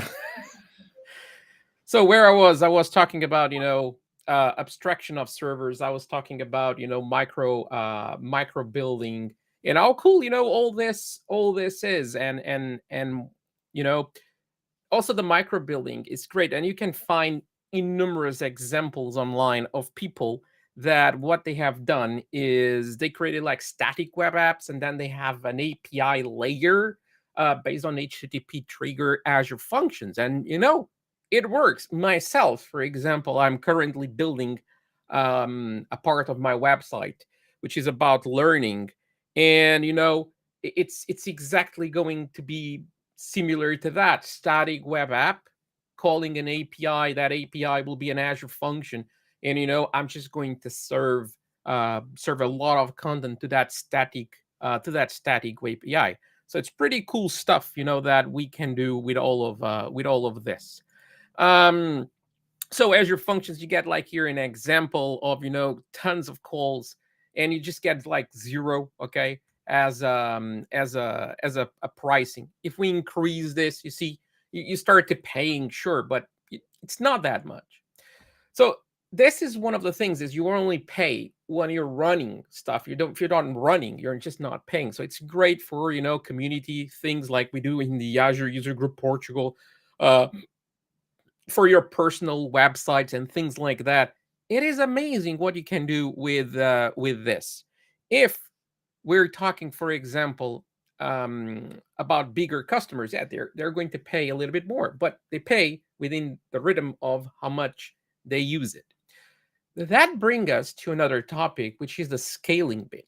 Let's imagine scaling in a non-serverless environment, and this is what you have. You have one server, and you have 2 customers. Great, happy days, right? There's not a problem. But if we have tons of customers getting there at the same time, that server will be overloaded with requests. And of course, you have to, if the load is higher than this, we need to scale to X number of servers. You have to worry about that. Well, in a serverless environment, what happens is this. When those requests are coming, they automatically are going to be distributed across other servers that, in our case, Azure will just take care of that. So you don't have to worry about, the scaling of the serverless environment. And again, this is why we say less servers, more code, so that you can focus on your code. And what services do we have in Azure that can do this? Functions, logic apps, service bus for like enterprise messaging, API management. They have one SKU that is serverless. Okay, it's not all of them, sure. Same thing with service bugs and logic apps and even functions. Okay, functions, you can run functions in a non-serverless way. You can also do the Azure automation, cognitive services. So it's so many more that we could be here a lot of time talking about that. But we're here to talk about what? We're here to talk about functions. And why functions? This is the best explanation that I think I can do to talk about functions. We have code, okay, plus events, and this, okay, will bring to functions. And I think I forgot here. Let me just do one thing. Why this is showing? I think I messed up here. My presentation. I think that should be hidden. So basically, code plus events. Okay, then this will lead, okay, to functions, and that's kind of the idea. This magic of gluing all this, okay, all of this together. That is truly amazing. That what we can do with that. So, what we have more in here? Come on, PowerPoint, just work. So with Azure Functions, what is Azure Functions? We can run code based on like an HTTP request. We can schedule the code to run at like a predefined time, like for example, a scheduled trigger, right? Every 5 minutes, every day, stuff like that. Or we can connect this with events that happen on the Azure platform, like when the new Cosmos DB document is added to a Cosmos database, or when a blob is added to a blob container, or when a queue in here is a storage queue, but it could be a service bus queue is added to that queue when a message is added. Imagine now all the amazing solutions that we can architect and design to build things like that. So one of my customers, it was an on-prem solution, and it was a database, SQL database, and then whenever something happened on that SQL database, when there were like new records added in a specific table, they wanted just to process that. That's a PO, a purchase order. And then there is a process that you have to do. You have to check a bunch of stuff. When all of that things are checked and they are okay, we need to generate a PDF and then, take that PDF and send that PDF to a third-party logistics, like DHL, etc., that they will take care of, the physical, because they are managing the warehouse for them and all of that. So they go to the warehouse, they take the product, package it, send it to the final customer. So that third-party logistics company takes care of all of that. They were doing all of this in, a Windows service running inside a virtual machine. One day, they migrated that to Azure and they just migrated the VM. Not even the solution, was just migration of the VM. And then one day they asked me, Tiago, let's do an app modernization on this. So yeah, Azure Functions was kind of the natural choice for that. Most of the code we could even reuse. We had to rebuild it, okay, but a lot of was C#. We could just take the same code, and we created a function that generates the PDF, drops the PDF in a blob storage account, and then we have a second function that takes that PDF and sends that PDF to the third-party logistics. So the third-party logistics, and now please just don't laugh with this, they have an FTP server, and we have to send this through an FTP server still today. Okay, they still didn't modernize that part on their end. But look, that's just the third party. We can't do that much on that part. But that's how it is. And there are like two functions now. Super serverless. When stuff happens, bam, they just send this immediately in the on-prem or the cloud solution that they had, but was just the VM. That was just in the end of the day that stuff run. Now it doesn't. Now it run whenever, we get a new record. We just, bam, just run it immediately. And if you tell me like, hey, Tiago, but this is only for .NET stuff, etc. No, it supports a variety of languages and platforms like C#, Java, PHP, Python, JavaScript, and even scripting language. Okay, you can even write PowerShell, Azure Functions. And that's also a curious thing. If you're not a developer and you're like, doesn't matter for me this. No, it does. It matters. You can create, PowerShell scripts that can run as an Azure function. So that's pretty cool. So what we have is something like this in terms of triggering the function. We have some service. That service just has an event, and then it will just call that function. Again, you can tell me, Tiago, I could just, build an API service, put all together, glue this, all of this, and I could just do all that. I'm not going to say no to that, but the advantage of the function is all this plumbing code regarding the event, etc., it's done. You don't have to do anything. You just write the function itself, what the function needs to do, and then, the function will then just execute the code that you have. The plumbing code, to connect, to do all that, you don't have to worry about that. And like I said, we have triggers for a bunch of Azure services like Cosmos DB, Blob Storage, Event Hub, etc. So that all this is already done for you. And I just need to, just walk a little bit faster now because we lost some time there. So if you just go and just say Azure Functions, okay, and then you just do bindings or triggers and bindings, okay, triggers and bindings. There's an amazing, and I can share this on YouTube, okay, the link. But there's an amazing article, which is this article. If you scroll down, okay, you have this table, which is the supported bindings. Like blob storage, it can be a trigger, and it can also work as an input binding. Sometimes you have one trigger, but then you also want bindings, other query, other sources of data, and you can connect this. This is the plumbing code that you don't have to do. You just need to say, that's the data that I want to connect. That's it. And of course, output binding. So in the end of this, hey, this is my output binding, it's this PDF. And the output binding is just put this in the blob storage account, which, as you can see here, yes, it is supported. Okay, so this is an amazing article because you can see, because there's stuff here like, for example, Azure SQL. Azure SQL can be used as an input, as an output, but not as a trigger. Okay, Dapper, for example, that Andrea just talked about, can be all of them. And you see this one's here, they cannot be working as an input binding, only as a trigger. And if you see some of them, like the event grid, event hubs, it kind of makes sense if you know what they are. It doesn't make sense to have it as an input binding, but yeah, it makes sense as only as, of course, as a trigger. So I'll just leave this here. So if we want to, just share this in a moment.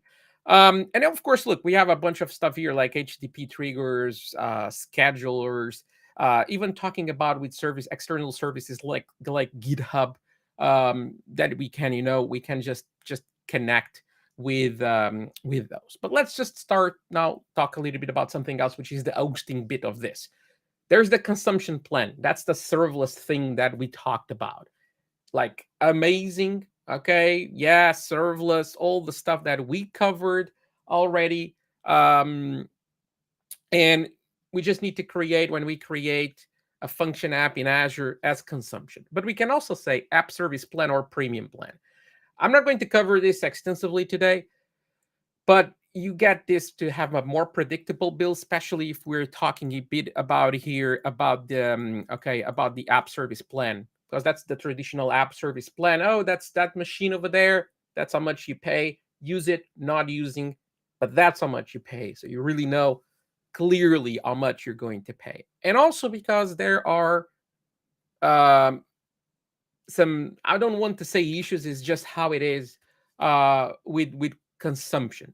So with the serverless model with this, which is your application can suffer from cold starts, is just one of them. If that's the case and you can't handle the cold starts, you might need to go to the app service plan or even go to the premium plan. The premium plan is also very known for when you need to use this with within a private virtual network, so that you have that privacy level. So there are differences on this. You really need to check out what is the hosting model that you want to use. But there are even more. I can develop locally on my machine. I can run, the functions on my machine, and I have a demo, which is exactly that. And hosting this in Azure, look, you can run this with the Azure Function Service, which is, the consumption plan, what it is. He can run, Windows or Linux code. So you can just run this within Windows or within Linux under the hood. Or you can go for the app service plan, where, again, we can run the function code, or we can even run a container. So you can run, you can create your function and then, just basically mount a container around that, where you put your code within the container with the Azure Functions runtime. Again, it can run in Windows or Linux. And the premium plan that today can also run on Windows or Linux, but it only runs code, this one here. And then look, because we're talking about containers, don't forget this. So it's a container, highly portable. I can run this on Azure IoT devices. I can run this in AKS, Service Fabric. Look, everything that can run an OCI container, so an Open Container Initiative container format, it can run this. So yeah, you can even run this on-prem, even in your machine, even in your server. Okay, it is possible for you to run this. It's just you just need to say, hey, I want to run this over there. So with this, let's just do a first demo, okay, which is going to be exactly that. So it's just going to be, let's create, okay, a very easy, very straightforward, here function. So how do you do this in the Azure portal? So you just go to the Azure portal, and the first thing that you need to do is you need to create a function app. So just going to be here, create a function app. And, let me just put in this subscription, and let me create here a new one, AZ demo, okay, global. So that is just, AZ demo. global. There you go. And now, I need to create this here, AZ demo global. Will this be available? Seems so. I choose .NET 6. Let me just choose West Europe. And you can choose the operating system of this, Linux or Windows, and then the plan.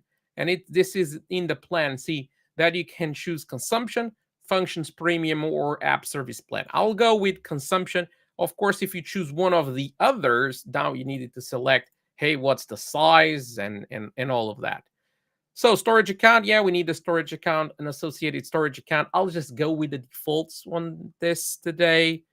You can reuse, by the way, a storage account that you already have, but there are some design best practices around that.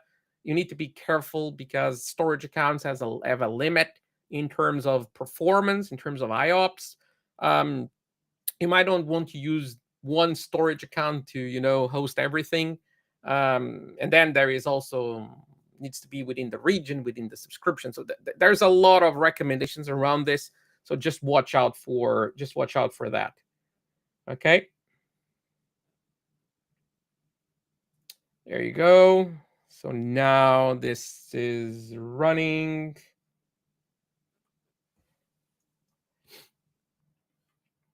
So I'm just watching here the comments, and when this is deploying, the problem is called Edge. It was called Edge, I think, because when I switched to, so I have now two streaming sessions open, and I open one in Chrome. That's the one that I'm sharing my screen. I'm sharing my screen via Chrome, and the video is coming via Edge. I don't know. I just open another one with Chrome, and this is why you were hearing the feedback, because I had audio on both. I had figured it out. I just turn off the audio in one of them. So that wasn't Windows 11, Danielle. So Danielle is saying here, oh, it was Windows 11.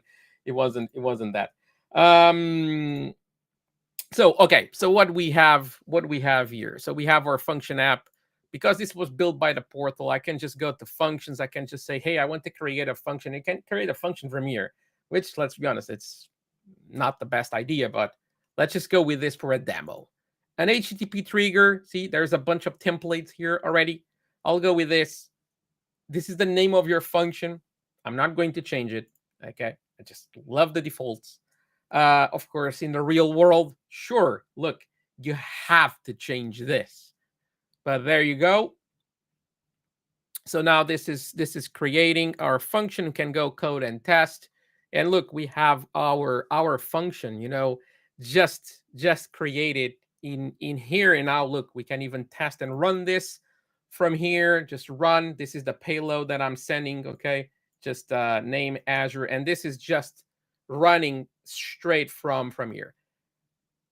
Where do I really run this and create the stuff? So I use Visual Studio Code, correct? So this is running, but let's just leave that running. And let me just close the folder in here. So the first thing that I do, Control-Shift-P. So Azure Functions, create a function, create a new project, and oh yeah, I need to choose a place for this. Where? Data, Git demo. Okay, this is a demo. There you go, amazing folder.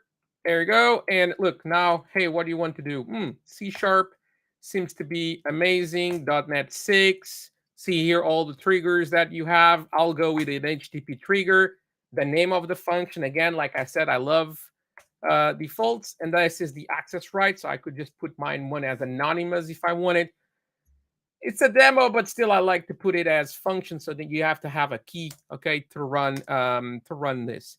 It's creating the project, and there you go. Now, what about files? So files, this is the implementation of your function. This here will have basically all the settings that Azure will look for. But if you want to run locally, you also have this local.settings that it's basically only going to be checked if you're running stuff locally. So if you just want to test stuff out, you can just put your settings over there. and basically that's it. I can just say, hey, yeah, restore this. So this should be okay. And now, if I want to send this to Azure, I can. So let me just close all of this stuff that I have here. So I only have here one subscription, but I can just say here, hey, deploy this to a function app. I could just select here one, or I can even create one from here. Okay, I'm just going to do that. So what is the name of the function app? AZ Demo Global 2, because Global already exists. Then again, I'll go with .NET 6. I'll go with West Europe. And now this is create. So this Visual Studio Code is doing the same thing as I did in the Azure portal. So I don't need to go to the Azure portal and touch on the Azure portal to actually do something about this. Of course, look, in reality, as you saw when Pedro did an amazing session about Bicep, you should have the infrastructure as code together with this. And this is why we put all this agenda, because all the sessions, they kind of, connect with each other. You can run Azure functions in Dapper too. So, so that's like a lot of stuff that we can do that kind of integrates all the sessions together. So we're doing this, and we have 9 minutes, correct, guys? Can you just tell me, Pedro? I think I have 9 minutes, correct? Yeah, that's it. You have 9 minutes, mate. Okay, thanks. So there you go. This is running, is deploying now the function to Azure. Okay. And, by the way, this is live. I don't have anything recorded. I don't have videos of stuff. I don't have anything pre-deployed. I don't like to have anything pre-deployed. If it's Azure, we can work around it, and we can, do something only if Azure is totally down, which is never happened. Okay. It could be a region down, but we can always deploy to another region. So there you go. Deploying. My God, it's taking a little bit more time than when I tested this. When this is deployed, we're going to open the function here on the left, and we can see that we can even execute the functions from Visual Studio Code, which is like amazing. It's when I saw Visual Studio Code for the first time many years ago, I was like, just a fancy IDE or a fancy notepad. So deployment has been completed. But now look, I can just come in here, see here, AZ Demo Global 2, and I could see, functions, HTTP function, yeah, and execute function now. I'm like, amazing. And even asks me, hey, look, what is the payload? Okay, I can just say this. This is my payload, name Global Azure Portugal, and you're going to see in the bottom right, there you go. There's a response, and the response is a hello Global Azure Portugal. See, so it's a very basic very basic thing, but yeah, it's pretty cool stuff that I have here. Now imagine, instead of just being an HTTP trigger one, it could be something that if something is in a storage queue, this will automatically run, and we have a demo for you on that. But before that, we just need to check out some more slides. So one of the things that you need to worry about is this. I'm just going to put this as a reference in here. Consumption app service plan and premium plan, they have different limits on the duration of the execution of your functions. But one of the considerations that we have, that I don't even have on the next slide, but it's a consideration, is functions mean to be short. This is not, to process the salaries of your company that have 1.7 million employees and takes like 20 hours. That's not a function. That's probably an Azure batch workload. This is for tiny things that happen, and you can just put that into a function. If your function is taking too much time, probably you're not doing it right. Probably that should be 2 functions or something like that. considerations that we have. Cold starts, we talked about it. We can also integrate this with Azure Key Vault for secrets. So like app services, we can put at Microsoft Key Vault, and then we could just put the ID of the secret that we have on the Key Vault, just to query that. We don't need to put actually the secret in the app settings like we do for app services. So that's a thing that you can do. And if you have a lot of different functions in an HTTP trigger, like it's an API layer of Azure functions, maybe you want to work out, just a single endpoint for all of those functions, throttle them, all of that. Maybe API management, can help on that. So now I'm just going to do a second demo here, which, to be honest, I was going to do this. I was going to do this live, but I already opened it in here. So this is a function that is still not finished. It's really bad code. So don't kill me because of the quality of the code. And yeah, I know I have hard-coded connection strings and stuff like that in here. This is not even a POC, okay? It's way before that. But one of my customers, we need to do something that does a lot of things, but one of the parts is we have 2, 3, 5, 10 PDF files, and we need to merge all those PDF files in just one PDF. It's like, they have contracts, and it's like this part of the contract is sent to someone to sign, the other part, the other to and then someone needs to merge all that into a single PDF that then afterwards needs to be sent to the customer. So they ask me, hey, let's merge PDFs. I said, yeah, my mind Azure function. And I just did that. So this is what I have. I'm going to have a message coming in here with a payload. I will read that payload. And then basically what I'm going to do is I'm just calling this function that I have here, which is called merge PDF. This is a .NET function. The Azure function is this one here. It's called merge PDFs.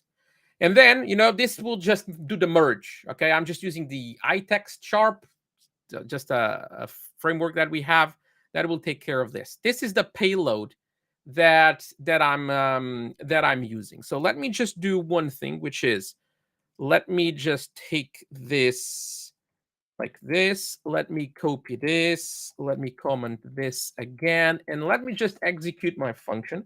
I'm going to start to execute my function locally, and hopefully this, because I didn't have time to test this. This is not the version that usually I work with. So it seems to be working. So let me just put that in my other window for now. Let me go here to the Azure portal. I already opened this in here.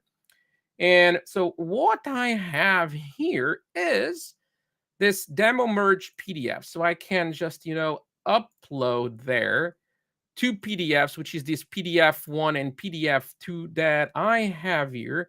That, hey, if you guys want to see what PDF1 is just, just PDF page 1, page 2, and then I have PDF2, page 1, page 2, and page 3. So those are the PDFs. A pretty, simple stuff in here. Then I'll add the message, and I'm just going to put, this message in here. And if I didn't mess up anything, let's just put this in here. Let's bring the thing back. And it was so fast, I didn't even have time, to grab it. So it parsed to PDF files. It seems that it worked, and it generated in that container a thing called merge result.pdf.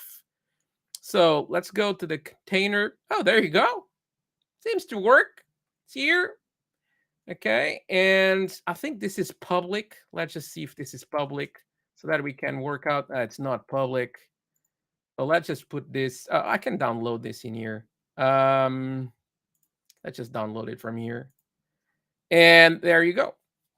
Okay, so this is the merged results. See there?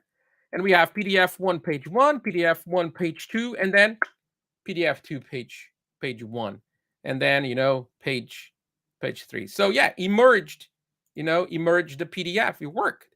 So just a more practical example of something that we can do with functions. So pretty cool stuff that we can do with this. And if you have questions, just go ahead and do your questions. I'm just going to talk about tooling.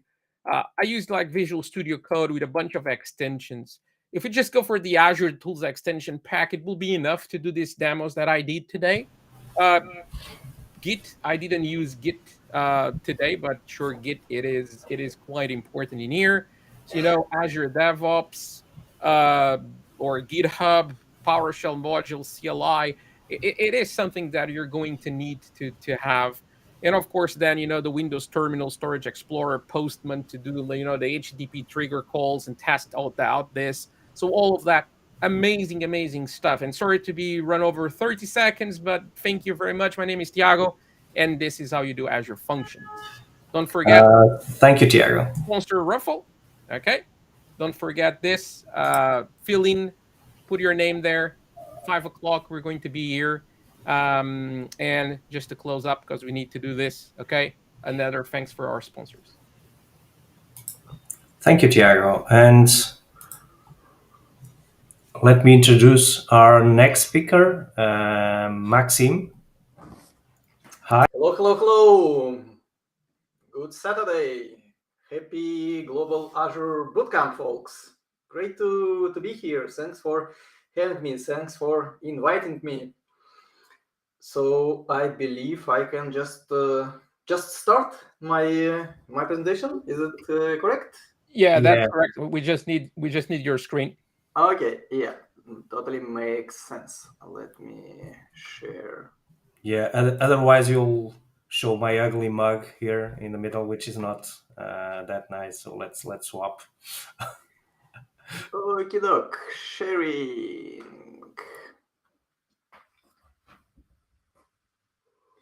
Here we go. Azure Cloud for the web front-end developers. I hope, folks, that there are some web developers in the room, or maybe I mean in the virtual room, or maybe even some web front-end developers. I'll do my best to make this session equally interesting for everyone who is doing some cloud development. After all, it's great to know about latest and greatest services, but especially useful, this session will be for folks who do web front-end development. Angular people, React people, Vue.js people, your very own framework people, I hate web front-end frameworks people, everyone. This service is bringing some cool features to the table. Okay, look, let's start. If Microsoft's global mission is to empower every person and every organization on our planet to achieve more, we can perfectly match this to what Azure Cloud brings to the web front-end developers. It's all about achieving more, maybe with fewer efforts, and of course with great developer experience. Time to introduce myself. My name is Maxim Salnikov, and I lead developer relations in Microsoft Norway. So I currently stream from beautiful city of Oslo, and sunny day today, which is not super often in Oslo. Let's say not that often like you have in Portugal, folks. And yeah, my every trip to Portugal is like getting back to summer, regardless of the actual time of year. It always works like this. And let's agree that my next session for your community I will do in person. I really want to travel to you, and yeah, let's chat, let's communicate, and let's stay connected on Twitter. WebMaxRU is my Twitter handle, where I post mainly about web front-end development, of course about cloud development. Also, you might find me in some threads discussions related to progressive web applications as a very special and very cool case of web front-end development. And yeah, I do web experiences since late 90s of previous century. And I organize multiple events, multiple communities dedicated to web and mobile development. And of course, I try to be very active on the stage, virtual or physical. You'll find me on a bunch of conferences speaking. And also, this is another side of my personality. That in my spare time, I do very beginner level, very amateurish level DJing and the music production. You might wonder, why do I ever touch this part of my life? Because it's directly connected with the project that we will use today as Guinea Pig for showcasing one of the Azure services. Long story short, as occasional streamer of my music and like live mixes, I couldn't find one simple tool that listens to audio stream on the fly or like on the air, and calculate parameter called BPM, beats per minute. It's very important parameter when you want to mix two tracks together so they sound like one for some period of time to make your mix solid. So I couldn't find free cross-platform simple enough tool to do this real-time detection. What do we do as developers in that case? Right, we built this tool ourselves, and this is what I've done. And since I'm a web front-end developer, as I mentioned before, joining Microsoft, I spent 20 plus years in web front-end, specifically development. Of course, I used JavaScript, I used one of the frameworks, React to be precise, and I created web front-end application that is working perfectly on every modern browser, on every platform. And thanks to power of web APIs and JavaScript as language, it really listens audio stream and calculates what's needed to be calculated right in the browser. So no need for me to pass this audio stream or whatever to any kind of servers. All happens right on the client. That makes this tool relevant for even offline usage. And since I'm a big fan of progressive DevOps, I created not just a web application, but a progressive one, installable, offline ready, and very well integrated into any underlying operating system, any platform. This is one of the superpowers of progressive DevOps. So enough bragging about my skills and my app, right? Time to share what I created, because it runs perfectly well on my local host, on my local machine during my homebrew streams. But I started to think, what's next? What's next with this simple project? And if you go back to previous slide, you see that I even created a silly logotype and came up with the name BPM Techno. So I want to share this with the global community of music producers and DJs.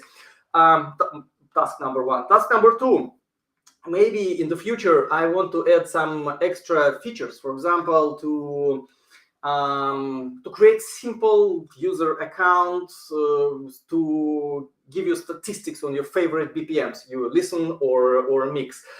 So then I need some kind of support, for example, for authentication, authorization, just not to create all these things from scratch. And of course, at the same time, I really want to focus on what I love to do, what I can do, what I'm qualified to do, web front-end development, without paying too much attention to all these DevOps thingies. Okay, and then I put my hat of web front-end developer on and started to think, what do I, as individual web front-end developer, need from potential cloud vendor in terms of awesomeness that they can bring to me and to many other web front-end developers, and of course whole teams of web front-end developers and whole companies that specialized on building let's say front-end heavy web applications. So I decided, okay, let me come up with some requirements and then do search of particular service. First of all about hosting itself. No doubts, it should be fastest and the most reliable on the market, on the planet. Next, if we talk about global community of people I want to share this application with, that's really good idea to have this application hosted as close as possible to their physical location on like multiple countries, multiple data centers, multiple continents.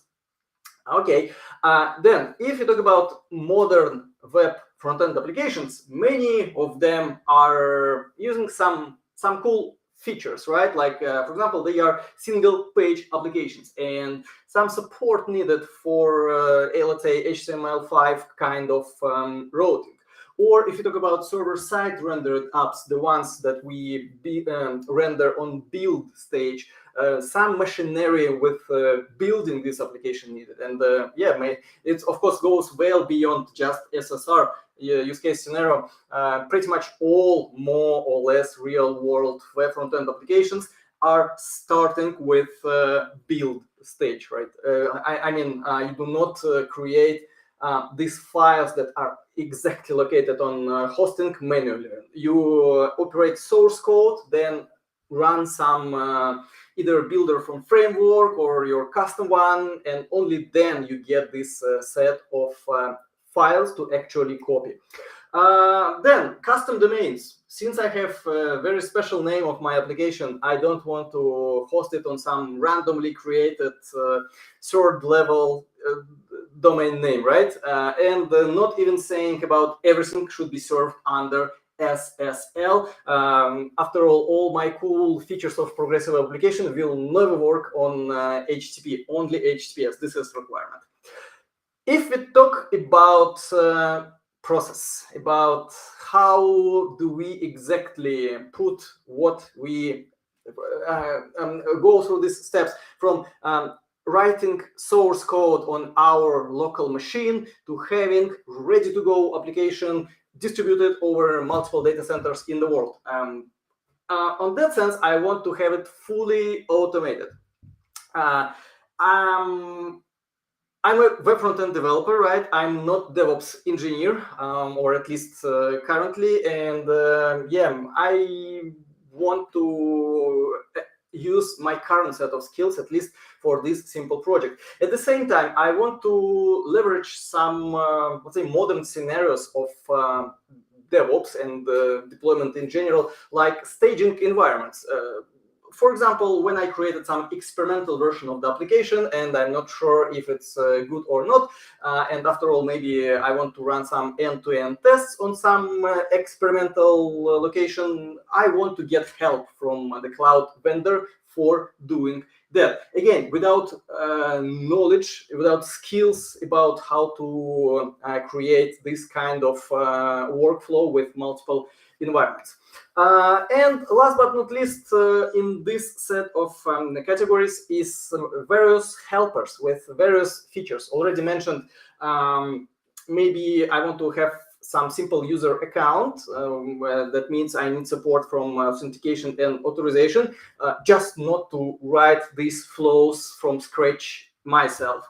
Plus, maybe I want to add some few API endpoints to let people vote for was this BPM detected correctly or not, so I can gather some stats and maybe take some decisions if my algorithm needed to be improved. Okay, of course, in that case, application is is changing, let's say, category from completely static to more or less full stack-ish. But still, I want to write this code for API endpoints in JavaScript. That means some Node.js environment needed, and I don't want to take care of environment where this Node.js is running, or I just want to write the code. I don't care about all the rest.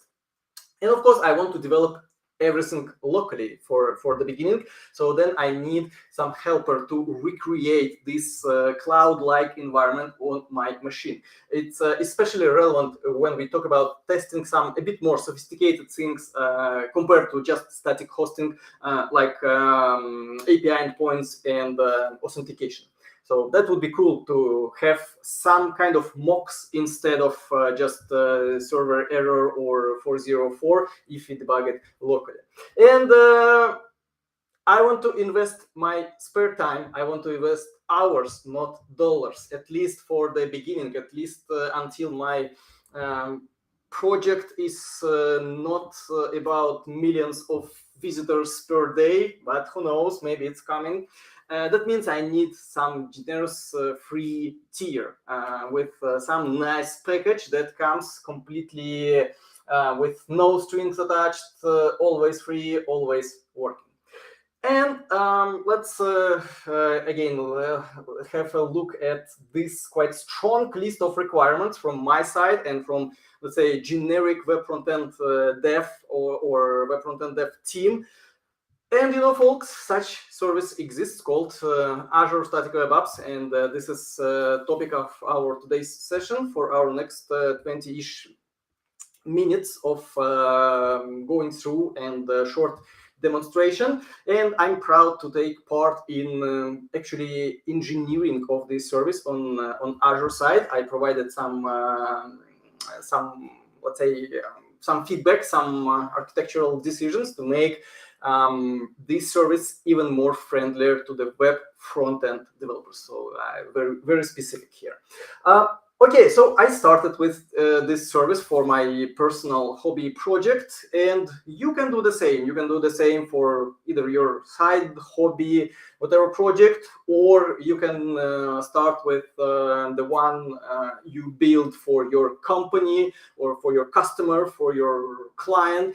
It's simple, and this is what I want to present in next couple of minutes. How to start? Yeah, of course, like always in Azure, there are multiple options. Maybe like the lowest level one is spin up corresponding service or create corresponding workload via terminal. But I want to introduce two slightly human-friendly ways to do this. First, maybe it's the simplest and the most streamlined option. It's VS Code extension. You just install Azure Static Web Apps extension. You easily can find it, and just point to the folder where your application located locally on your machine. Just one detail: this folder should be under source control of some code repository. Or you can achieve the same via Azure portal. In that case, you point directly to the source code repository. By default, it's GitHub, but other options are also available. But the best in class experience on setting project up you will get with GitHub. So you pointed to the source code repository. You provided just a few answers on wizard-like questions about configuration, like where's exactly in this source code repo your front-end part of application located, where does your build flow outputs artifacts, let's say which folder, and of course this is different for different frameworks. If you talk about React, this will be something like /build. If you talk about Angular, this will be something like dist/project name. So you as web front-end developer knows exactly where your build process outputs the files that needed to be actually copied to server to be statically served. Then next step, just count 3, 2, 1, or maybe a bit more numbers, digits. If your build flow is more complex than Hello World application, maybe a few more seconds, and bam, your application is online, and not just online, but with free test host name immediately created for you, something like two random words .azure static apps.net, something like this, and it's copied over multiple data centers managed by Microsoft, copied to Azure data centers. This process will take literally might take less than a minute. That really depends on how complex is exact build flow of your web front-end app. So this is how to start. How to deploy a new version? A super important question, because and not exotic scenario when we deploy new version of web applications multiple times per day. So this is quite regular flow for many organizations. So having this process as streamlined as possible is crucial, of course. So how do we start? Step number one, you as web front-end developer created new version of your application, just a source code. We do not even think about building it. So new code, of course, don't forget to test it locally or like run some tests. So code is here, you push it to the repo. This is step number two. And there is no step number one. Your code is carefully built and again distributed over Azure data center network without any single extra click from you as web front-end developer. So you do what you always do. You write the code and push it to the repo. That's it. That's it for what required from you. Of course, under the hood, there are many things happening, completely automated. Once your code merged to the branch, to the main branch of your repo, or branch you set as target branch while you created static web apps resource, GitHub is taking over control and using GitHub Actions, and this service from GitHub for CI/CD DevOps things, it recreates full environment needed to build your web front-end application. And you remember that we are talking about source code, right? So we do not normally we do not push to the repo actual build artifacts. No, we push source code. That means that GitHub and Azure need to build everything exactly in the way like it works on your local machine. So to do this, they recreate environment. They do npm install, this famous command to download few hundreds of megabytes of package needed for our front-end web application. Then it runs npm run build or whatever command you have in configuration. It's also customizable, but by default, I think 99% of the projects it's built in scripts of package JSON. After this, GitHub has this set of files, minimized, uglified, whatever you set this up in your build flow, set of files to be copied, and carefully passes these files to Azure for later copying over data centers. So this is default scenario using GitHub and GitHub Actions. You can set similar flow with only a few extra steps during configuration of your Azure Static Web Apps resource. For example, for Azure repos and Azure pipelines, if you use these tools. And same applicable for third-party tools. Okay, the next question is how to develop locally. Because I mentioned that one of my requirements was to have fully fledged environment on my local machine without even access to internet. Well, there is helper for us called Azure Static Web Apps CLI or command line interface. That's very common these days. That developer tools libraries have their own CLIs, so we can inject them as a part of let's say machine-to-machine build flow. That's really cool and really helps us to automate things. What this CLI does? Well, exactly what I explained. It first of all runs static web server. Well, maybe that's not something unique. There are tons of free static web servers for running some static workloads locally on your machine. This one, of course, supports HTML5 navigation, so your SPA apps will work fine with no extra configuration needed. Then it emulates all things related to authentication and authorization, because Azure Static Web Apps provides helpers. I'm not sure that we'll have enough time to go through this interesting feature, but I will tell you where to find the really nice guide created by me also, how to start this authentication. And after all, if we also attach some backend to our static web application, that also be emulated. Of course, like disclaimer, if we have backend part added to our static web application, maybe the app itself is no longer can be considered static, right? So, or we can call it like static on steroids, static plus API. Yeah, to start with this tool, you do again what you normally do as web front-end developer. You install it from npm, and totally makes sense to install it globally. Then you will have in your terminal command called SWA, and the main command is SWA start, where you provide some parameters telling all the details about your specific application. For example, to run fully ready environment, local environment for your application created by create React app tool, this command will look something like you see on your screens now.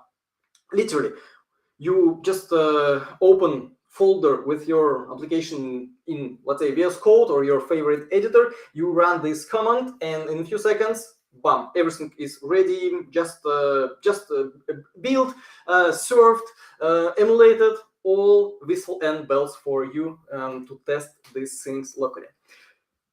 Okay, now I think I answered 3 core questions about the service. I mean, how to start, how to develop locally, how to deploy a new version. I have only one question to answer. This is how to continue learning, how to get more details about this or that part of Azure Static Web Apps. I have this on a couple of my last slides in the presentation. Now it's demo time. I really want to show you the application I created, and I want to demonstrate the source code. I went through a couple of files. Maybe we'll take 5-7 minutes for this topic. Let me stop slideshow, and what you see on your screens now, I hope I still share the window. Yeah, it should be visible for you. This is application itself, and yeah, this is local version of the application. Maybe that's a good idea if I switch to this tab. So you remember I told you that I came up with the name BPM Techno, and I'm super happy that I registered a nice domain name, bpmtech.no, and the .no, this is top level domain for Norway, where I live. And you already see that this tool tries its best to measure BPM of my voice. And of course, I don't think that I'm rhythmic enough to provide some sense to this tool to measure BPM. I will not run the music sample now. I encourage you to just open this URL yourself, bpmtech.no, and run either some external music or I provide the sample. I will not do it now because after a couple of sessions like this, I suddenly realized that tools behind this online streaming like Microsoft Teams or Restream or StreamYard or whatever, they all include noise cancellation by default, and my beautiful music is just completely ignored, and I assume this was really awkward situations when I told, hey folks, now we listen some music and check how that works, and I'm super excited, but people hear only my voice. Yes, let's not do like this. I encourage you to do it yourself. This is GitHub repo for this project. Of course, it's open source. Of course, I'm super happy if you go to explore how that works. Maybe you can give me some advice on React applications. I'm actually more from Angular side, so this project is one of few projects I built with React. Feel free to explore all things around service workers, web app manifest, all things about PWA. And yeah, I can present about PWAs for next couple of days. So let me stop PWA narrative here and switch back to our today's topic, Azure Static Web Apps. I already told you that to save some time, we will not go through all services exposed by Azure for web front-end developers via this service, but you can always find nice guide here, right in README file, right after you open the main page of this repository. You see, I tried to be quite explicit and quite detailed in my explanations how to deploy it to Azure, how to run automatic deployments. Basically, it's zero steps action from your side. How to spin up your API endpoint attached to what we call static web app. And yeah, I believe, as I mentioned, with APIs endpoints, we can no longer call this completely static. How to simplify your life as a web front-end developer with built-in routing. Azure Static Web Apps gives us all interesting possibilities to both set up routing for single-page applications and provide all kinds of redirects, all custom error page handling. So it's all here. And after all, how to simplify your life with authentication. If your particular project is okay with authentication via one of the identity providers in form of social networks like Twitter, Facebook, GitHub, very special kind of social network, right? And Azure Active Directory, another interesting one. Then you really don't have to implement too much code related to this. Azure Static Web Apps exposes all interesting shortcuts that will give you a chance to provide fully fledged authentication and role-based access system in just one evening of work. Just trust me. Yeah, let me show you one first. Let me show you the file for GitHub Actions. Actually, the file, the configuration file that provides all the details. Just moving my code editor in the screen I share. In your GitHub/workflows folder, right after you set Azure Static Web App resource in Azure, you'll find first this folder created if it was not created, and you'll find this file with the name of your application assigned randomly YAML. This is file. This is actually a set of instructions for GitHub Actions when and what to do with this particular code from this particular repo. And yeah, it's pretty straightforward that on push and pull request, something should happen, set of these jobs. And these jobs is actually a detailed explanation to GitHub environment, how to create this environment, what needed to be installed, which command to run to build your application, all that stuff.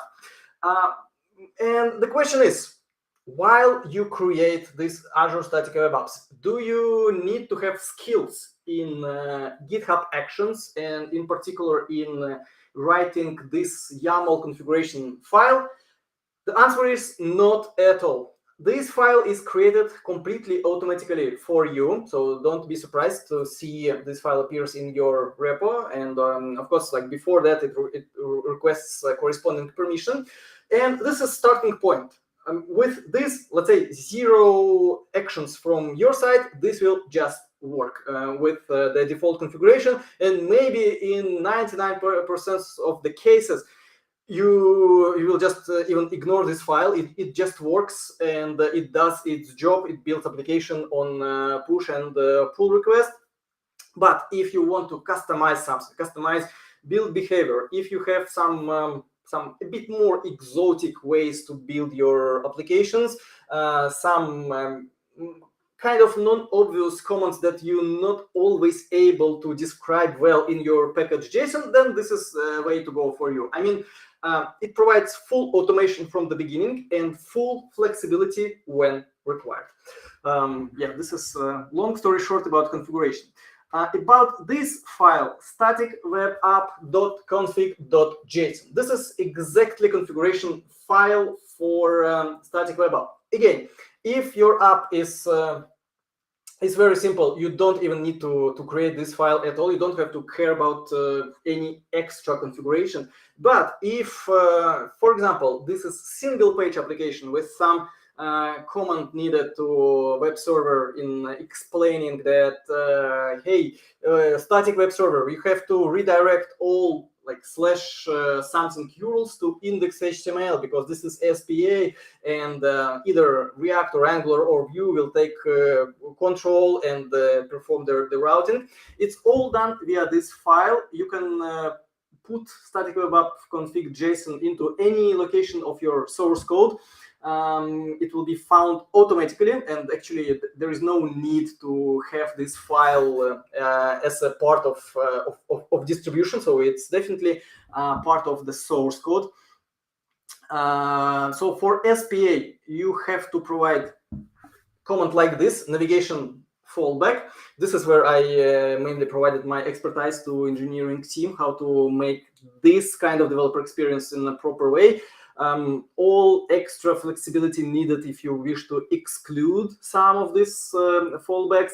And this is actually where you provide information about protected routes. I already mentioned that built-in authentication mechanism included. I think we'll left it behind the scenes today, just not enough time to go through this. But long story short, there is a special virtual folder appears in your static web application. If you wish this or not, regardless of your intention, a folder called .auth, where you actually redirect people for authentication via a set of social media services I already told you about. And this is the folder where you get information about authenticated user, everything what a particular social media provider gives, like ID, email, if some of them expose this, and roles, because you can organize role-based access. Like you see in this scenario, route called /account is open for any authenticated user, so without taking care of a particular role and particular way to authenticate, while /admin and everything behind this is only allowed for role administrator. And if we go back to the demo project, here is the button with question mark where you can play and debug and learn much more about authentication. So let me double check. Maybe I'm logged in already in the current scenario. Okay, so I have to log in via Twitter, and this is one of providers I enabled. And now if we go and send request to this, let me zoom in, to this special URL, and this is virtual, it appears automatically. You don't have to do anything extra to do this. So now if we fetch what we see here. It will return us pretty much all about this logged in user, about myself in particular. So you see that I was logged in via Twitter. This is my Twitter handle and my roles. Anonymous, this is role for everyone, and authenticated. This is just generic role for any authenticated user. And the same way you also check authenticity of API endpoint calls. So if you, like me, attach particular API endpoint to your project, and I can show you how it's done here. So I have API folder and feedback. This is component of API URL I have. So when people send requests to BPM Techno /API/feedback and pass some data, it reacts. So this is code to run in Node.js environment, and it runs in form of Azure function. I mean, in that way, I don't care about where exactly this code runs. I just know that it runs in Node.js, and that's it I want to know. I just write my JavaScript code to react on these API calls, and if I check header that I receive with every request, XMS client principal, this is where all information about if user authenticated or not, and which particular provider and role. This is how we can organize role-based access for our API endpoints. And of course, this is all like 100% Azure friendly. It contains all proper bindings. So in this code, you do not see any like password exposed, any login exposed, but on every API call, I send some data to Cosmos DB database. But again, thanks to internal Azure mechanism, I don't have to expose any secrets. So I can safely push this code to any kind of public repo. It's not like a specific part of Azure Static Web Apps. It just demonstrates that it's well integrated into family of the services. Okay, I think this is it for what we have now as a demonstration. And let me go back to the slideshow just for one more minute, because I want to show you this slide, how to continue learning. Maybe from these 3 links, you really need the last one. And the last link, aka.ms/SWA demo, leads you directly to GitHub repo I just demonstrated. And this is kind of one-stop shop for everything, for project itself, for explanation on how I built this project, how I deployed it to Azure Static Web Apps. It contains lots of references to the corresponding documentation. And that's pretty much it for me. Last call to action, but not least at all. Let's stay connected. Please send me connection request on LinkedIn. It's my pleasure to accept all requests done today from your community. Thank you, Maximum. Excellent speak. Really, thank you for being here. I don't think we have any questions, but well, feel free to reach Maximum at any time, sending messages. I think he will love to answer all of them.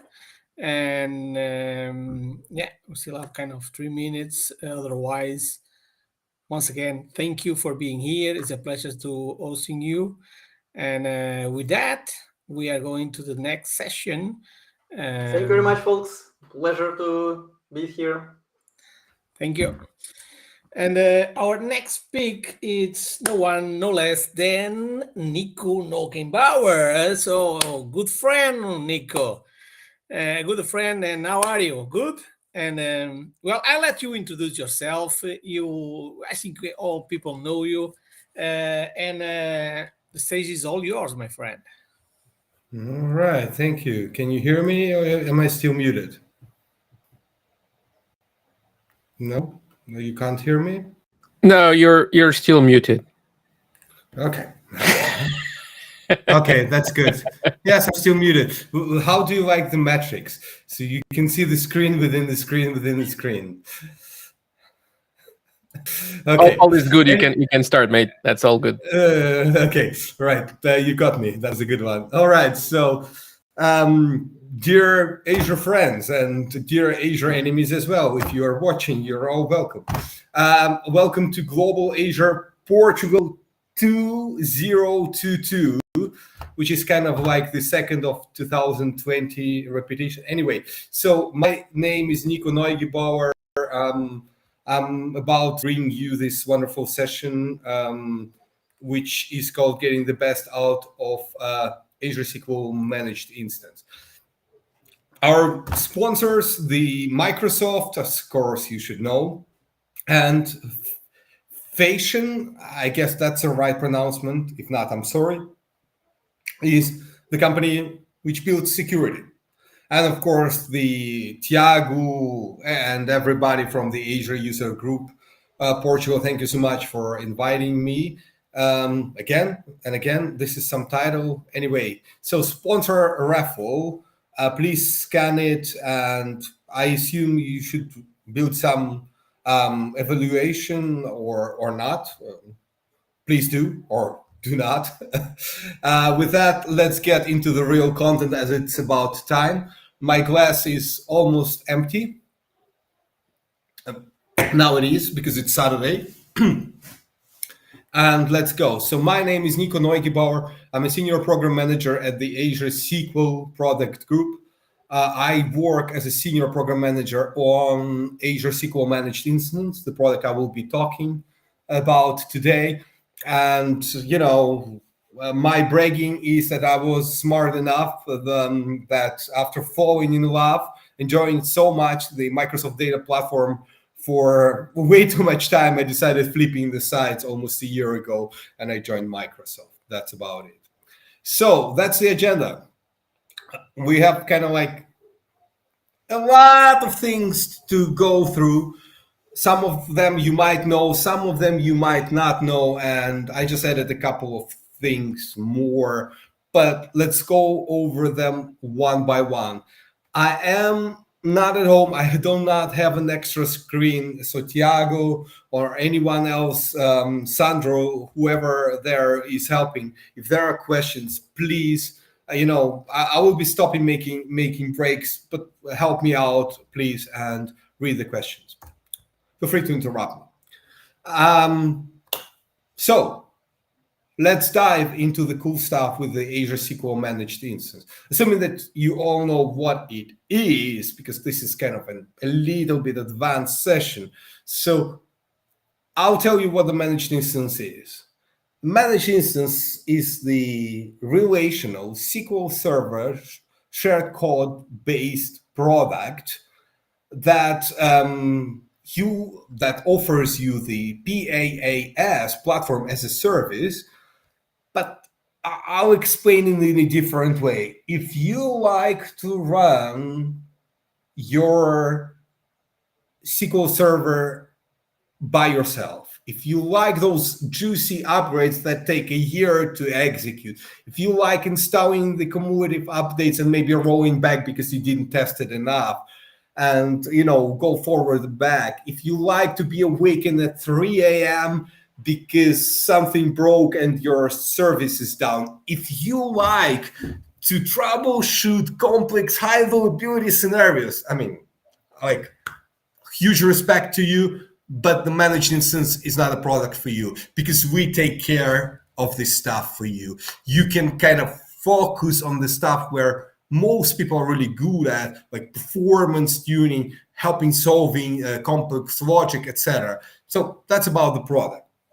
And so let's get into getting the best out of it. So SQLMI hardware and user database file tuning.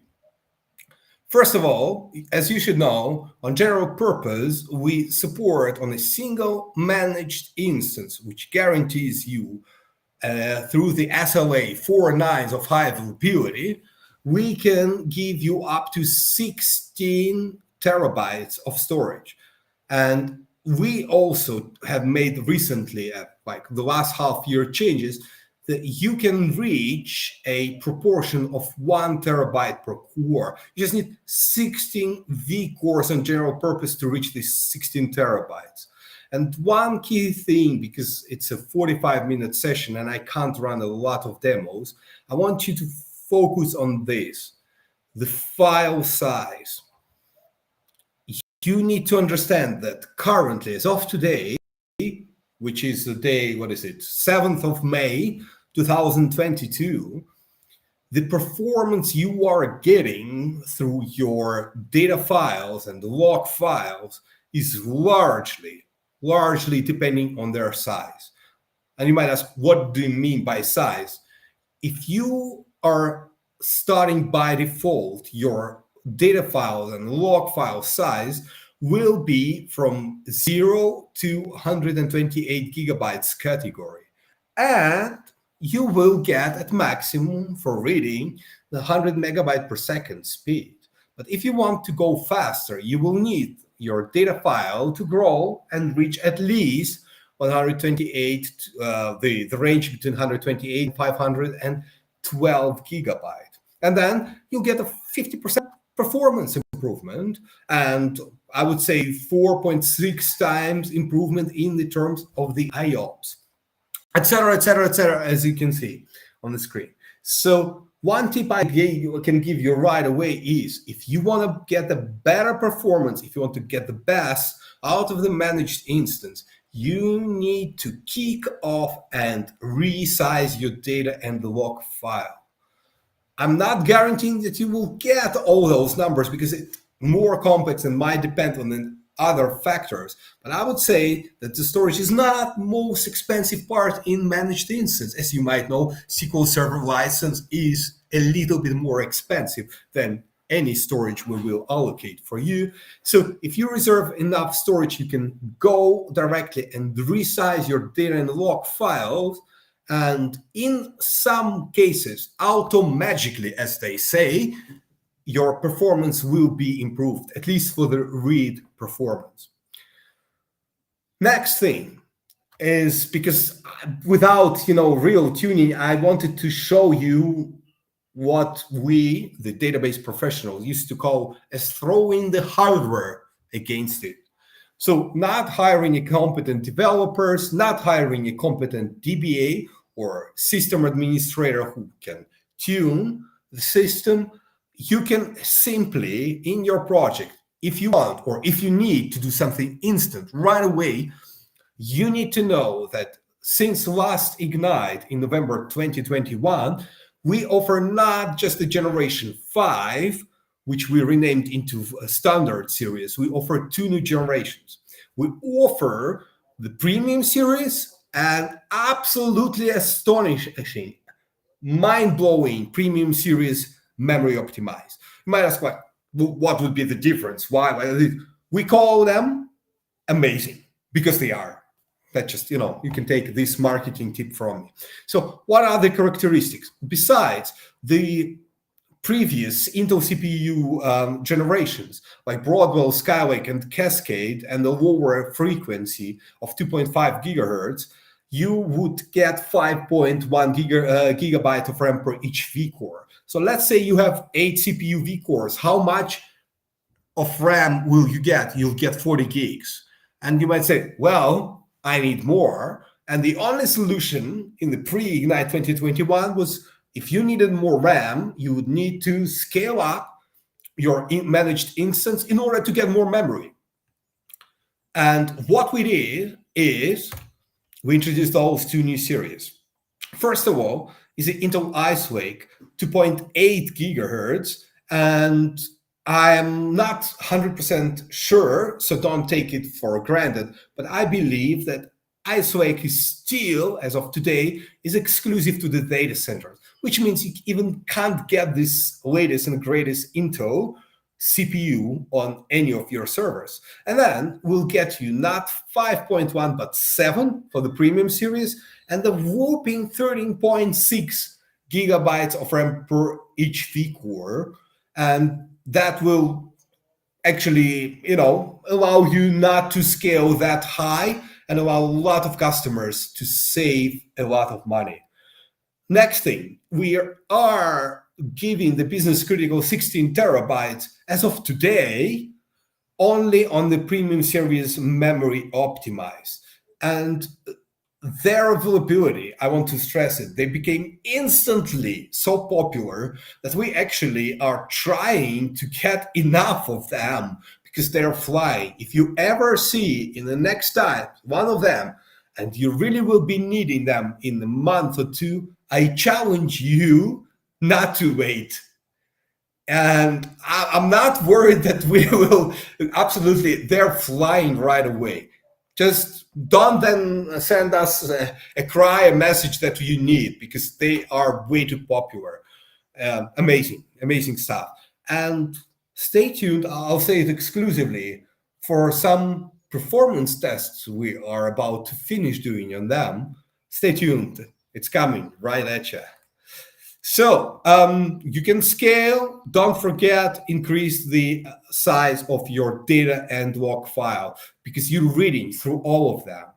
Even for replicating the information, if you're running the business critical, because you run a full synchronous, you still need to process the information. You still sometimes need to get the transaction log. It will do miracles in a lot of situations. It's not a guarantee.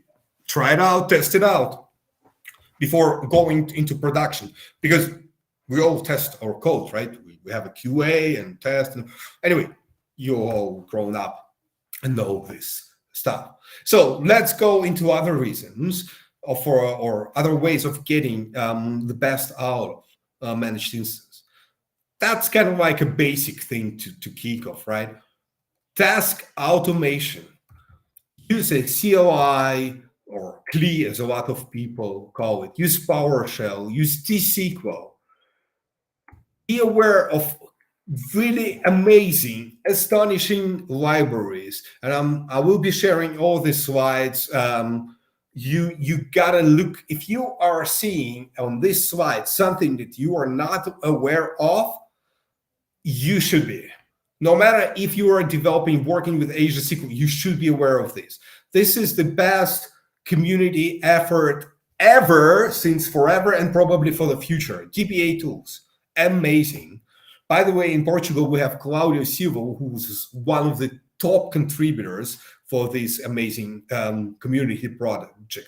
Then, Brent Otter's first responder kit. What would you expect? Of course, I didn't test it like extensively, but I have, as in my previous role as a consultant, I used this kit for getting health checks and performance tuning.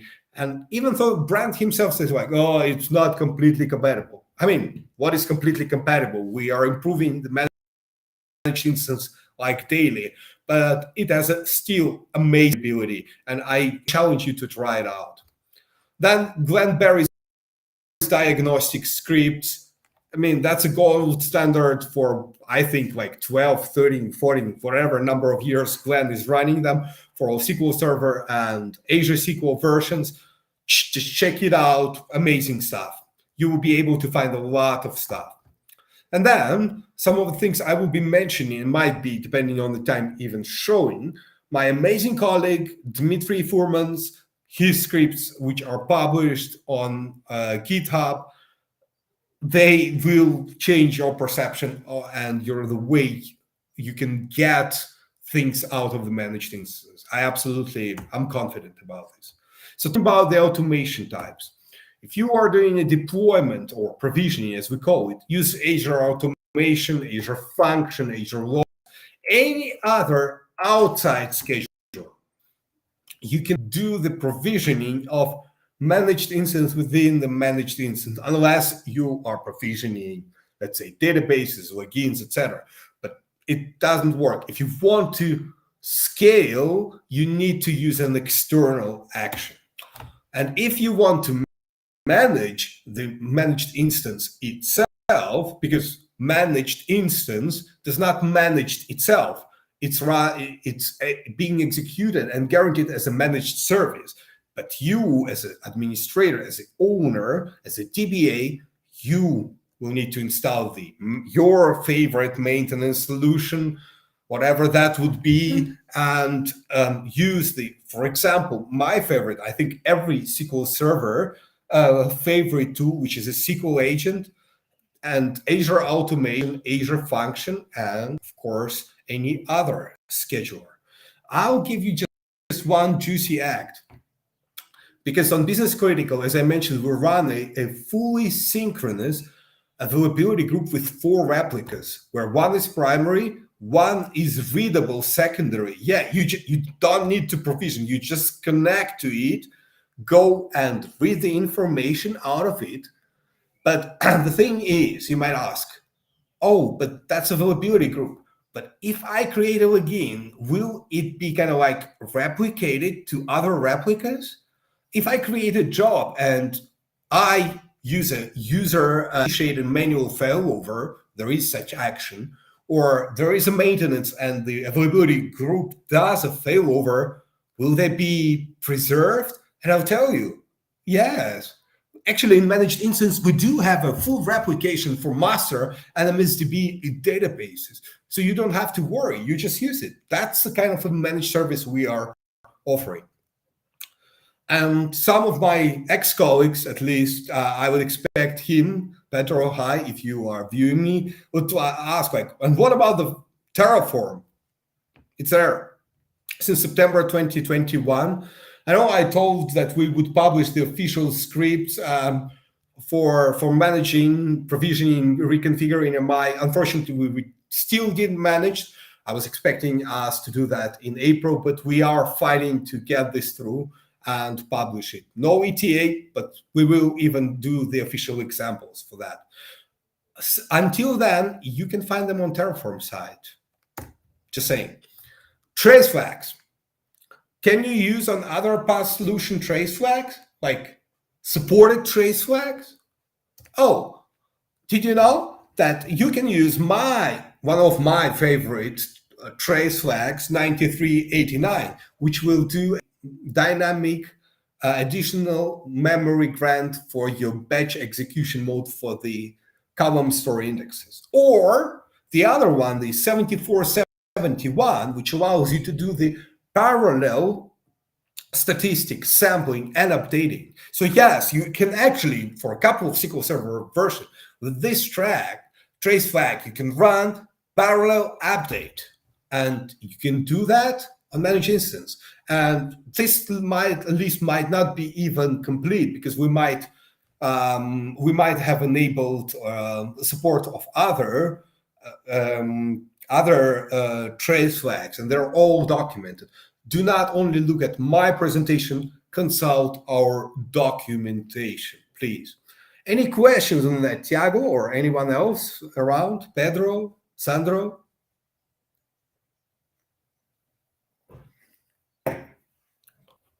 My connection is probably broken. I'm talking to myself, but that's fine. I still enjoy it. No, we are here. Sorry, I just had too many windows because I'm doing other stuff at the same time.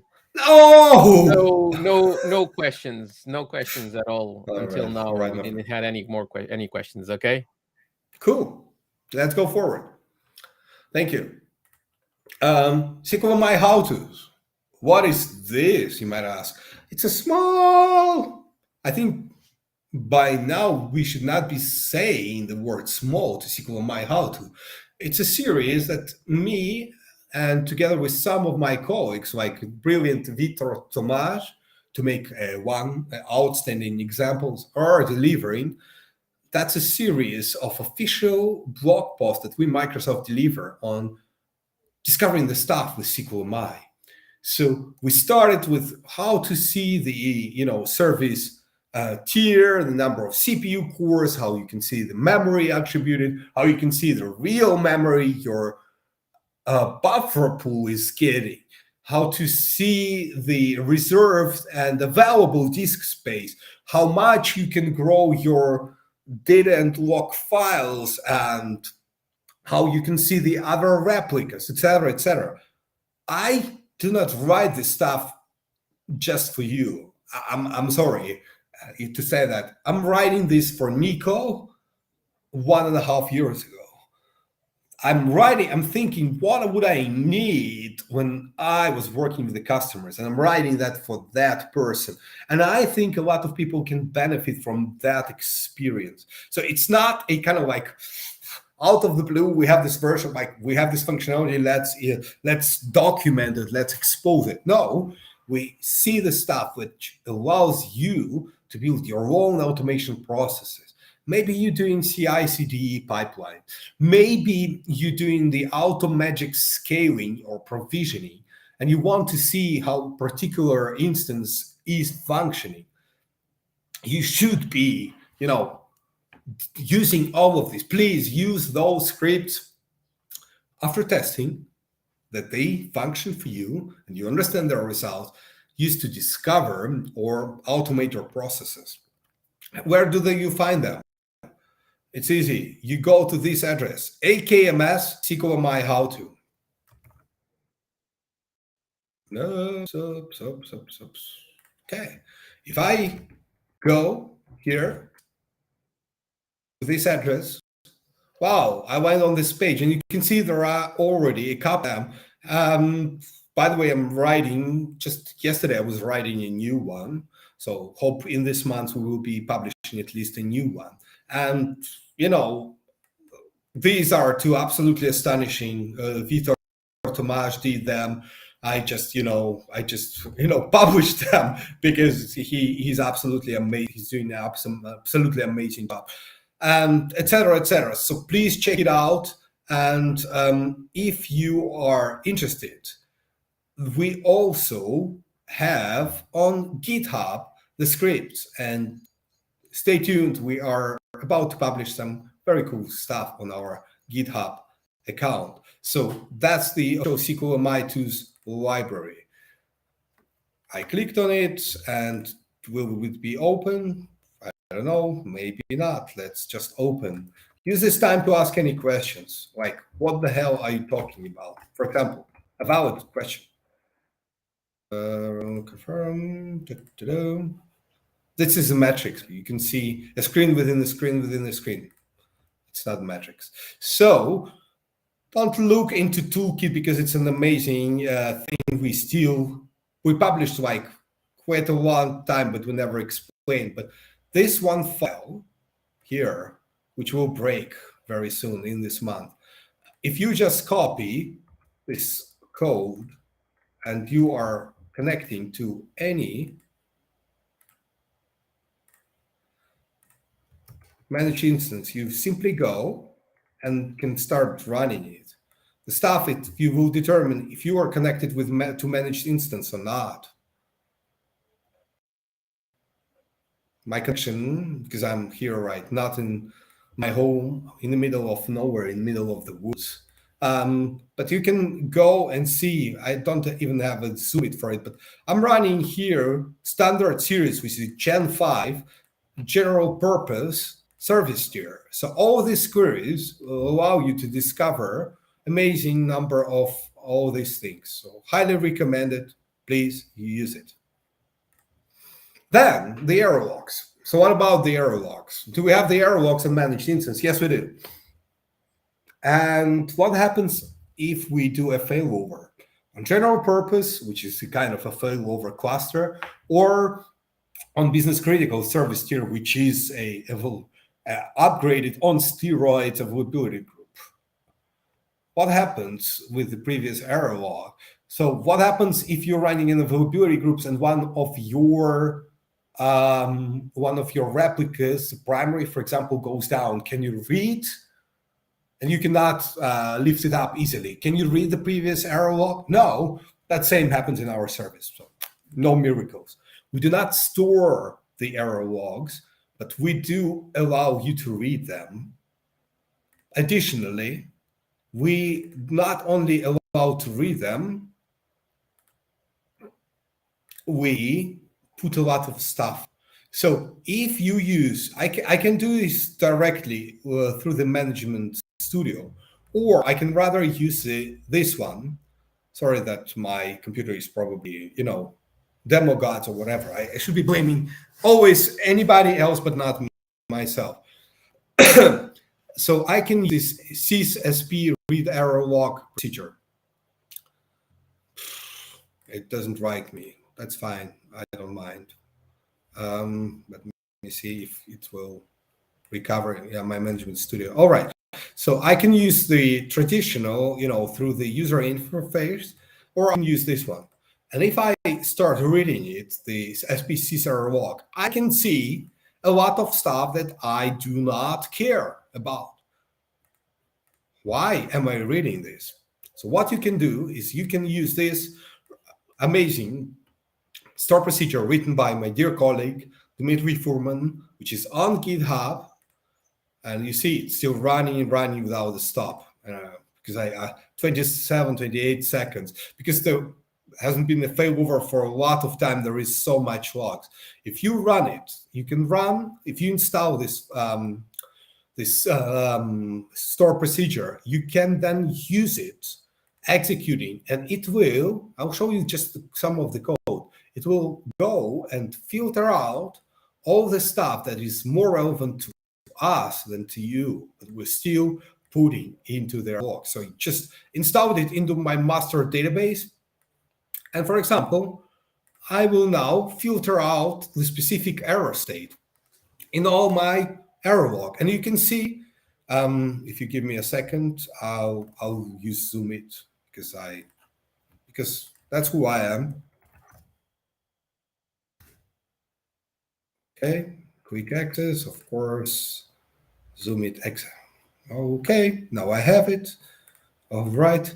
So as you can see, on the 17th of April, I had this error state and I filter it instantly. You can see it's absolutely fast. So for reading, extracting, even if you want to store it in the user, which I do recommend doing under certain instances, you can use these examples and enjoy a more complete experience with the error logs. That's it. Don't forget that once you do the failover, it's all lost. Like it is with the SQL Server. Don't start saying like, oh, but I can save it. Yes, you can save the managed instance error log into user database. You can filter it out, of course, because you do not want everything, probably. You can do it by yourself as well.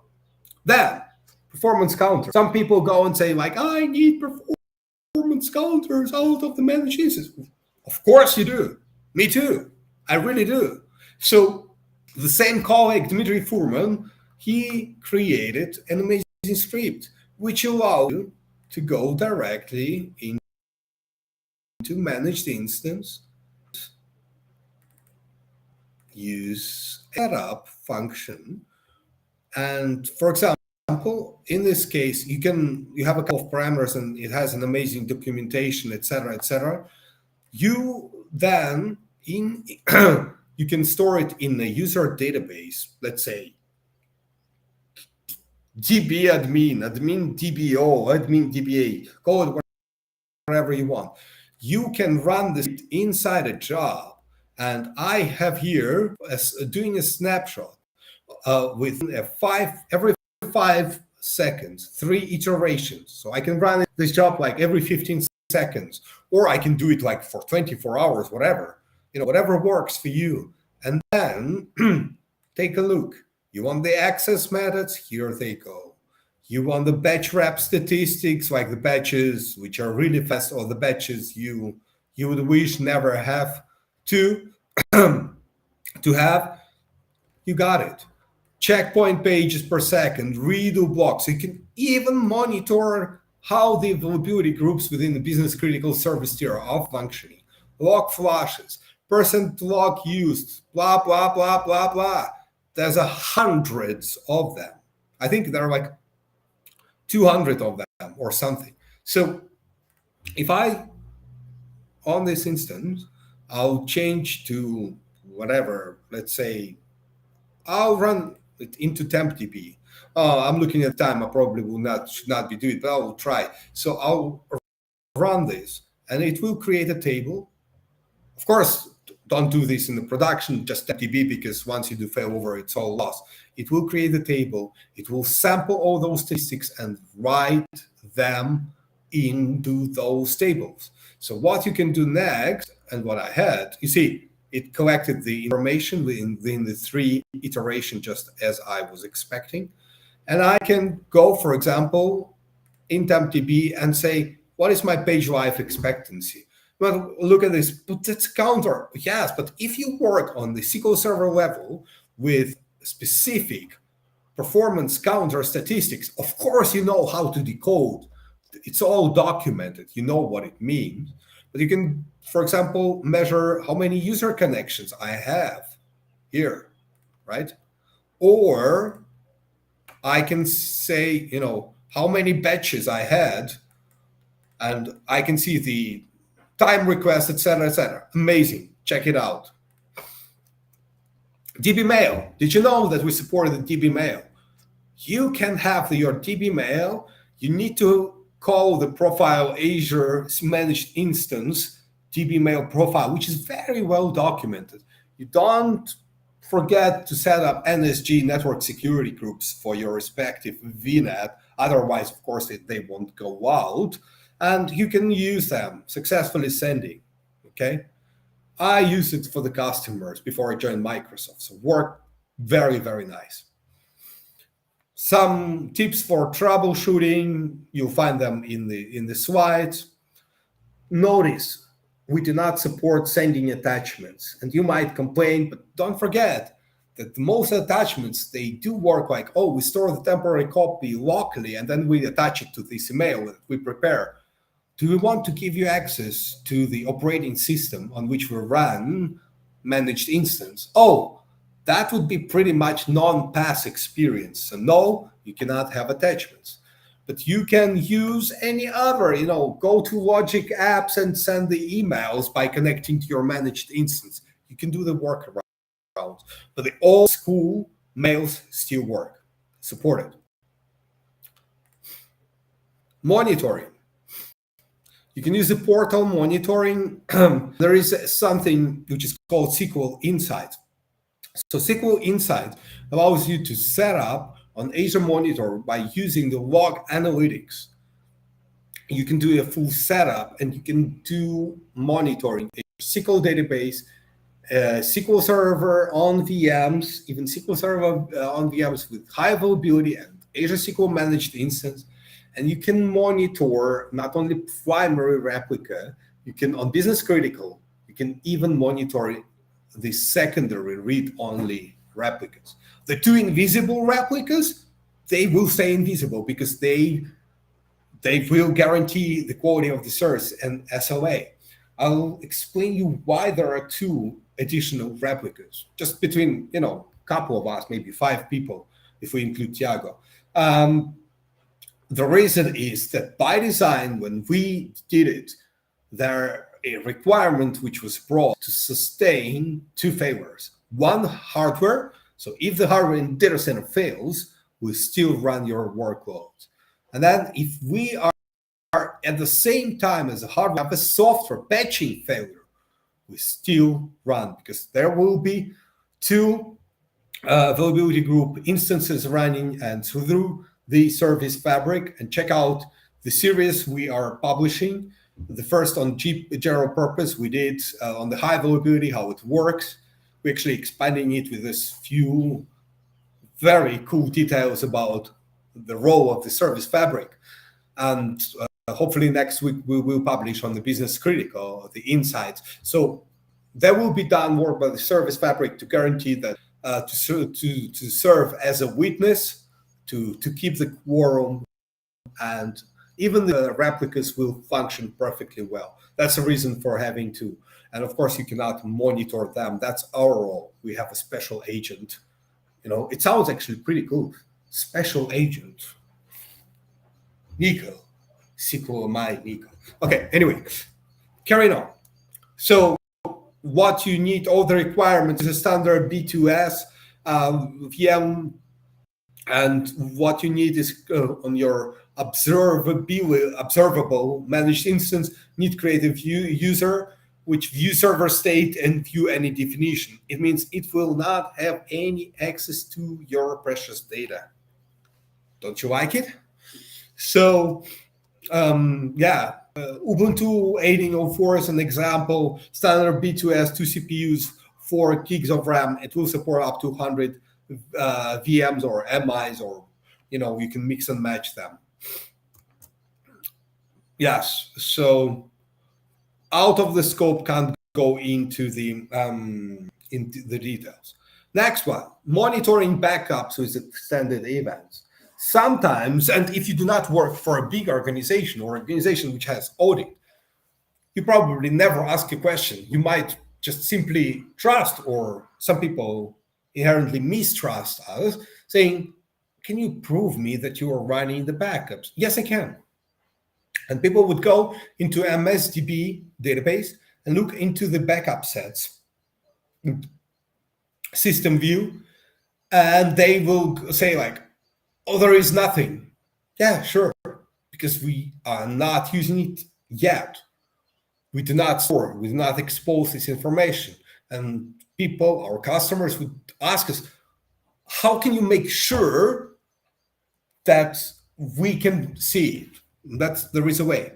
So if you want to monitor your internal, external auditing purposes, or you want to be you are more security focused, and even if you set up the storage endpoint policies, the solution which prevents managed instance accessing any non-authorized storage accounts, you want to know, you do monitoring, alerting on if the backups are taking place. And because you can always do a user initiated backup just by decrypting, removing the TD and encryption, and then you can execute the user backup to a blob storage account. What you can do is, so I would execute this backup of this database to some blob storage account, but what I can do is, this script will not work, of course, I can set up this small or even bigger, which I have down in my script, extended event session. Let's see if I still have it.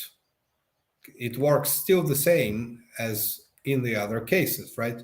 I need to open the management, and then I will open the extended events, and then I will see my sessions. Some of them will be running, some of them are stopped, or whatever.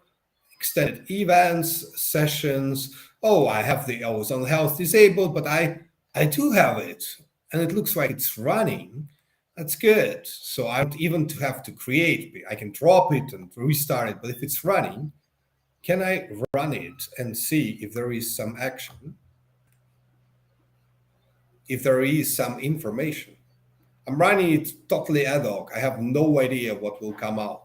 Maybe there will be like a message like, you should have tested it before because you didn't run this script maybe for a month.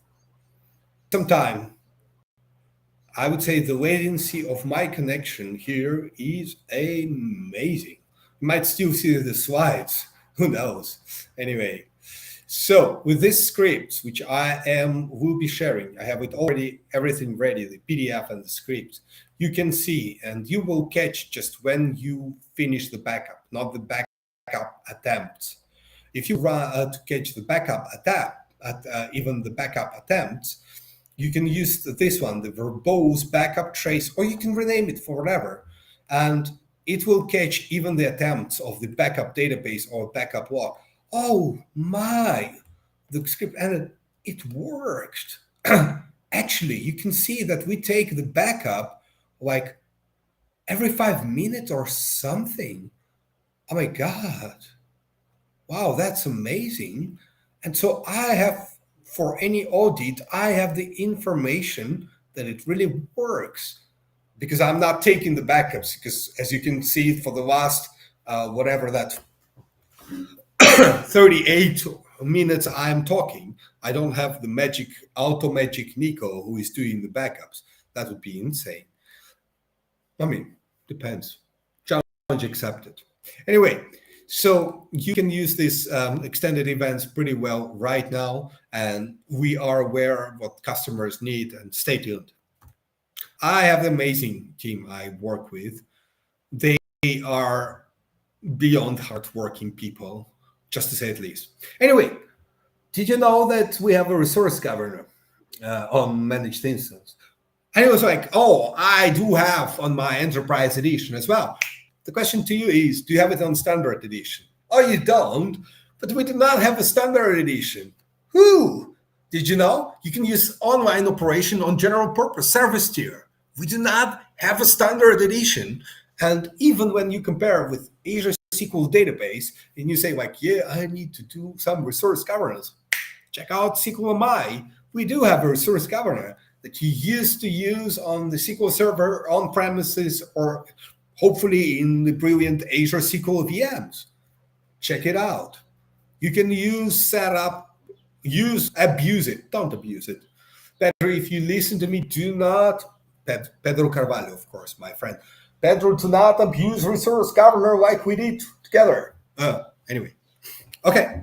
So yeah, absolutely. You can go set up some resource pools and groups, and of course, set up. Don't forget, just, a warning for those of you who are less experienced, not all properties still exposed in Management Studio. For example, for IOPS, I do believe we still do not have IOPS exposed, even though we enabled IOPS like in 2014 or something. So please check the documentation and use the SQL comments for that. Then our engineering has some magic stuff script available, and it's listed on SQL MI how to. So if you set up it, what it will do, if you set up, provision a database where you will be storing, they'll create a job, and it will copy the objects. It does right now logins with permissions, jobs with the ownership. And you will be able to copy and replicate it for specific case where we do not replicate them, the auto failover groups. Auto failover groups is when you need a disaster recovery in a different Azure region. It's easy to set up, easy to use, but because we use a modified version of distributed availability groups, which is still not like the link features for SQL MI, one of the hero scenarios of the upcoming SQL Server 2022, this one will replicate it even over distributed availability groups, these informations. So these are the tables that it will replicate, it will copy, and on the secondary, it will simply restore. It will read the data from the replicated information and will restore the jobs and users. It's amazing, absolutely amazing. Our data platform group, the ninjas, from the engineers, they're using it, and I'm happy to say that it took me almost 4 months to make this available for everybody around October last year. So I'm not even going into to show, because it's not a 1 hour or a little bit over 1 hour session, just 45 minutes. But I'll give you one last tip. You can take the script and apply it to your favorite SQL Server version with availability groups. Of course, you need to test it. Please read the documentation very well. We even highlighted, I think in red, some of the things you should not be failing, but it can do some magic for you. Instead of you creating the users, with seed, replicating, copying seed, whatsoever, it will do it for you. It's a nice feature. Just saying. Anyway, let's take a look at ETL. Did you know that if you go and into my demos, and do I have a linked server? Yes, I do. How do you set up a linked server connection from from your primary replica on the business critical service tier. Will take some way too much time, I see, and I didn't connect it yet even to my business critical service tier. Sorry for that, but scripts will be available. That's the best I can do.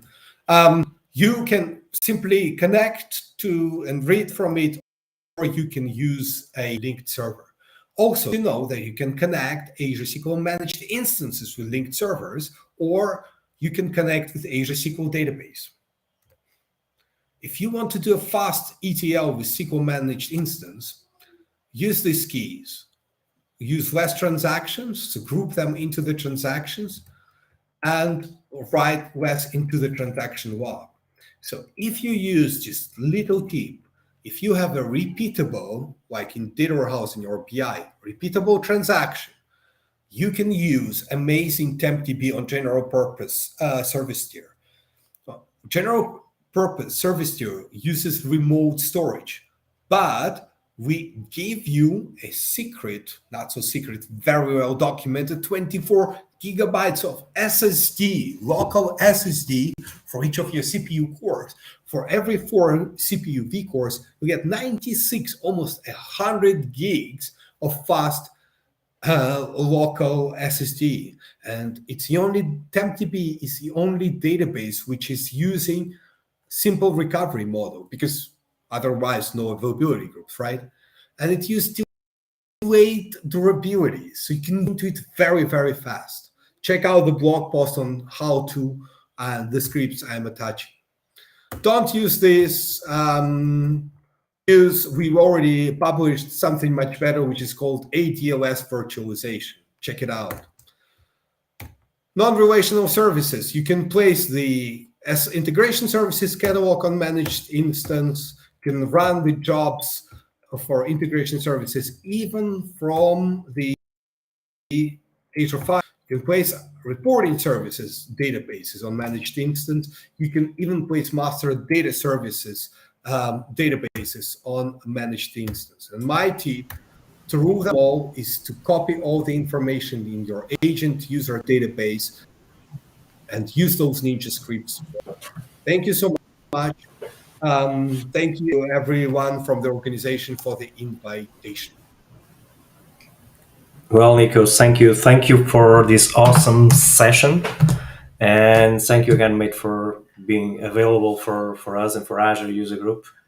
And it's always a pleasure to hear your sessions and to be here with you. Love you, mate. I don't know what you're showing, but not the same thing as I am, because I'm deaf. Bad boy always. Bye, mate. Over and out. Okay, guys, so we are finished at our Global Azure 2022, right? Or are we missing anything? I don't know. Guys, are we? Oh, we have a raffle still. So I think we do. No, weren't the awards? We're not going to keep them all for us?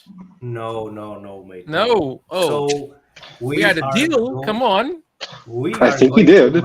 We are going to raffle some nice prizes, guys. And by the way, the prizes will be delivered to you by our sponsor, Phaetian. So if you are awarded with a prize, we will contact you later so that you can provide to our sponsor your postal address and have these prizes delivered. You already know what they are because Tiago is a spoiler and he's showing them there. But well, that's Tiago. You know, I can. Yeah, let me do something about it. Yeah, done. There he goes. So, guys, who wants to open the raffle board? Yeah, but I think first we can just say, do you want to go through over the slides here? Just one more time, thanks for Microsoft and Phaetian for supporting us in doing our event here. Again, also thanks for all the speakers that took their time to create some presentations and to be here sharing their knowledge with all of us. So a great thank you for for all the speakers that were here today. Okay. Oh, you're missing one speaker there, Murphy. It Murphy? appears. Yeah, Murphy Law. Murphy Ah, appeared during yeah, my I got session, that one. I got that your one for sure. session, and I Feast don't them know all. how Feast many them all. sessions. So this is what we have to give away. Okay. So we have 5 FIDO keys with fingerprint. And yeah, someone already touched them, so they are full of fingerprints. Yeah, bad joke, I know. And 10 regular FIDOs for this. So if you didn't fill in the form, now it's time to do. If you already did it in a hope to have your name there like 200,000 times, we have Excel as a feature that I'm going to use, that is to remove repeated entries. Okay, use different names, different emails. That's it. So that will just not work. Can I try everyone, by the way. Can I register my son? But that's just not going to work. So we have also here Pedro Simões saying thanks to all.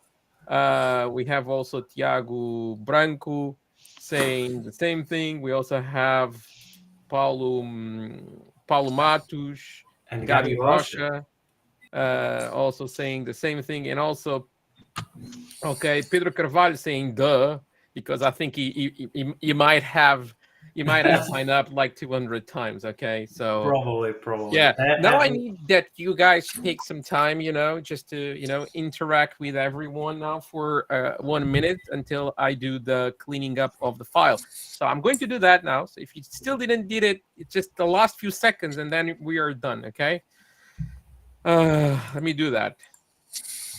Want me to put a counter here? You cannot enter, Pedro. Okay.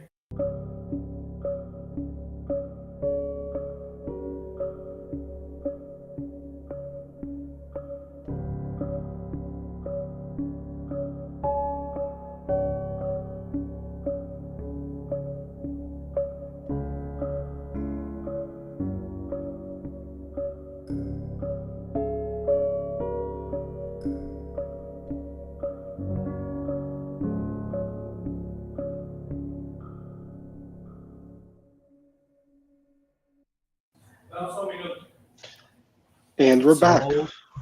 Tiago, did you get the duplicates there? Almost. I'm almost there. I'm just sending the files to Virgilio. Okay, yeah, there you go, Virgilio. It's the file that's called A. 4 A's. 4 A's, exactly. It's the 4A magic.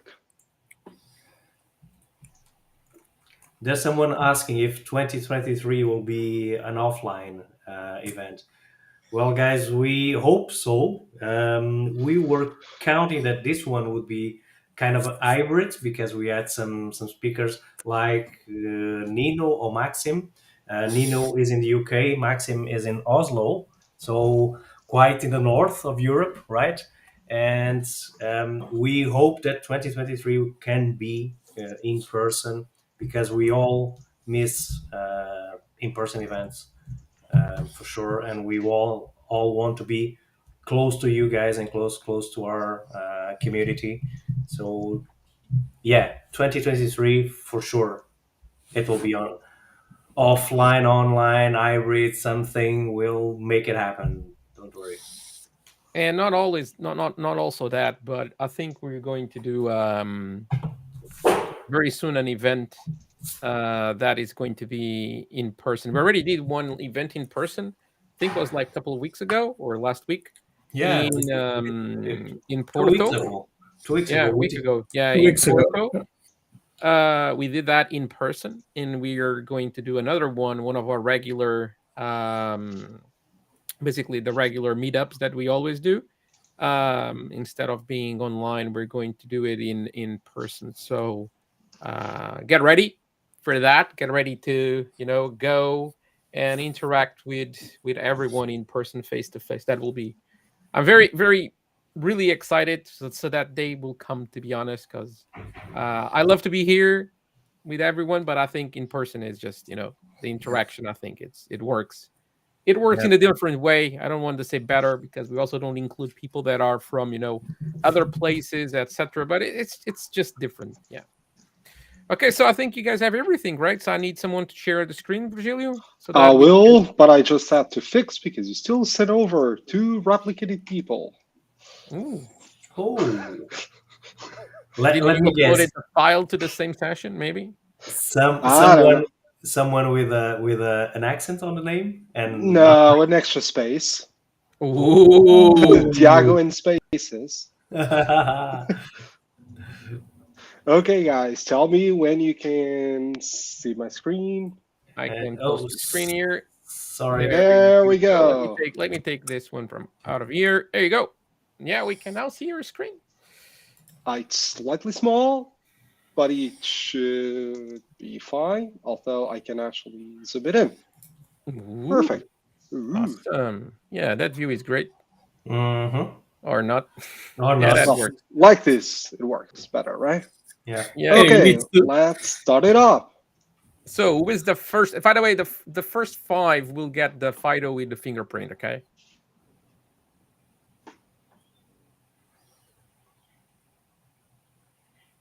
So, Gabriela, you are the first one. And by the way, we will spin them all over. And at the end, we have a list of winners that we'll collect. They will be in order. So the first 5 will get the fingerprinted ones. The other ones will get the non-fingerprint. So Tiago, another fingerprint one. Third of the 5 is going to Marcelo. There you go, Marcelo. The 4th one now.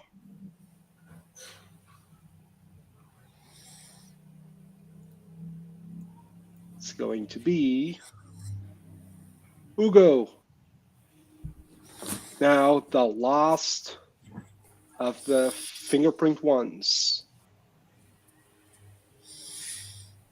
go to Rui Rodriguez. Now we are going to raffle 10 of the non-fingerprint ones, right? Yeah. So let's get going. If I'm not mistaken, only one person is going to miss. So Tiago, so that's first one. bad. Who is that one, Fernando? You'll get the list. We'll get the list. Yeah, because I'm already doing it. Okay. Pedro Carvalho. Second one.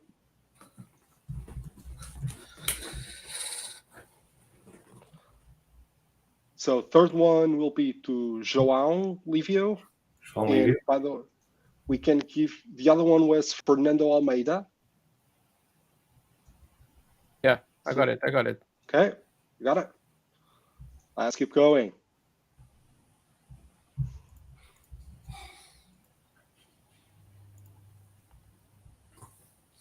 Nuno Amaral.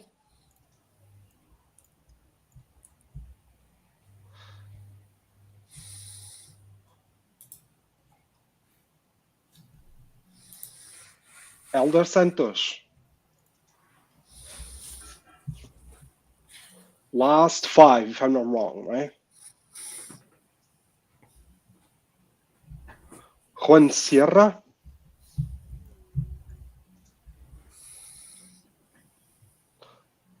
Tiago, 4 to go, correct?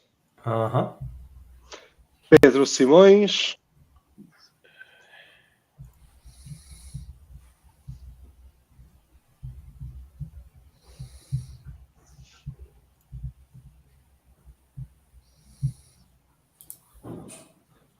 Shandan. Let's go. And now the last 2. Of the 3, Tiago Lima. And now the very last one. It's between Hugo and Luis. Hey man, I wouldn't. Hugo, it's you. Who is the Louis? We need to I, arrange something. Luis, you got I the think joy to yourself. I think Luis Andrade is a former colleague of mine here at Porto University, and he's also and he's also a former colleague of mine from Corso. I think it is him.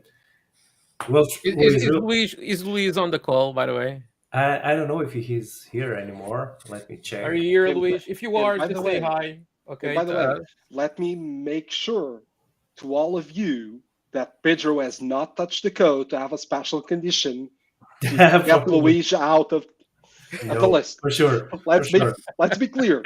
Well, guys, I have to go. We will try. We will try to get another one for Luis is here, by the way. Yeah, it's him. I knew it's him. Yeah, I can see in the picture. I think we need to get something for Luis. Maybe we're just like a mug from our community or something like that. Yeah. We'll try Luis, okay, to get you something. Really bad luck, to be honest with you. Okay. I will walk the street and just see the two sides if you need to, go to the other side of the road, because today was really bad luck for you. Okay, but he was in person. He was in person in our last event. Tiago, sorry to interrupt you. He was in person on our last event here in Porto. Oh, okay, cool. Yeah, I think you deserve something. So we'll get something. I already sent an email to every person that won here something today. There is a form that you need to fill in with your addresses, because we need to share that with the sponsor, so that they will send it. They will send it directly, okay, to you, okay, so that we don't have. They will just send it basically to you, so that they don't have to send to us and then send to you and all of that. There's a deadline to fill in that form. Okay, so if you didn't fill in the form by the deadline that I sent on an email, we can't commit that we're going to that you're going to get the award. Okay, that's it. So okay, and so let's just put this here on. So now we're done. So once again, we all, the organization team, just want to say thanks also for everyone that was here. It was a big pleasure to be here once again and to do this once again. And like someone was sharing, let's hope that Global Azure 2023 is going to be in person, and that we can all be together, hang out, and share a meal, something like that. That will be awesome. Yes. I don't know if you guys want to say something before we close. Yes, it will be. So thanks to everyone for spending the last almost 8 hours with all of us. And I hope you guys enjoyed the sessions. If you have any questions, even if when you are viewing the recording, just send us over a message, and we'll get that message across to whomever is needed to be, so that you guys can get a good answer. Okay, this doesn't end here. Yeah, for sure.